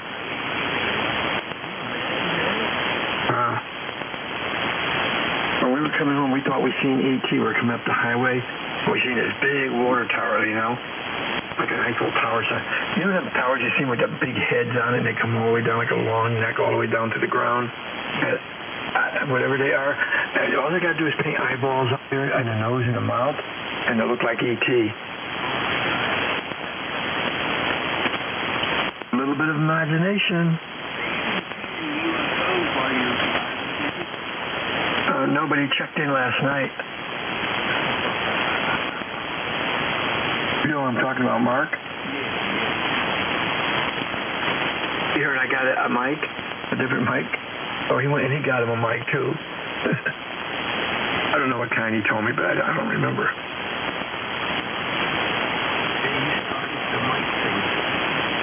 Yeah. I think Travis is one for one now. Wait a minute. Glenn's got one. Let's hear what he's got. Okay, what you have, Glenn?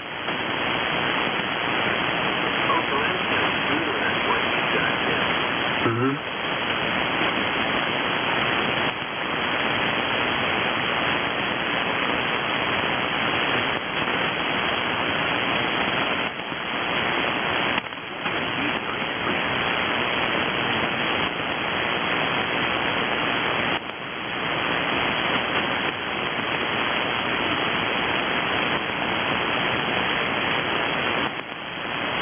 kind of ice cream was he eating?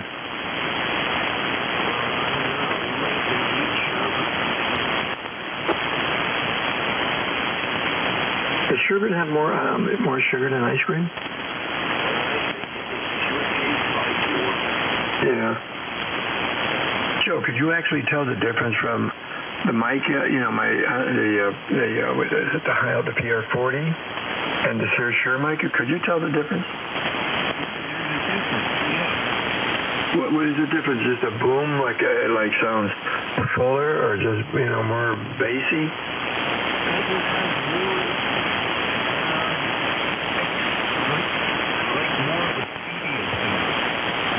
More fidelity?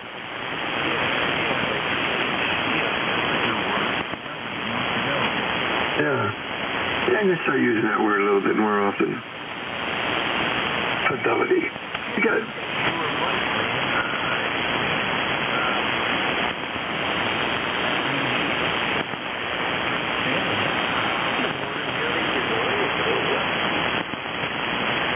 I don't know, Joe. I looked him up today. Some of these mics, like if it's a classic mic, a Shure to 55, they're like $1,600. Look them up. I kid you not. I mean, not all of them. Some are like $600. But they got the black ones, and I like the black ones because they're not called vanity. What were they called? Maybe they were vanity. But the black ones are all like about $650. But man, they look nice. I kind of wish this was black. Today's price, my price is $300 now. Come on. Uh-oh. Key Largo. Uh-oh. Wait. Come on, Daddy-O. What did you buy for me at Melbourne? Come on. Oh, he is here. Hey, man. Joe, do you hear this guy? He's coming in here from the 11 meters. He's talking to us from 11 meters. He's got 11-meter radio hot rod over in his shack, and he's up and down here on 80 meters. Yeah, man, why not? All I do is hook up my coax with this CB radio, and I got 3898. Come on. Come on. One day, let that nut out behind that hospital there. Trying to zoom on with that wheelchair. No, that's another Rich. This one went in for knee surgery. Rich YTO's supposed to be in the hospital. They took him in. He had some blood clots. They did some knee surgery on him. And, I don't know. Anyway, we sent him a get well. I don't know what the outcome is. Somebody came on the frequency a little bit ago, a Ray actually, and he told me that he heard on another frequency, I guess, that the group he hangs out with. So, but Rich, I'm on a Shure mic. I'm on the Super 55 Shure microphone, and I took the PR40 out. I also brought home an amplifier, another Alpha. This is the auto-tuned, the 87A, and it's the gray face is just like my 5K200 Palstar. That's why they made this color. Imagine. And Kevin said his I forgot the name of his amplifier. Same thing, gray face. So a lot of this newer stuff is coming out with this gray face stuff, right? I got you. Yeah, you got the 87. Yeah, that's cool. That one there, 87. Has that got 800s in it? Has that got the 8877? No, it's the 800. It's a 3CX 800s. Yeah, 2 800. Yeah. That's good for like 25. Power supply only goes at 2200. I got you. It's like you're 91 and you're 99 over there. Right, yeah, right. No, well, those are 4CX 800s. These are 3CX. Oh, that's the oldest style. I got you, 3CX. Yeah, grid ground. Grounded grid. But anyway, that's good. Yeah, so that's supposed to do auto-tune. Yeah, it is. It's I could go from band to band. As soon as I key, that's it. It's on the band ready. And I could touch it up at the buttons. I could go up and down for the load and the tune. They'll light up orange and they'll twink and winkle, meaning that they want to be touched up if it's not exactly right. So They're kind of like a little picky to make sure the SWR is 1-to-1. Well, at the amp, yeah, it's 1-to-1, but back at my radio, down here on 75, I got like a 1.5. If I changed the jumper between the radio and the amp, I could bring it down a little bit more, but 1.5, 1.8 while I'm talking, that's piddly at the radio. Amp shows nothing. The tuner shows nothing. So, it's supposed to have a tuned input. So, maybe tomorrow I'm going to pull the lid. I'm going to clean the relay to contact and see if that helps a little bit. But I got you. So that's the only thing you picked out of the goodie store was the amplifier? Amplifier and the mic that I'm on now. Could you tell the difference on this microphone? Yes, I can. Can you really? Yes, I can. What is it, good, bad, or ugly? It's got a little smidge more bottom to it. A little cracked bottom. A little bottom more, that's all. We're talking Nicky Picky now. Yeah. Picky, wicky. You guys didn't like it sing. Sounds good, though. Real good. Nothing, doing its thing. Think I could sound as good as Elvis? Love. Yeah, they're not bad. They're all good. It just has a different sound. That's all. Air sound. But I can tell the younger amplifiers do more. Oh yeah, this is it. Well, I don't know. I just do them pretty much close to the power. Yeah, the other ones can do more. But this one has got power. I'm powered up about 1400. Yeah, well, for the signal wise, I know your signal. Remember that. Yeah. 70. None of them are touching the 77. Yeah, I think it's band conditions, maybe. Glenn, what do you think? What are you saying there, Glenn? I can't tell any difference in the signal or the sound. Yeah. Hey, Joe. Can you tell the difference when I'm on my I'm sipping on some coffee here. Went down the wrong way. Could you tell any difference on when I'm on my 77 or any of my other amps compared to this amp on the signal, whatever? Red's down in Key Largo thinks he could tell. He thinks this amp is like immature compared to the other guys. It's the same as your 99 and 91. Well, yeah, but I haven't had them on in a long. I don't even have no more 91s. I know, but I got them marked down on my cheat sheet. And my eye on that baby. That's so funny. Yeah. All right, so you got the microphone, you got an amp. Did you sell anything? We didn't set no tables up, Rich. The guy, John, he texted me, he says, Sal, I know him. I bought the 99 from him. We're at Hamptation. And not the one that was behind you at that table. This guy was outside. That was the one that had the newer 99. The faceplate, everything. Anyway, he texted me and said, I got an 87A, Sal. And he told me the history, briefed me, and through text back and forth we were going. I really don't need another. We're not going to do that 87A. It's auto-tune. So here's my enabling wife saying, yeah, you got to afford it, but just buy it. What am I going to buy? I got 5 amps now. That's 6 amps. What am I going to do with all these amps? He said, it's an auto-tune. You never had an alpha auto-tune. Have you? I said, no. Well, buy it. Try it. When people talk about all these auto-tune, this and that, you might like it. You might keep this and sell some of the other ones. Well, I don't know. So what do you think about the auto-tune? It's pretty neat. You don't have to tune up. It automatically does it for you. Have you ever had a puppy or like a cat, and every time you go from one room to another, they follow you?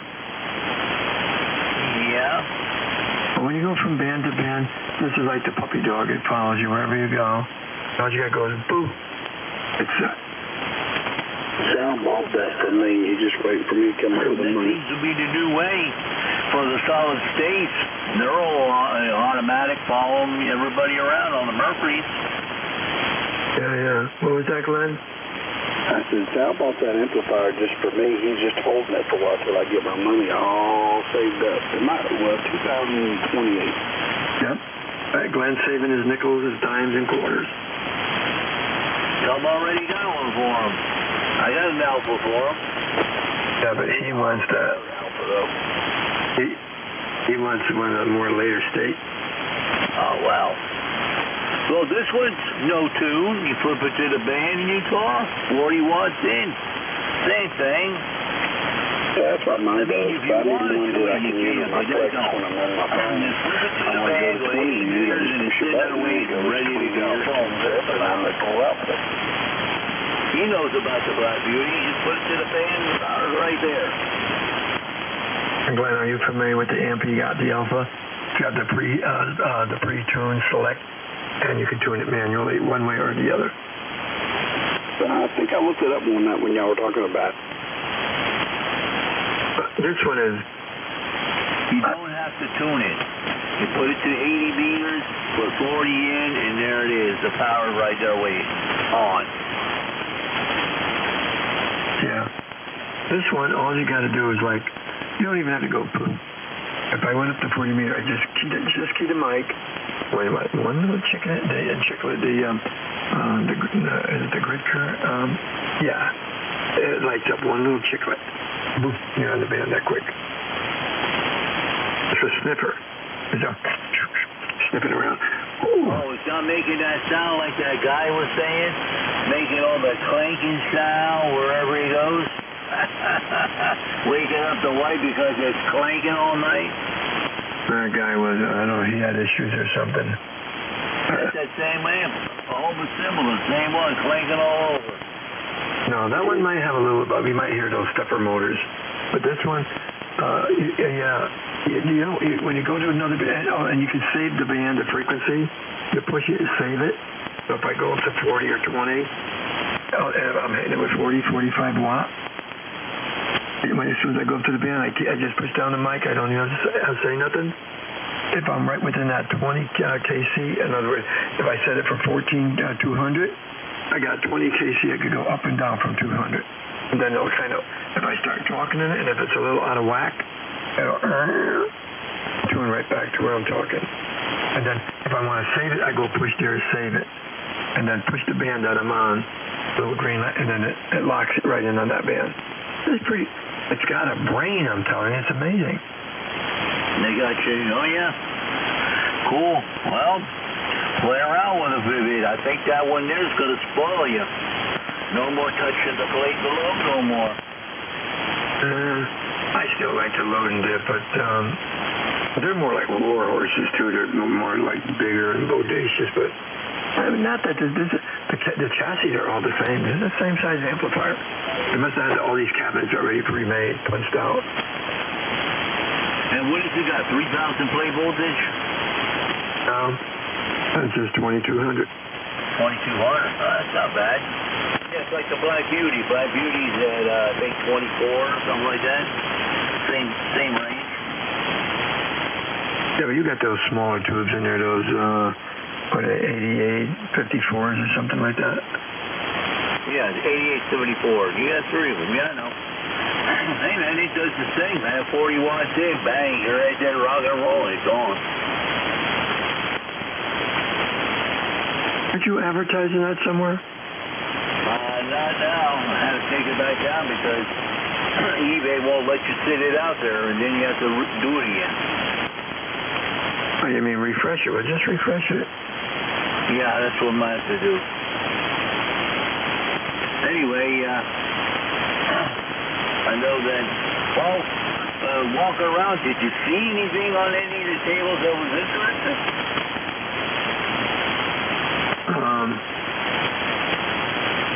Yeah, there's a lot of stuff there. The rain really hurt the guys outside in the parking lot. But we basically went down there strictly to pick up this amp. I had no idea about the microphone. I did screw up a nice deal. Could have got a Ameritron, the 811, not the 811, the Ameritron H had 4 572Bs in it. I should have bought that amp too. 572Bs? Yeah, that's the H. Yeah. It's got 4 of them. Yeah.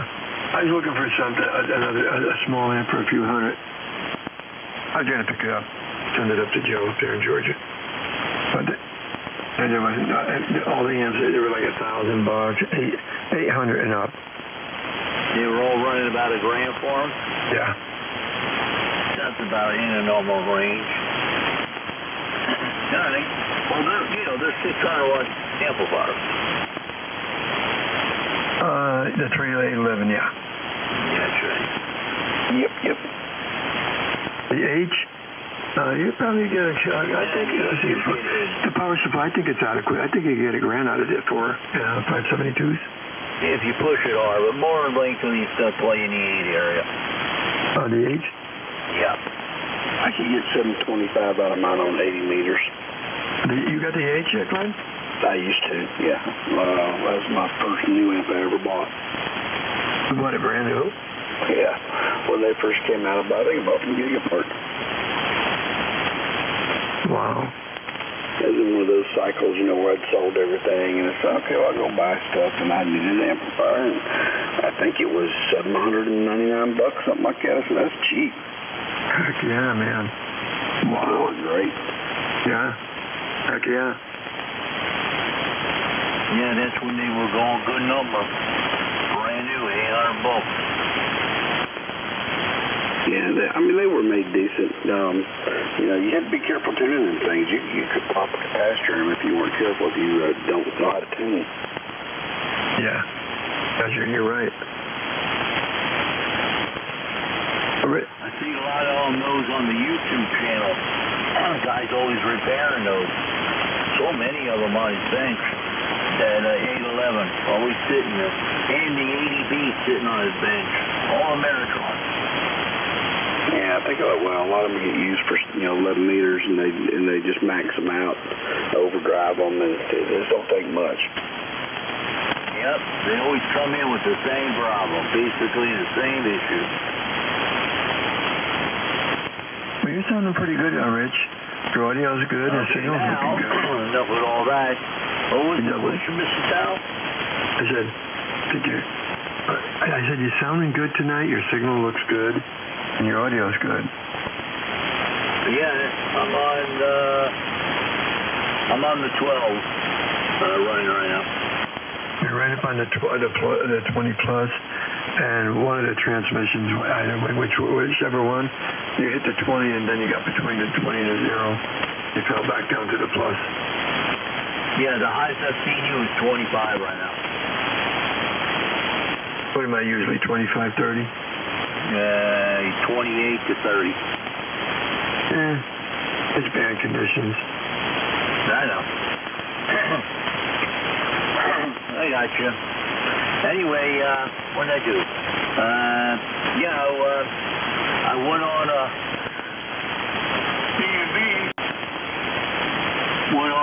small small vacation there, and we went on a small little cruise. Where'd you go? We went over to the Bahamas. They gave me a good little deal because I'm me traveling salesman, so practically they gave me to go to the Bahamas for 4 days, 3 nights, 4 days for $250. I said, come on, we got to do it. There's nothing to think about it. Yeah, man, $250. There we go. Bang, right over. I switched over to a higher impedance, Rich. I got 600 ohm rather than the 150 I was talking to you on. Can you tell the difference on the 600? Oh, you mean, yeah, but you used to have the 450. I mean, the 4-to-1 balance? No. I have the EQ over here, and I got a switch on it to change my impedance, the input in the radio, ohms. Hello. I'm on 600. I'm feeding the radio and the amp, everything 600 ohm. Okay, so look at your meter and see, because it gives me a little bit more punch power at 600. Now I'm going to go down to the 150. and see if my signal drops, okay? Okay, I see you sitting right now, you're at the 25. Okay, now I'm hitting it with 150 ohm, 150. Is there any difference? 1S unit. That's it. Go from 25 to 24. So that's 1 dB. That's it. Yeah, and this unit takes 6 of them to make this unit. Correct. There you go. So the other one seems to be a little hair better.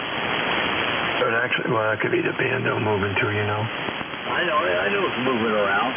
I see you go from 20 to 25, sliding around. Could you tell any difference with the loudness? Can you, Glenn? No, not really. No, nothing to do with no loudness.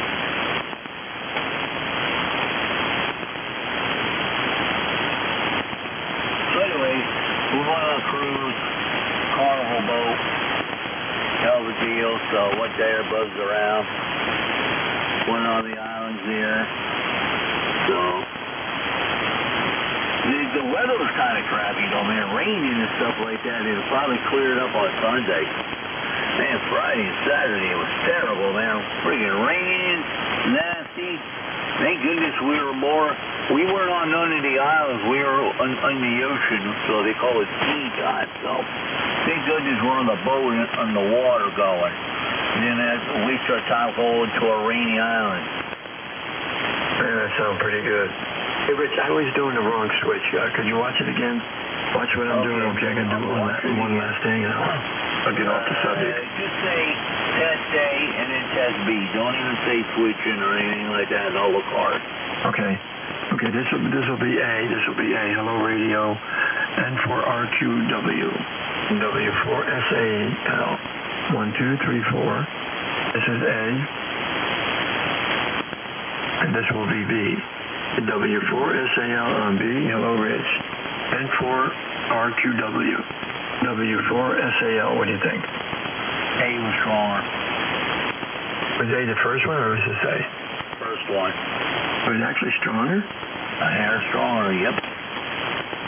Okay, I'm back on A over here. 1, 2. Hello, Rich. That's looking good. Okay. Yeah, looking good, no problem.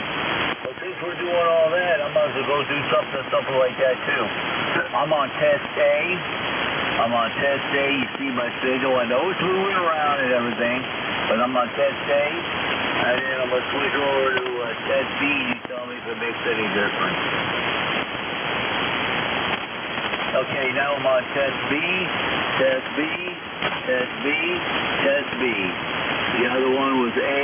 This is B. B's and boy. Which one? Apple or the boy? Man, that's close, but I think the B for the moment. I'm going to say, yeah, at first I thought it was the A, but then the more you were talking, seeing the band could be changing. But yeah. I was just playing. I guess we're getting, If you were watching, which one was better to you, A or B? Do it again. Let them give their opinion. Well, what y'all swapping out? Microphones or amplifiers? Well, I'm just changing the impedance and input on the... I'm playing with an antenna here. Okay, I'm back on A. This is A. Antenna A, and then I'm going to switch over to antenna B. Okay, now I'm on B. Antenna B. Hello, radio, which one we doing? Antenna B is better for me there, Rich. I gotcha. Okay, signal-wise, how much did it go up? Over? Friend of shit, how much did it go up? Well, one of them I got on the left side of the plus of the 20 over, and then the other one I got pretty well a 20 over. Okay, so A was on the plus, and B was in the middle of the zero. Is that what you're telling me? Pretty much, no. Okay, let me go back one more time. Okay, test A, test A, test A, test A, test A. This is test A, test A, test A, and then I'm going to go over to test B. Test B, test B, test B. Now I'm on B, B, B. Test B, test B, test B, over. I think test A is as far as, but it's very minute. Okay, I'm back on A. Okay, so what are you telling me that A is stronger than B? Yes, sir, but it's only very minute. I'm sure it was going to be, I knew it was going to be small. I knew it was going to be like one needle. That's it, one needle's worth. That was it, I knew that. Now you are on A now? Yeah, I'm on A now. Now, depends on your filament is where it's at. Exactly. Okay. Depends on where to do the voice. Okay, for 1S unit, I'm not going to even worry about it. From a plus to the middle, I'll take the one in the middle, but I guess it's the band moving around anyway. So, I guess it was kind of done with all that. So, really, you didn't see nothing else on no tables buzzing around, Sal?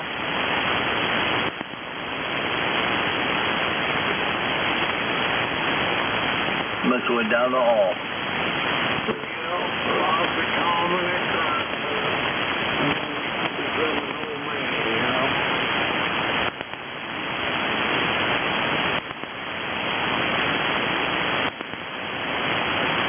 Gotcha.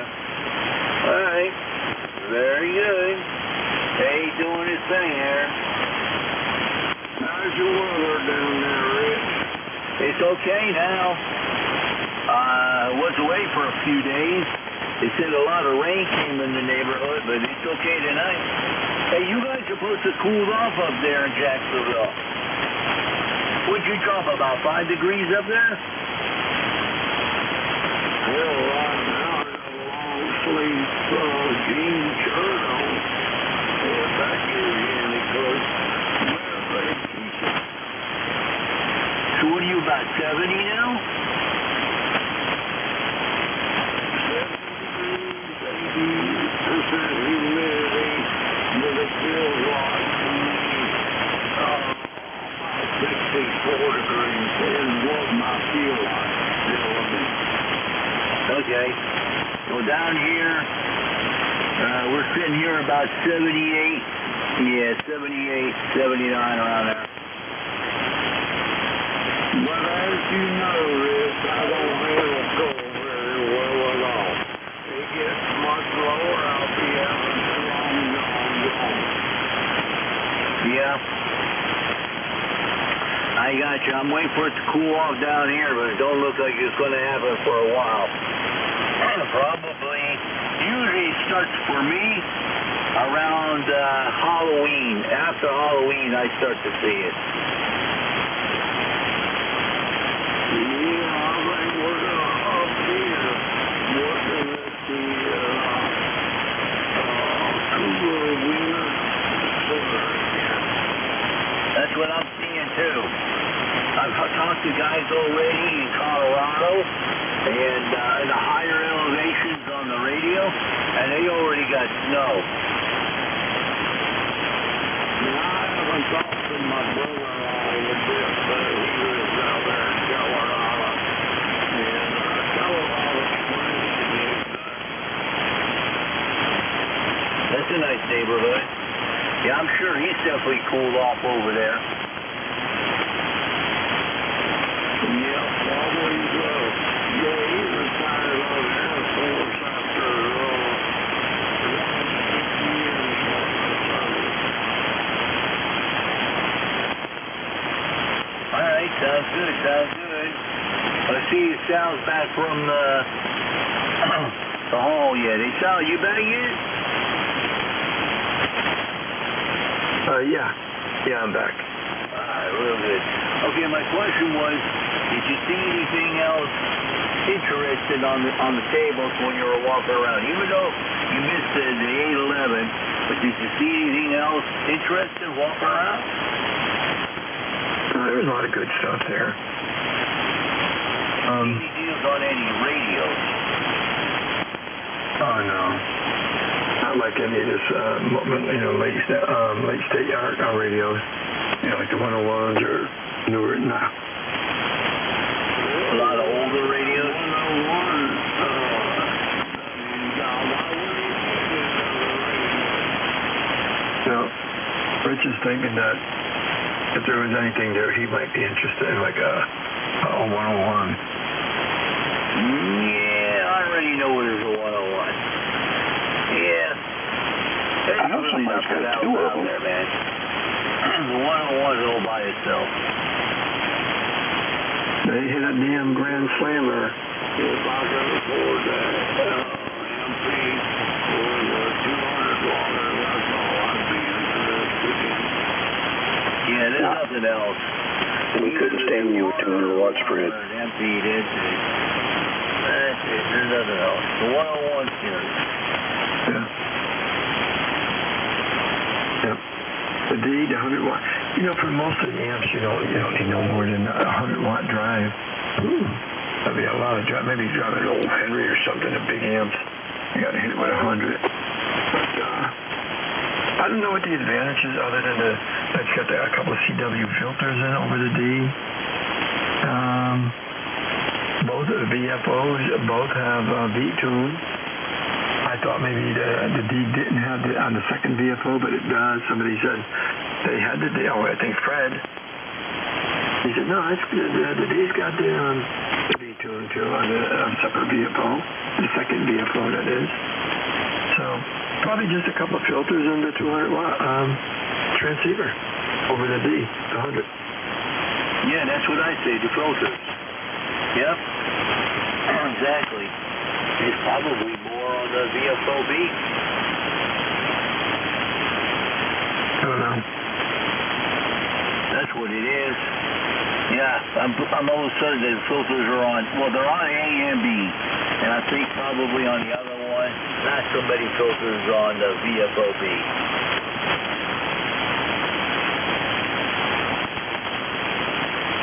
Anyway, they're good, man.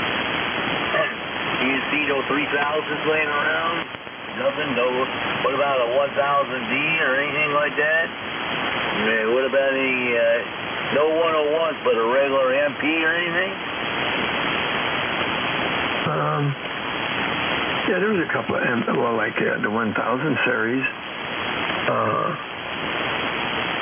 I know, I wasn't really looking at radios. I walked by a lot of different stuff. I glanced over at them. I think there was a 5000 there, but I didn't stop and look at the price. There was radios there, but Don and I, we didn't set up no tables. We went down there to pick up this amplifier and, just browse around. We took a room for one night. We do it like a little trip. For us, it's a trip on vacation because of the dogs that we have. We can't stay too long, but now Hamcation would be different. We'll be there two nights at least. And, yeah, that would be a different situation. Oh, yeah, that's a whole different program. Yeah. Yeah, that's what I make. That's the only time I would be real interested in would be same thing. But the rain put the kibosh on the outsiders, the vendors. But they still made money. So they stuck it out? Yeah, because it wasn't like consistent rain. It was like a spring shower. And then they all had tarps. Yeah, I got you. How much were they getting to get inside? How much was it? $5? I think it was $10. $10 to get in the door? Yeah. That covered you for both days? What was that? That covered Saturday and Sunday? Yeah, yeah.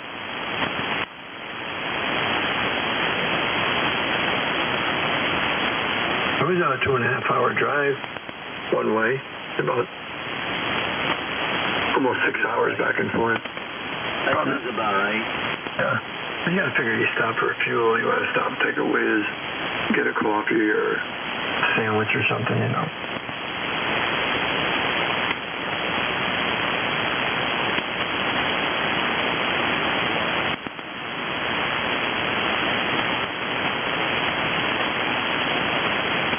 But I'm liking the amp. I think that amp's going to spoil you.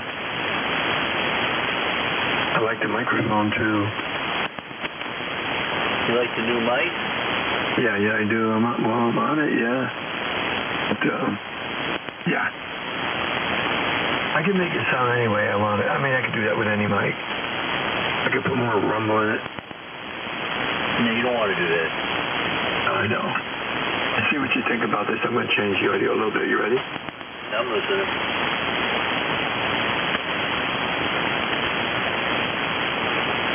Okay, Reg. N4RQW. W4 Sugar Alpha Lima. Hello, radio. Greetings to one and all. Yeah, you brought it up a little bit. You think there's a little bit more sparkle? Yeah, it's got a little more gain to it. Oh, got a little louder? Yeah. Wait, It's not overbearing, don't get me wrong. Now, it's not screaming, it just came up a little bit. Yeah, but it's not like, not like you're shouting, like I'm hollering at your people. No, it doesn't sound like you're at a stadium. Okay. What's that? Is that you, Joe? Thought I heard somebody. Somebody said something.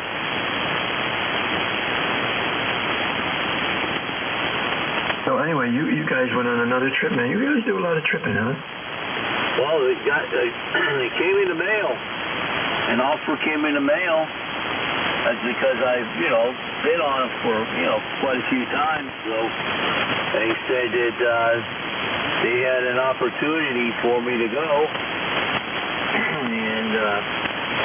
And if I that sailing, if I want to go. And I said, well, we're not doing anything. The price was right, and I said, well, I might as well go. I didn't even park the car. I just got an Uber. He dropped me off at their front door right there at the boat.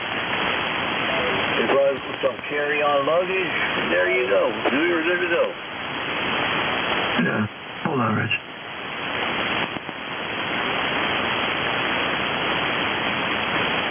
Hope everybody's doing okay. N4ADS. Hello, fellas. Well, hello there, Mr. Ed. Ho, ho, ho. Yep, good to hear you. Oh, and good to hear you, Ed. Are you sounding good? Yeah, can you turn down a little bit? I was trying to take a nap. Oh, I'm sorry, sir. No, it was Ed. You're already low. You're fine. Okay. Oh, I hear you. I want to come in here and say good evening. I was about to head to the bed, and I thought, well, you know what? I'll go check in. Otherwise, I'll hear it from Don. Who's Don? I don't know. Don, isn't his name Don? He lives up in Virginia. Oh, yeah, he was in here. Was that Don or Doug? I thought it was Don. D-O-N. Delta Dawn, what's that flower you got on? That's funny. That's a good one. No, hey, is that the one that saved you from the damage during the hurricane? No. Don, yeah, that's another Don. No, the Don, he didn't save me. He was a net control guy. But, no, the other one is up in Virginia or somewhere, I don't know. But he's usually kind of QRP on me. He's sometimes in the noise. I'm so confused. Hey, Don. Dan. We got to get you straight. Were you smoking again tonight? Are you drinking? much, but he's doing something. No, honestly, I had already dozed off in my lazy boy. I just thought, I came in, I was shutting the shack down, I thought, I'll say hey. But, no, all is well. Well, good to hear you tonight, too, Red, and good evening, Sal. Stay tuned. DM.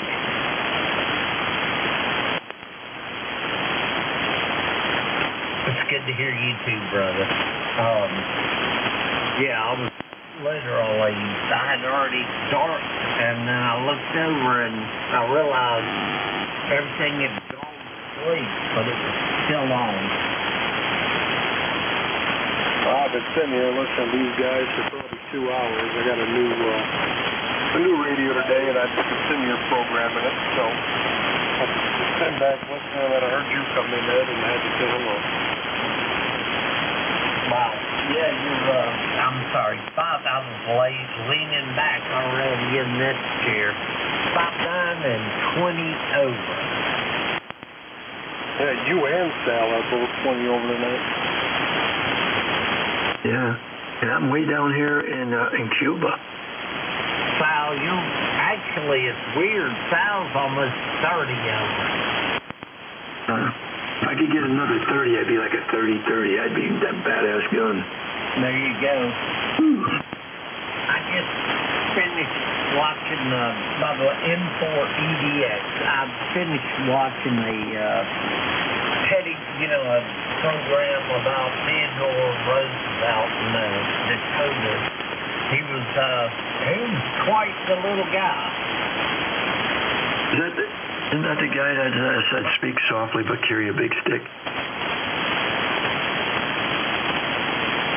Walking tall. Wouldn't the president say that? Speak softly but carry a big stick. Wasn't that Roosevelt? Yeah, I think so. He was the man that was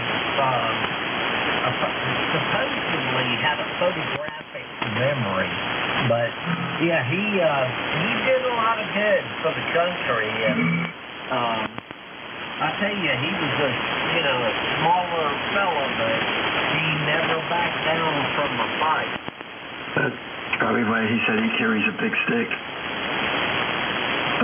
Being a smaller guy, he needed something to fight off them big guys. No doubt. It was educational for me. I didn't know that much about him, but it's been enjoyable. You guys have a great evening. I swear I am tuckered out. I've been running since 7 a.m. So I'm going to say 7-3, so I'll talk to you tomorrow, maybe the next night. Who knows? N4 EDX. Fred, Ed, have you been forsaking us? You've been leaving? We haven't heard, hi, or hear of you. What's going on? Where have you been? We want to report. Get back on the day's schedule. Oh, okay. Well, good hearing you, Ed, really. I'm just kidding, but trying to make you feel guilty. Good hearing you, Ed. I haven't heard you in a couple days. It's nice to hear from you. KTB. You bet, brother. I'll talk to you soon. N4 EDX. Good night, guys. Have a good night, Ed, from W4 Sugar Alpha Lima.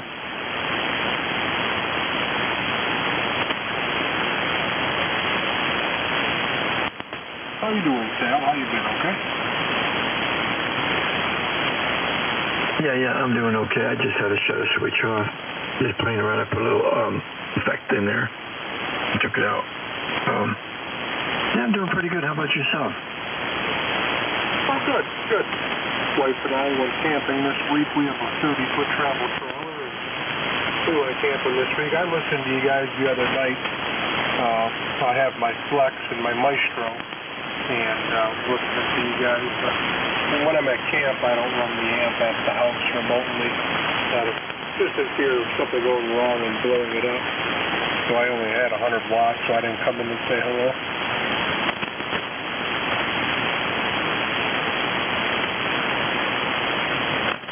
Okay.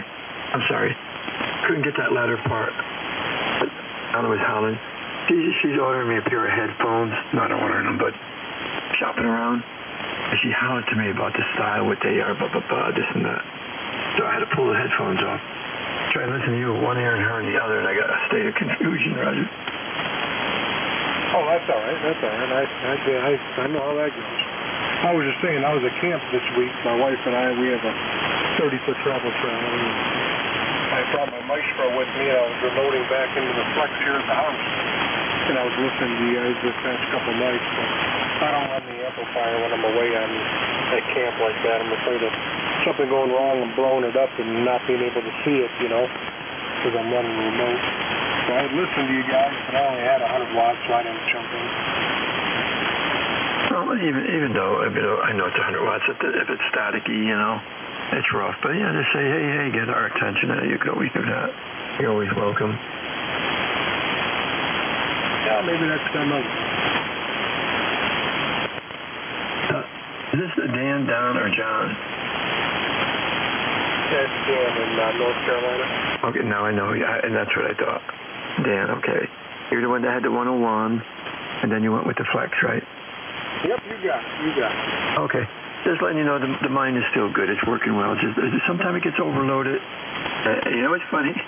People will come in and give me they'll put a call out from a week ago or a day ago, whatever. Come in and they'll put their, I'll say, who is that? And they'll shoot out their call again. I say, okay, I got your call. What's your name? And they'll give me their call again. I said, don't give me your call no more. I'm not looking it up. I'm kicked back on a chair and I don't want to get up. I don't have a computer here neither. So I'll be darned if I get my telephone to look me up the FCC website. It's kind of funny. But I remember names, signals, voices, more so. Calls unless you're like a regular. Then, of course I know their calls for the most part. That's terrible, isn't it? Telling you all my shoddy ways that I think or do. I'm the same way. I'll recognize a voice way before a call comes. I'm just like you. Oh, good. I don't feel so bad. Now, that Glenn, that's in here most of the time, you know. Kind of like just, I don't know. Yeah, he's got a photostat memory. He's like one of those elephants out there. They never forget. But he's really super guy. I took a fancy to the guy because he looks up. When I'm looking for things, he's a finder. And there's a couple others, too. They do the same thing.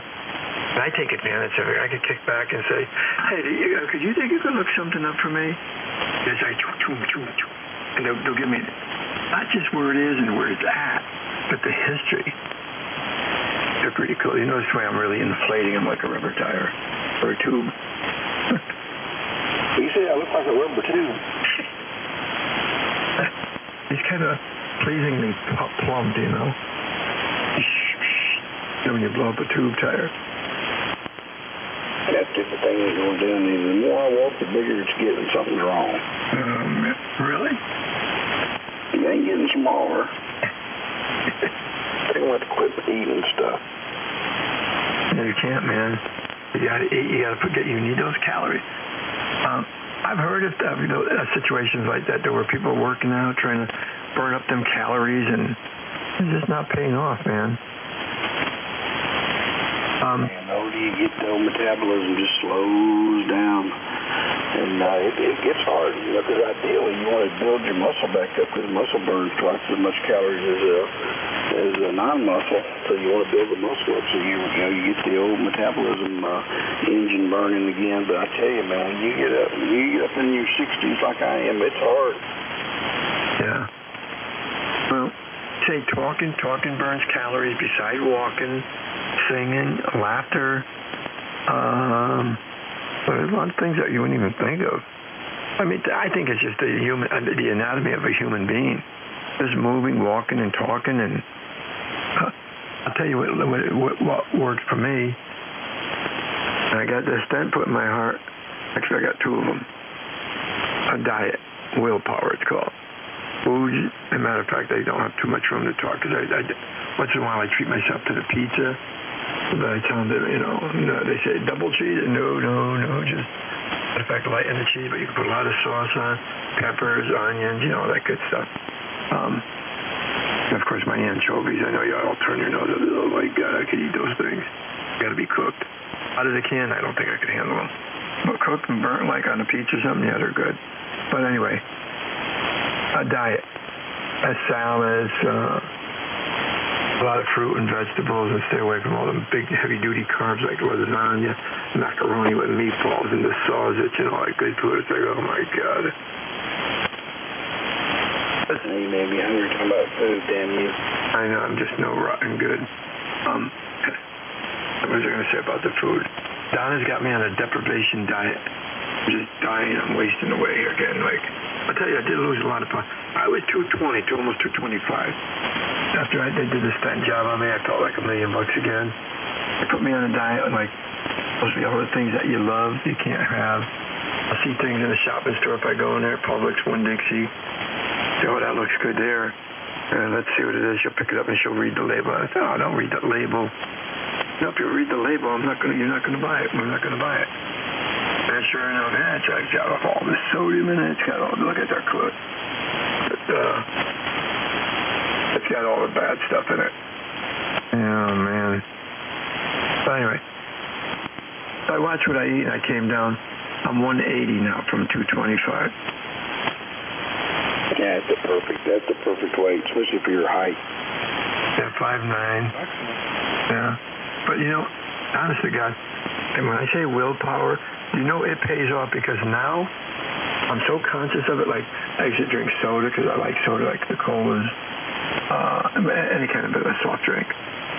A beer once in a while. Not much. A little bit of wine, dry wine. I even make sure it's dry because of the sugar. And you know, I think we talked about the dry.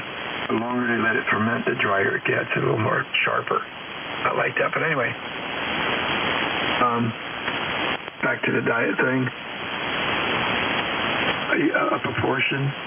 I do cheat too once in a while. I do go for the ice cream, but I buy a Publix brand that it says light. Well, it's like low in sugar, low in fat. After a while, you get adjusted to it. I took a soda and I took a sip off it. It was like McDonald's. I walked out. It was good, real good. It was so sweet. I didn't realize how sweet regular soda is, even though I poured over rocks, you know, ice. I said, what's the matter? I can't believe it tastes it. Is that normal? She said, yeah, that's Coke. Does it taste good? Yeah. Isn't it nice, like syrup? Yeah, it's always been that way. Holy moly. Yeah, that's sugar. Man, I think that's like 13 teaspoons of sugar per can. Or I think, what is it, 45 milligrams of sugar? Or grains, rather, of sugar. Yeah, it's a lot. It's more than you would think. Freaking anything. And then they got these health cookies, or what they call Nature Valley Nature. I love them things, oats and everything with honey on them. I was busting down on them every now and then. And I said, let me read what the contents in this. These are cereal bars. Every time you eat one of them, it's like 3 teaspoons of sugar. So that's what puts the pork on, man. That's sugar. It's killing us. Everything is sugar. Even milk's got sugar. But like fruit, fructose is not bad. Not as bad as you're taking in the pulp, you know. I didn't mean to turn it into a diet conversation. Trying to find a good something to take a good picture of. There's not a whole lot out there tonight that I can take that I haven't already taken a picture of before. That's the problem. Have we seen? Are you talking about the telescope? Yeah. I didn't send you the picture last night, did I? No. Donna said she's seen one over at the Hamfest. And I said, why didn't you draw it to my attention? She said, I thought I did. No, I don't remember. Because Glenn has one. Yeah, she said she don't recall what the price was, but it looked kind of neat. Ah, shoot, man, you should have told me. I think Jerry's thinking about getting one. Yeah? I think so. Hey, that's why when UFO, before he checks in here, Well, we knew you were coming. We were watching you. It's funny. I like his call. W2UFO.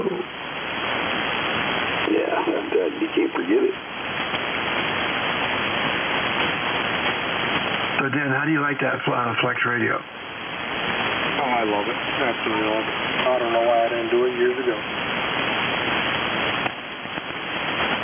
Which flagship you got? This one right here is the 6600M. Yeah, I think we talked about that about a week ago. Yeah, I'm glad I bought the M model, to be honest with you. I love it. Yeah, I liked it on the computer. I still got my 6400. That's right next to the 6600. And I exclusively use that one now for remote with my Flex, or with my Maestro. And it just sits there unless I'm using my Maestro. But anyways, yeah, I love filtering capabilities of this radio. It's just phenomenal. Yeah, I agree. I like the Maestro, and I like my, hooking it up to an external monitor where I can see it on both of them. But tonight I've gotten to where I like doing it on my laptop. I've got my laptop sitting next to it out here in the garage, and it's just easier to maneuver with the mouse, especially the filters, widen and shorten the filters, and if somebody comes in, you have to put the notch filter on. It's just easier to manipulate with a mouse. So I've kind of gotten used to using the laptop now, so I don't know. Oh, okay, very good. That's nice.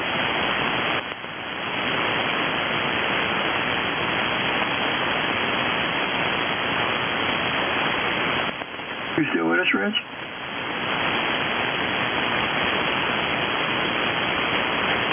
I'm here, go ahead. I just want to make sure we didn't put you to sleep. Nope, just kind of chilling and just checking out the equipment. Haven't warmed it up in almost a week here, so got the filaments hot, warming up the wire. I'm just checking in there with you.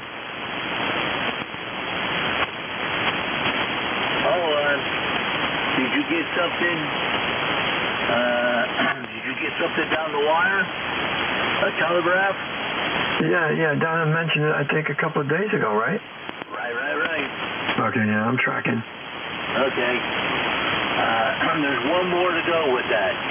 That same number is one more to go. Okay, cool. There you go. Oh, yeah. So I guess now you're happy with that tuner with the gray face. Now it's matching that one.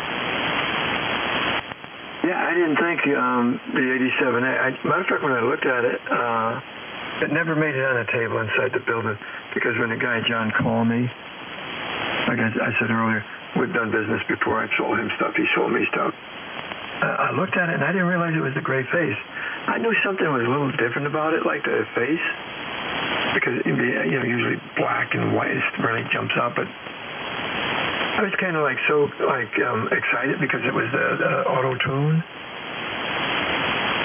And I just noticed tonight, after having it here, I was looking at it, and I got the floor lamp here. It's like a spotlight. I have not really a spotlight, but it's a bright light. I put it on, and I was looking at all the stuff here. And damn it, I said, it's got the same faceplate as the 5K, the Bellstar, the same color, identical. So now I don't feel like, now I feel like I got something that matches. Got two pieces that look alike, and the rest is all black and white pieces. Crazy that things out. When you sit in here night after night, all this stuff becomes so personalized. Crazy, ain't it? Right? No, there you go. It's matching. That's good, man. Good. Good deal. Well, we'll see what happens there with you and the tuner. Give yourself a couple more weeks to a month, and see how everything's laying out. But I think on that one there you're doing now, it's going to get you real spoiled, and you're going to probably not go ahead and want to go tune up amplifiers for a while. Hey, Roger. I found a target. You found a target, Glenn? Oh, yeah, it's called God's Eye, and it's I think it's in the perfect location, so we're going to take a picture. If it turns out good, I'll send it to you. Yeah, I've seen it, but yeah, you do, yeah, that'd be cool, man. Yeah, it's really cool. It's got purple, and it's got all kinds of colors, and it looks like an eyeball. I think that's why they call it God's Eye. I seen it on TV, months ago. I said, well, because I like that. I used to watch Carl Sagan all the time, about the moon, the stars, quasars. He would put me to sleep every. I love old Carl Sagan. You know, he was an atheist. And he's dying about how can that be? Well, listen, when he was dying, now, how true this is, I don't know. But they asked him about the black hole. Did you ever figure out what created this whole thing? Was it the Big Bang Theory? Could you give us a little bit about it? And his deathbed says he could tell. He says, I could tell you who was behind the whole thing, or what was behind the whole thing. And they said, what happened? Was it the blast, the Big Bang? He said it was G-O-D. Yep. And he was like I don't know about a stone cold atheist, but he didn't have. A lot of them guys, they can't let that get in their way because of their work and their research and everything. So you got to put that aside. And it's funny because then by putting it on the side for all these years and all the splendors and things that he's worked on, etc., come down to, it's God. That's the gift from God. He's the creator. It's like all done by design, not an accident. I mean, everything was balanced. It mathematically speaks for itself. A Big Bang, an accident, it's not there's no mathematics to it. It's kind of like just reckless, just a blast. No planning. Just looking at the DNA helix and how it's put together. Once you look at it and see how complex it is, there's got to be a superior being that put that together. I believe wholeheartedly what you just said, 100,000%. The sun is 90 billion miles away, yet it keeps us warm. Even though we have winters, if we didn't have the sun, we'd be frozen. Well, everything is in balance. It's in proportion. It's by a design. A Big Bang.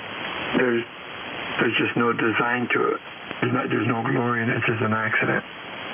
And if the Earth was tilted, 1 degree off its axis, everybody would die. And everything is in proportion. It's balanced. It's like the laws of nature. Accident doesn't have laws. They don't have no boundaries. Big Bang just goes anywhere and everywhere. It's out of control. Sometimes you wonder about mankind on this planet. I think sometimes it's getting out of control.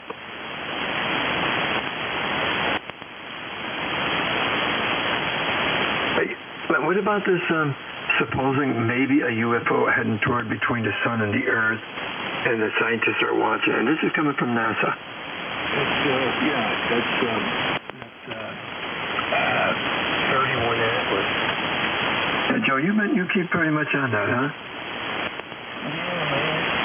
It's coming, man. It's gigantic, and they really don't know. How they're going to, I don't know. I have no idea, but if it hits, we're going to be in trouble. If it hits, we'll never know it. Well, it all depends now. If it hits over in your area,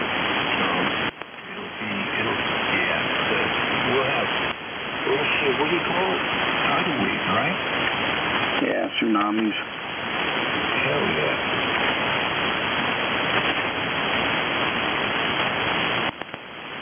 Somebody was on, where was it? I was watching the news.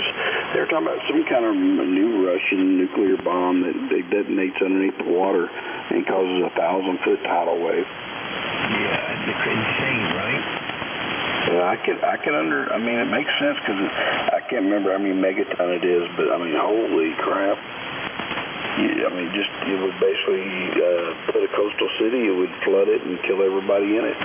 And it's very specific where they could do it, and you never know what's coming till it's too late. I'm telling you, man, evil minds at work.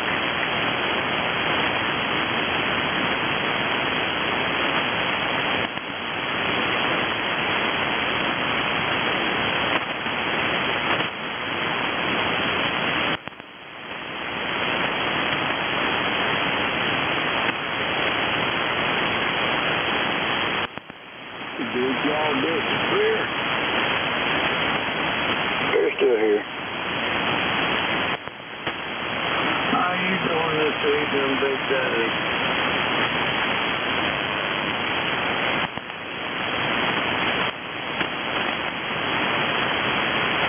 Where'd Big Daddy go? Well, I just couldn't stop for me and you to talk. I'm sitting here looking at this picture that my telescope's generating, and it's crazy. It's crazy how it can generate these pictures. What it does, it's looking up, at the sky, and it points it automatically to where it wants you, where I tell it to go. And it opens up the shutter for 30 seconds, and then it closes it. Then it opens it back up for 30 seconds, and the whole time the telescope is moving to follow, the stars are always moving in the sky. It's real slow, but they're moving, so this mount has to move with those stars, or there'll be just streaks on the picture. So it's moving as it's taking those pictures and opening the shutter and closing it. And after, like last night, I took an hour of one. So it was an hour of 30-second pictures, and it stacks them on top of each other. And as it stacks them, this picture comes out, and it's just like, it's crazy. It's perfect. And there's like thousands of stars and galaxies that you can see in this one picture. Oh, yes, I'm sorry. I bet you a Big Daddy, but that telescope blows my mind. Back when I was in high school, we had a club there, and we did that little telescope. It was pretty cool. I'm more interested in it now than I was back then. I don't even remember, now that I don't remember what got me started in this. I do remember I had a friend that bought a telescope for his daughter that goes to church with me, and they posted some pictures on Facebook, and I looked at them and said, holy crap, you can take pictures like that from your backyard. He lives about 2 miles from me, and I said, I didn't know you could take pictures like that from your backyard. I thought you had to have, one of these big old huge telescopes and a dome and all that stuff. He said, no, you just have to buy, this little telescope here and this mount and put a camera on it. And he had a pretty fancy, pretty expensive setup. He's a pretty rich dude. And so I saw that and I said, well, man, that's kind of cool. And then a few months later, this company came out with a real cheap, this telescope I've got that's under $500 that does what I think he had about $4,000 invested in his setup. And they claimed that, theirs would do it for $500, so I bought it. I said, I got to lose. And sure enough, it took pretty dang good pictures. Hey, yes, the sad part about this, I wouldn't even know what the hell I was looking at nowadays, I think I got your phone number, Fred. I'll send you one of the pictures. It's just cool, really cool. Okay, yeah, I'd be interested now. Yeah, it went about the middle school days that we had the astronomy club, and there also the math and the photography club. And I wasn't very great of a mathematician.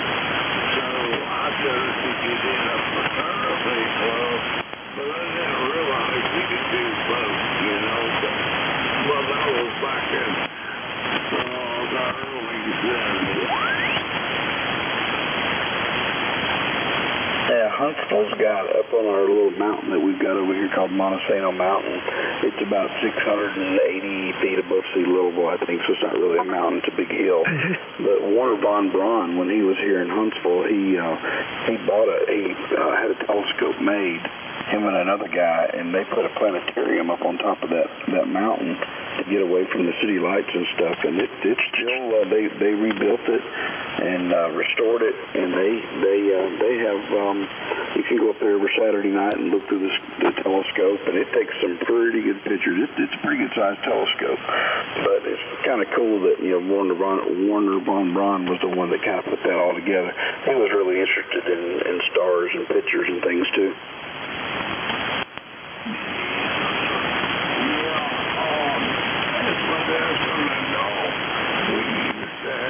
Planetarium here in Jacksonville, and they lit the whole ceiling up with the stars and out there, and but it's all this way out the door, unfortunately.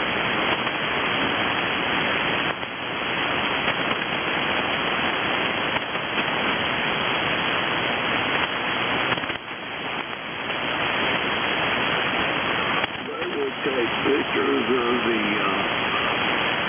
galaxy while we get over the mountain, and fall back castle across the dome of the planetarium, and it was so cool. And they did audio along with it to try to explain what they were seeing and talking about. Yeah, that's what they've got up on top of the mountain up there. It's a planetarium, and they've got the telescope, in another room, and it'll throw the stars up on the little dome up there. It's really cool. We used to have, when I was younger, in high school, we would go up there for field trips at night. I think we did it on Friday nights. They let school kids go up there, and they would do it. And we went. I remember going up there one time, but yeah, it's pretty cool. And it's just to make those stars and stuff that they throw up there, it's just a big ball that's got little holes in it, and they put a light bulb in the middle of it. But they put the holes exactly like the stars are, so it's an accurate interpretation of what you're seeing when you walk outside. But I always thought that was kind of funny. It's just a big ball with a bunch of holes poked in it.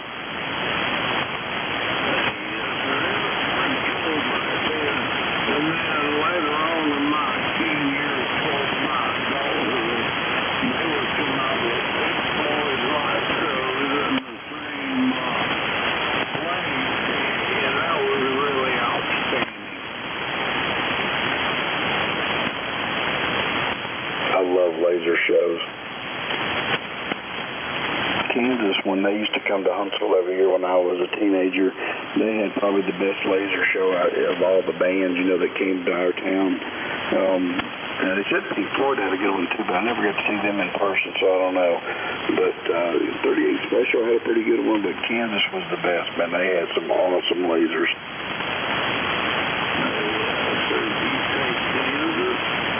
Yeah, that was one of my favorite bands back in the day.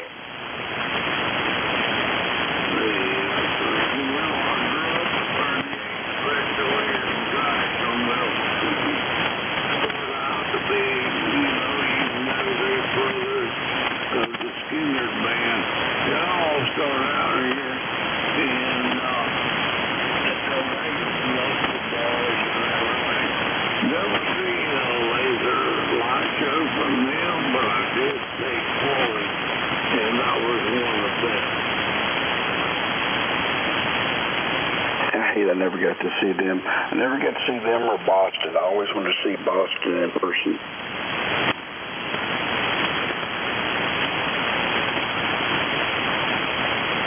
I would love to see Boston. We did go with all together. They were on the roll off from there in Jacksonville. I wasn't old enough to see Skinner in the band anymore, so I want to 38 Special on Molly. Yeah, they used to come to Huntsville every year. 38 Special did. They had, their two drummers, and they had them. The last time I saw them, I was probably 16 years old, maybe 17. They had their drummers up in plexiglass boxes up above the band on the stage. It was cool. It was cool as hell. Yes, sir.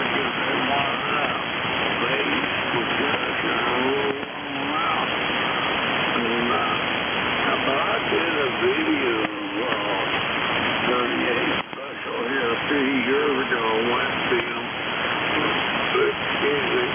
But they wasn't around. They wasn't. But I really liked Molly Hatchet. Yeah, they had a very unique sound.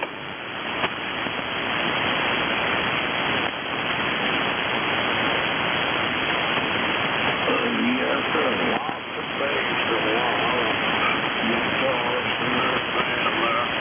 It was pretty good, but the baddest part about being from Jacksonville and knowing the band that originated in the bar, the singer Danny Joe Brown, he was a piece of shit, and he was a wife beater.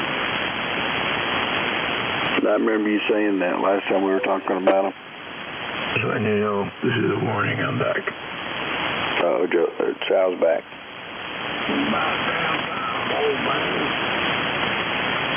I kind of yeah. I've been around.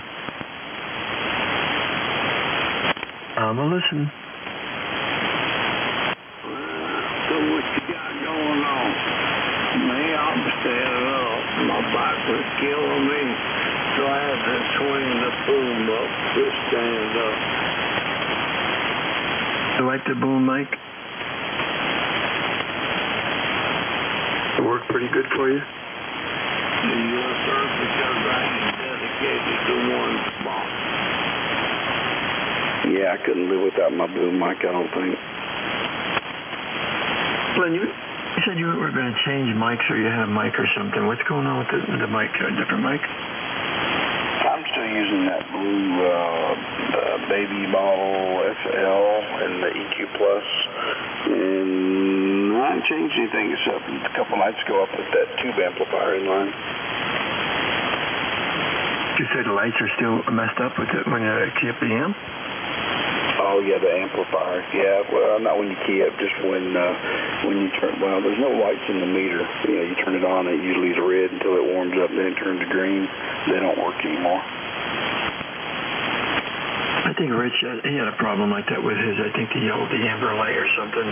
One of the meters went out because he's been trying to get a bulb for me, and I might have him somewhere here in the array of goodie boxes I have here and there in these cabinets. I'm too lazy to look for them. So can you come on up and you go look for them? But they looked like they were good, and they were in their socket. They just slide into a little socket, and they looked. I thought maybe I blew one of them out of the socket or both of them out, but they were both in their socket and seated good. So I don't know what I did to it. I've gotten used to it not having a light now, though. Set everything up correctly. I would just run my eye from 7 off Bluetooth, and I could walk around and not even worry about it. Yeah. That'd be cool. Is there somebody else there? Fred's out there. Fred in the shed. Who's that? You can't hear Fred in the shed? Oh, yeah, I know I hear Fred in the shed. I thought I heard somebody else, though. That's a sign of Fred. Quit talking so damn much. But there is, I can't hear him.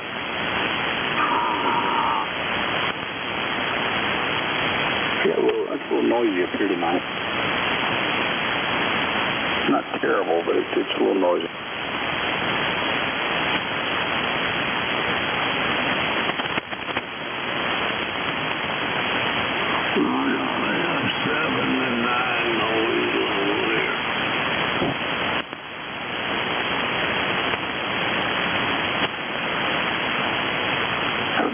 that RFI that I was talking about. I mean, there's a little bit of it in here tonight. It's a street light. It's something.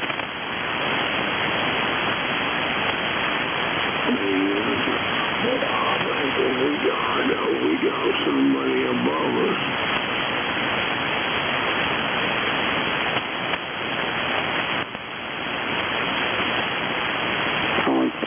There's somebody up on 3915, and there's somebody down on 3880, somewhere close to there, but that's the only thing I see on the waterfall up here.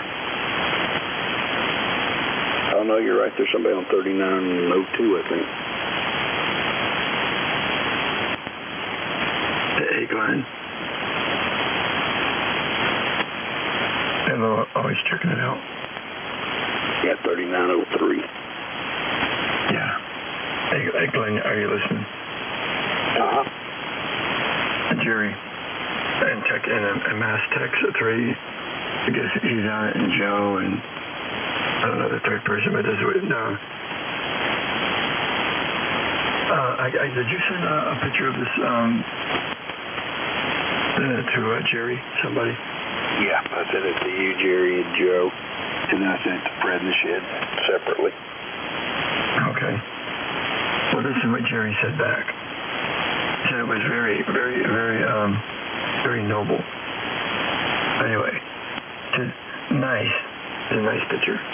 Nice. I won't be coming on with you guys anymore, said Jerry. I'll be doing some other stuff during that time period. I have 7 radios that I will be rebuilding instead of getting on the radio at that time. See you all again sometime.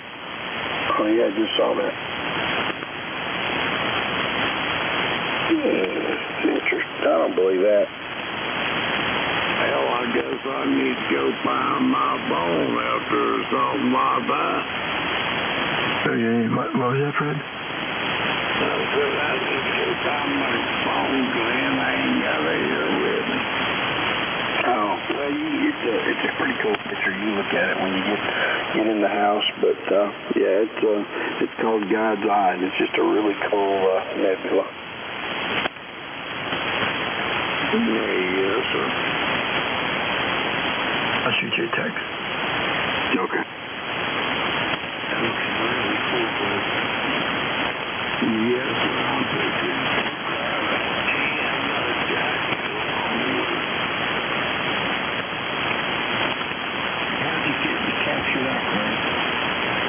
Yeah, with my that telescope. It's amazing, man. You could track that. Yeah, I tried to, but I can't. It's hard to get. It's really hard to get. What are they called? Comets. It's really hard to get comets with the telescope, the small one.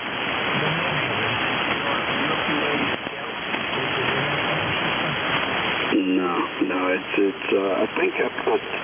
If you read the little thing that I sent with it, it tells how far away it is and which constellation it's in and everything. It's that God's Eye one is how far away? 6. It's not super light. Well, yeah, it is too. So 655,000 light years away.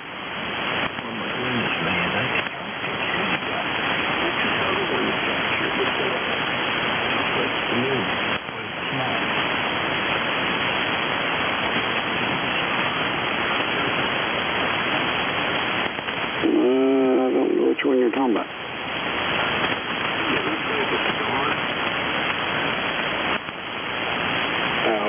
It should have some nebula colored around it. It looks like kind of like a wispy. It's stardust basically.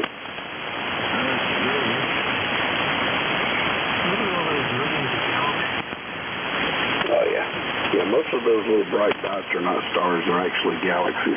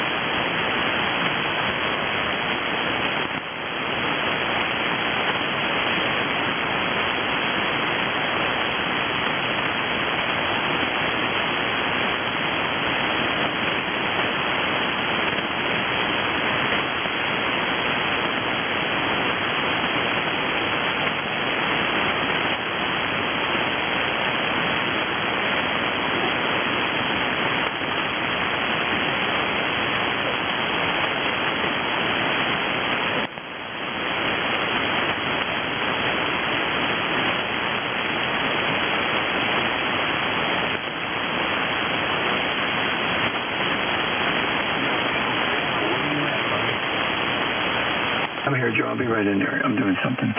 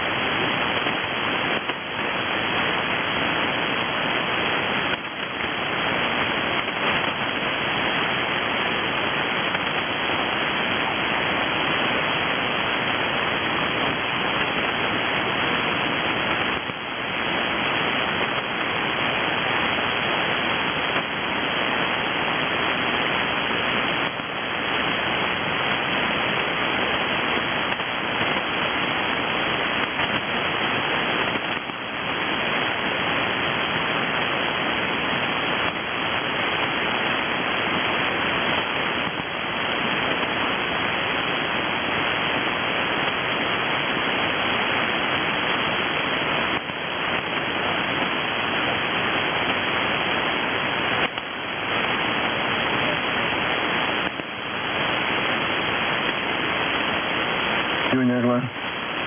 Yeah. Okay.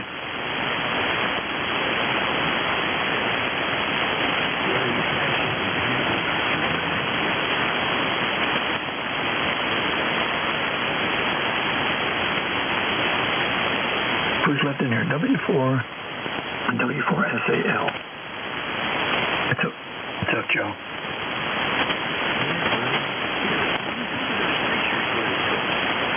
He's a professional.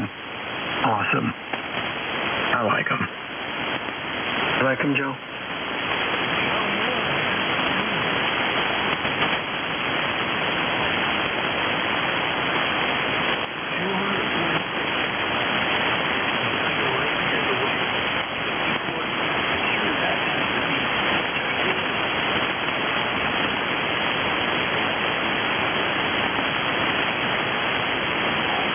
Seen a, well, I didn't see it, but Donna's seen a telescope at the Hamfest, and told me on the way home. She was telling me about it. I said, "Why didn't you call me over? I would like to see it." You know, I could have probably maybe we could have bought it and look at the stars and compare notes. You know, with Glenn, he's into that. She says, "I know he is." That's why I was looking at it, and I thought I'd tell you about it. And I don't know. I guess my head was somewhere else. You know, with the amp and everything. And other things were on my mind. Just that wasn't like priority, you know.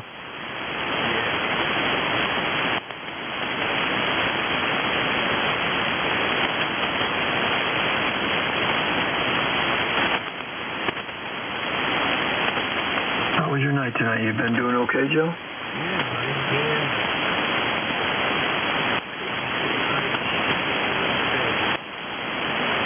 Yeah.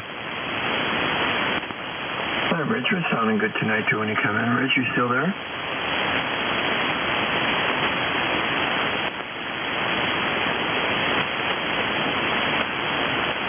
I guess they come and they go.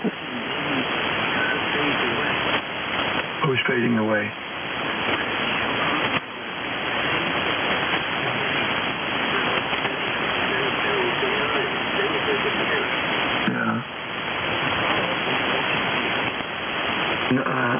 Is there anything going on up there?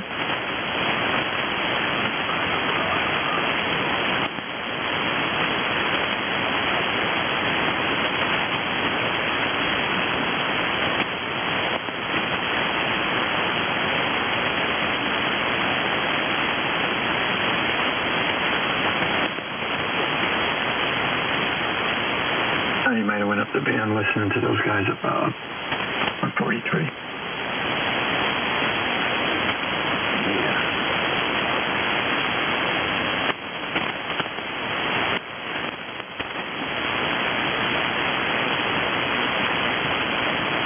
If we all start running around going here and there and everywhere, we would lose a particular frequency, and then we'd just be like a bunch of just wandering hobos.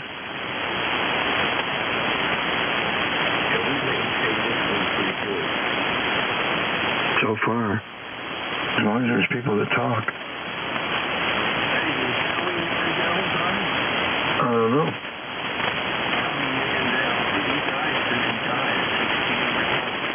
Oh, that's young.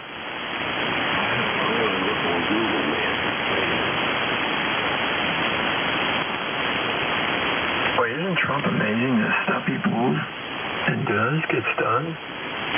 And Joe Biden said, he stole my plan. I was planning to do it. He don't have an idea what the plan was, how Trump pulled it off. You got to use your mind and wit to do what he accomplished. And Joe just didn't have the material to do it. He wasn't brilliant enough to do it. You got to be like a wise man, you know.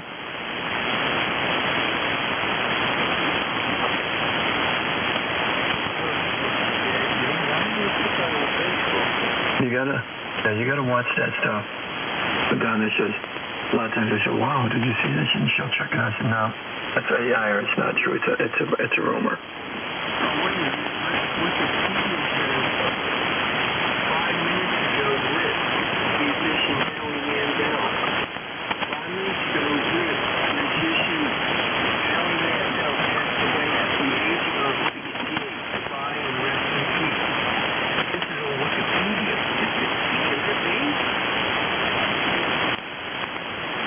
Ask her smartphone if it's true. She's in bed.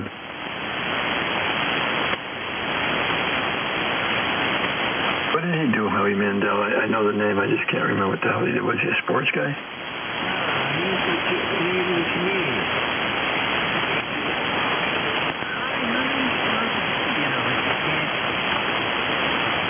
Okay, yeah. I don't know what he's looking at, but I don't see nothing like that even on Wikipedia. I said, I don't see anything that he died.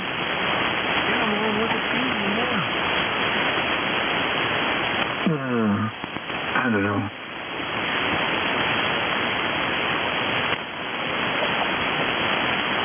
Did you check it out, Dan? Yeah, there's nothing being reported anyway.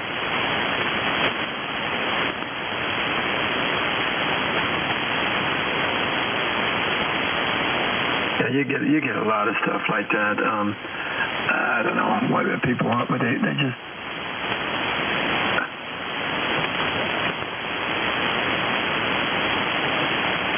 Joe told us one night that when Trump got back from his trip over in Europe, they're going back about a month ago. He said they took him out. He said when he got to the White House there, I think when he went over there and to Russia, was it, or somewhere, and then he was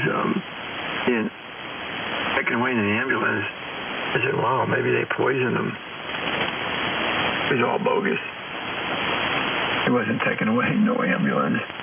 And Joe said he's seen it. Huh? That chick says Howie Mandel did not die. So there you go.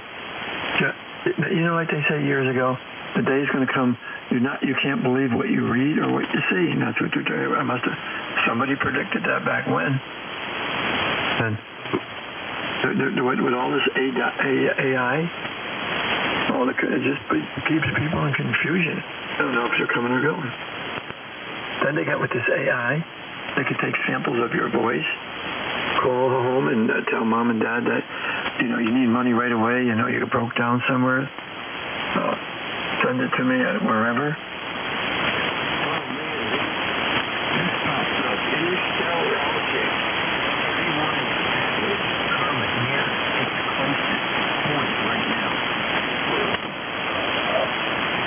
Glenn, wait a minute.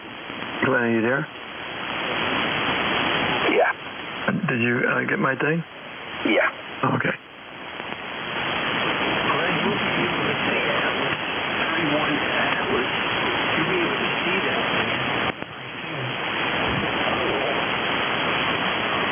So a lot of these comments, I can get the dot. I just can't get the trail. There's certain things you have to do to get the trail of the comment to show up on the picture, and I haven't figured out quite how to do it yet. But I eventually will, because it's cool. I'd love to get a shot of a comment. What they said late November, it'll be away from